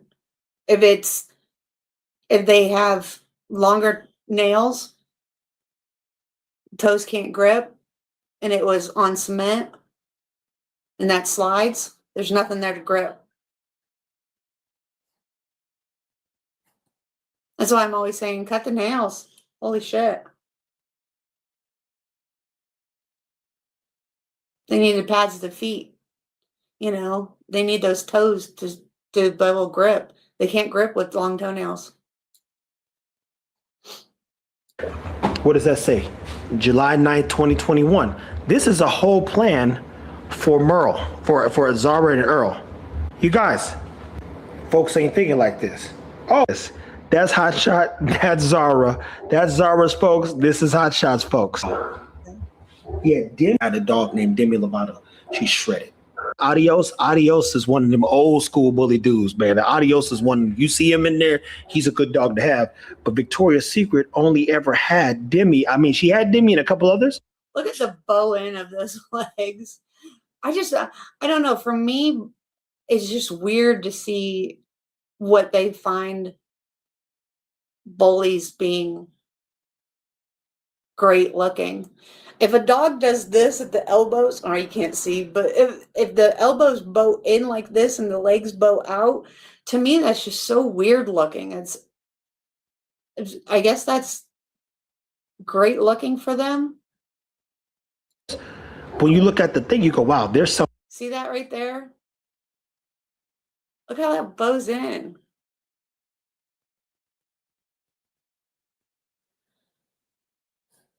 That's supposed to be great looking? Something here, hence Hot Shot.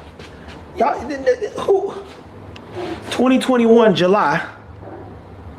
I done wrote a whole strategy out. Keep. I can tell you, bloodline begins. Badass female needed. Badass. All this fancy brain. Don't think like what?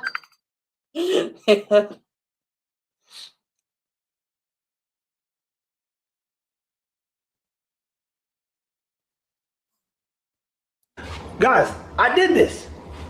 In 2021, we in 2026. And some of y'all like, hey man, I wanted to get in breeding. Stop it. No. I got 6 plans and names for dogs from 5 years ago, man. So when someone asks me or says, man, what were you thinking about everything? Well, I know which generation, what dogs I need to create, who to keep, what should come to fruition, how this dog should look, the names I'm going to name them dogs from 5 years ago. And now I said, well, that's it. So when you watch this video, this is one of those comment below, because I'm happy to, over the next, I'd say 6 to 8 months, I'm gonna be realistic, partly because we'll have some pups, cover every way in which I thought about breeding and think about breeding, how I considered putting two things together. And then yeah, it's like he's playing fantasy football.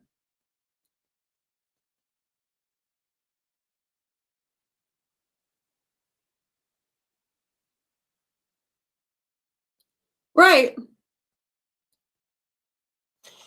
The problem is that you can do that and then do the health testing and, look at the dogs and do all this stuff. The problem is if you're doing the health testing doesn't come back correct, then you've got to change your plan.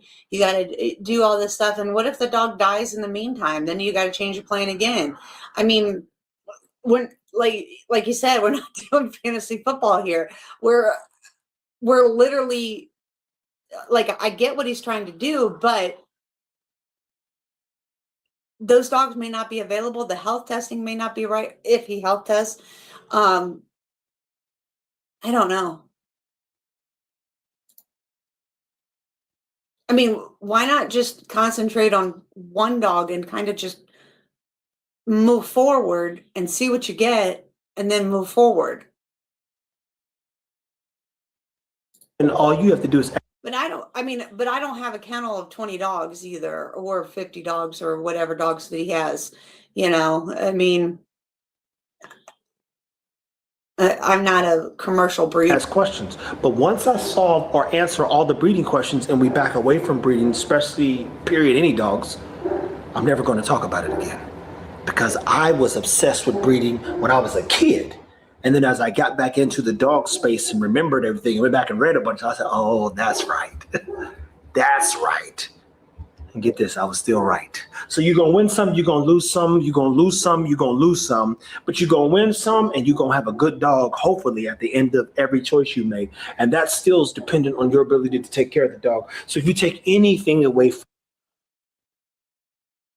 Well, yeah, I mean, you can like on the sire, but you can't on the bitch. What if the bitch dies? Like, I mean, I get what you're saying, and I get the theory of it, but also too, you know, shit happens in life.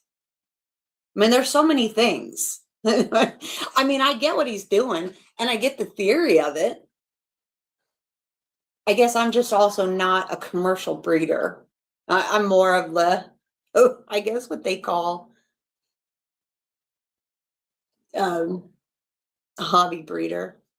Oh, okay. Yeah, I'm more of the hobby breeder. I'm more of the breeder that, well, I breed first and foremost for myself. So when I am doing a litter, I am planning the litter that I want, that I am breeding, looking for, planning for a pup for myself.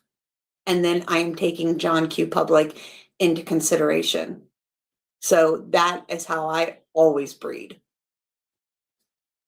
So I'm not breeding tons of litters.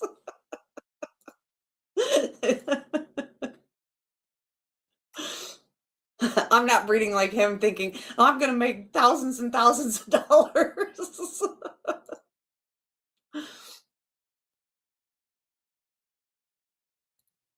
Right. I mean, the whole thing is I'm pairing the best that I can, looking for my next great, I mean, the next great generation for myself, my next generation to move forward, but I'm breeding for myself. Do you know what I mean? I mean, does that make sense of what I'm saying?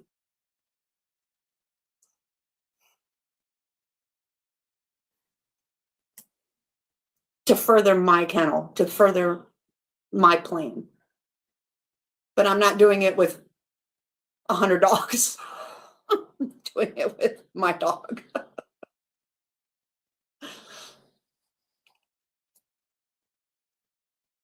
from this. Make a choice based on starting anything because you are passionate about it or because you want to add value to it, potentially because you want to change things or simply.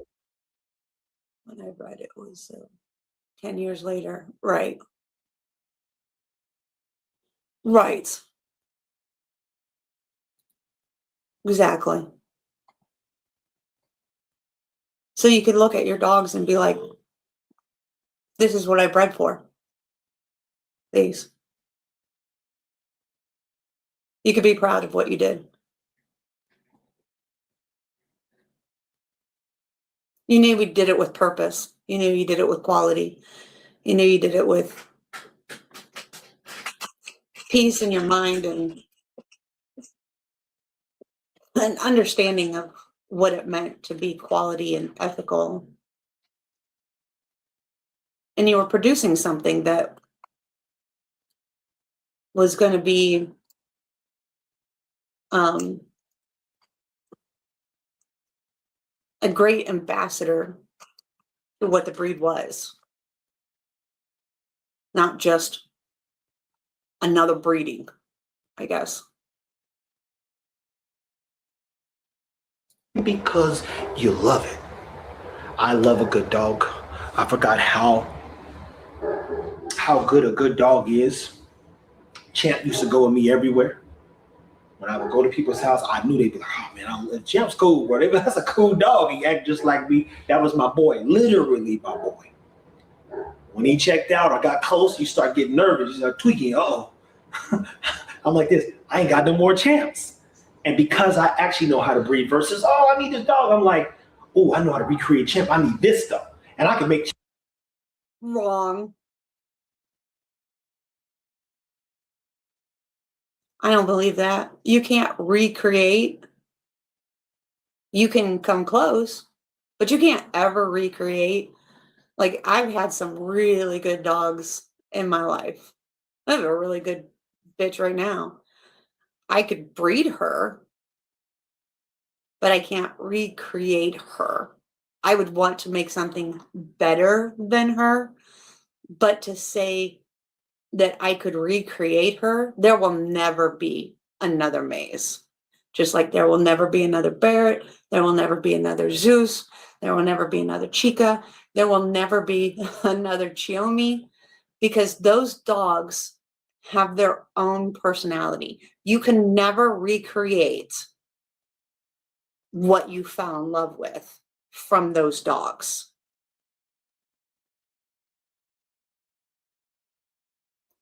Right. You can come close, you can recreate the look or come close to recreating that look, but personality wise, they can have things that resemble those things, but they will never be that dog. And it's unfair to make that dog the dog that you fell in love with, because that dog will never stand up to the dog that you want it to be. And it's unfair to you and it's unfair to that dog.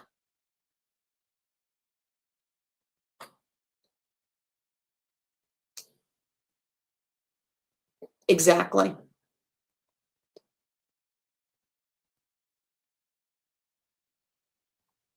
And yeah, and using totally different DNA, you're never going to reproduce the same or even come close.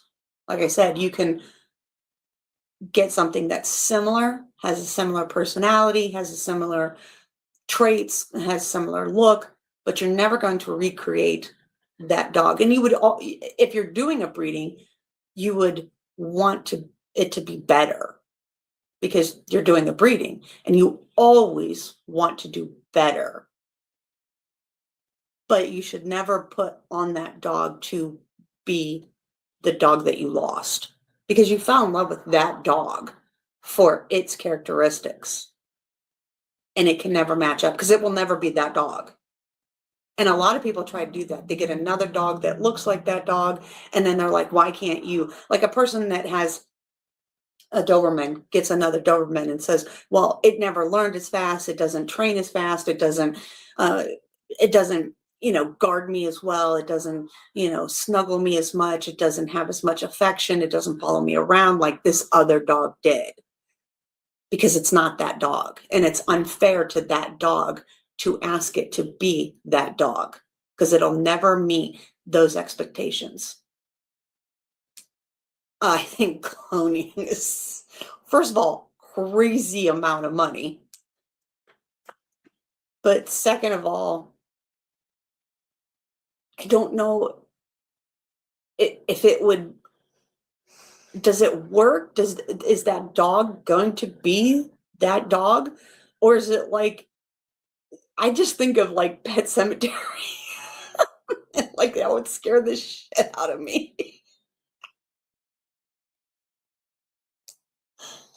I mean, just love that dog. I mean, what are we gonna do next? Start cloning people?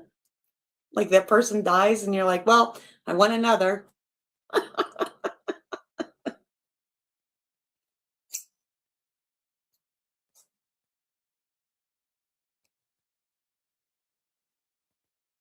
Champ smarter.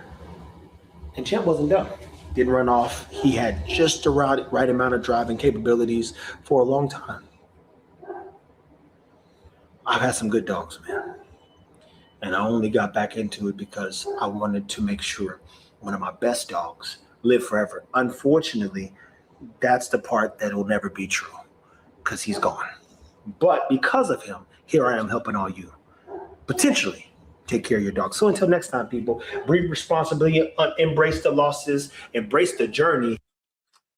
Well, that's true. Dogs will never live forever. And I think that's the biggest thing is when people try to clone dogs, your dog's not going to live forever. So cloning it, will it work? Who knows?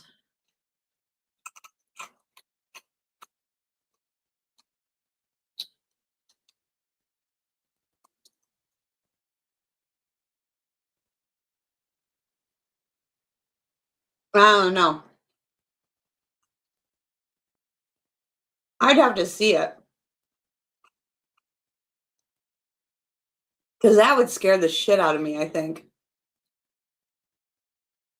Like I said, it just reminds me of Pet Sematary. Doesn't it remind you of Pet Sematary? I just think the dog's gonna come back like it's way out of the dirt. I think we mess with too much of that crazy shit. It's kind of like the dire wolves. They're not really dire wolves, you know? I mean, they're like, they've got DNA from the dire wolves, but are they really, like, you know? And do we need to bring back stuff? I mean, what's next? The woolly mammoth?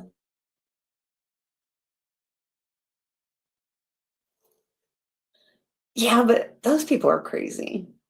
I mean, you know, isn't there somebody there that like made a whole like dog suit so he could walk in public like a collie?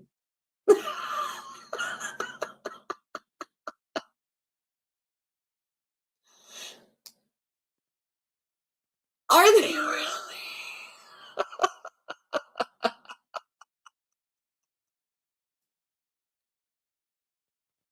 All right. Well, now we're just getting dumb. I mean, some things are okay to just go extinct, you know?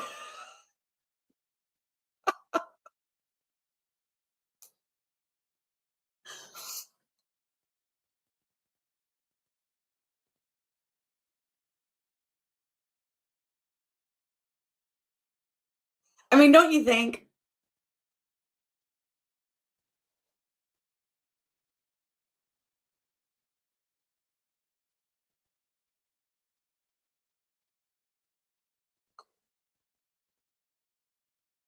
All right. Well,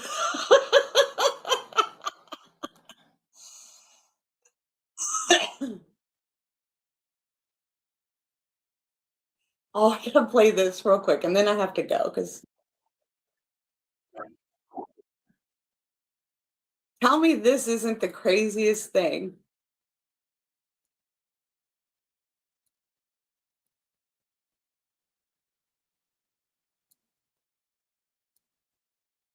Did you ever see this video?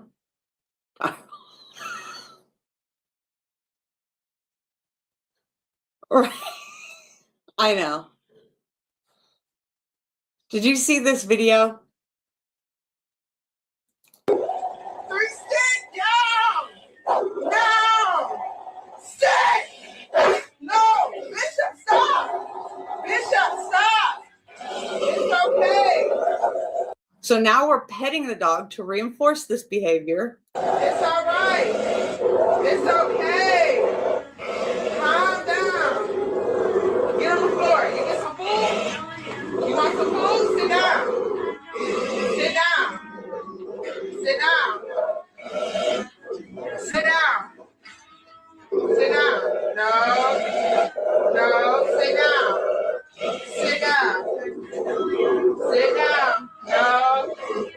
No. Sit down. Get on the floor. Pass my floor. No.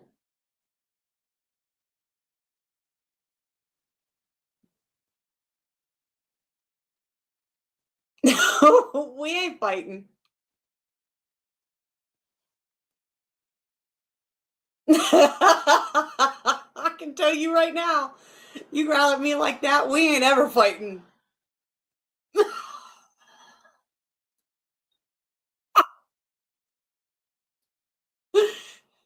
And I definitely ain't petting you. I ain't telling you it's okay.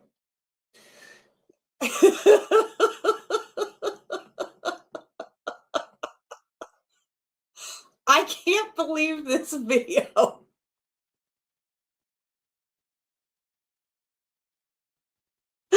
I seen that. I was like, whoever taught her that that was okay, offer her food. It will be okay. It'll be all over soon. Yes.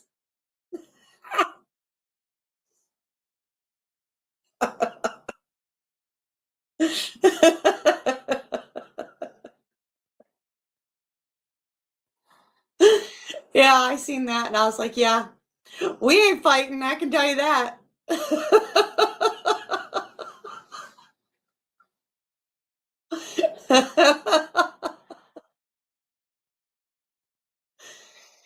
Anyway.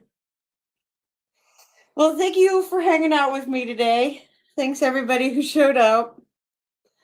If you got any suggestions and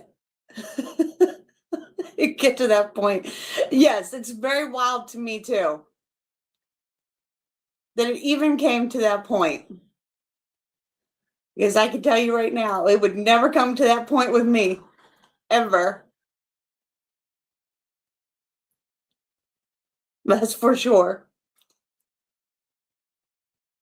But but anyway, so I'm going to reschedule tonight's live, and then I might do. Did you like this today, where we just kind of went live and just looked around the internet and did all that stuff? Just kind of bullshitted.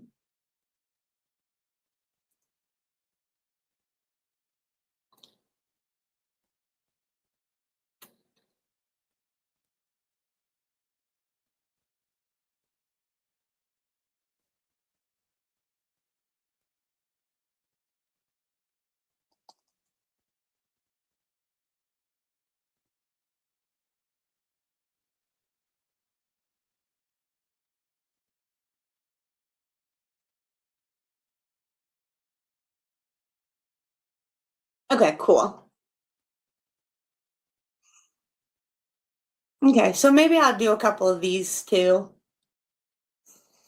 And then, because I had fun today. I think it was fun and it was enjoyable. Takes a little bit more pressure off because we're just kind of sitting around bullshit and it's more of what I do. And so maybe I'll go live Monday or Tuesday and just kind of sit around bullshit. And then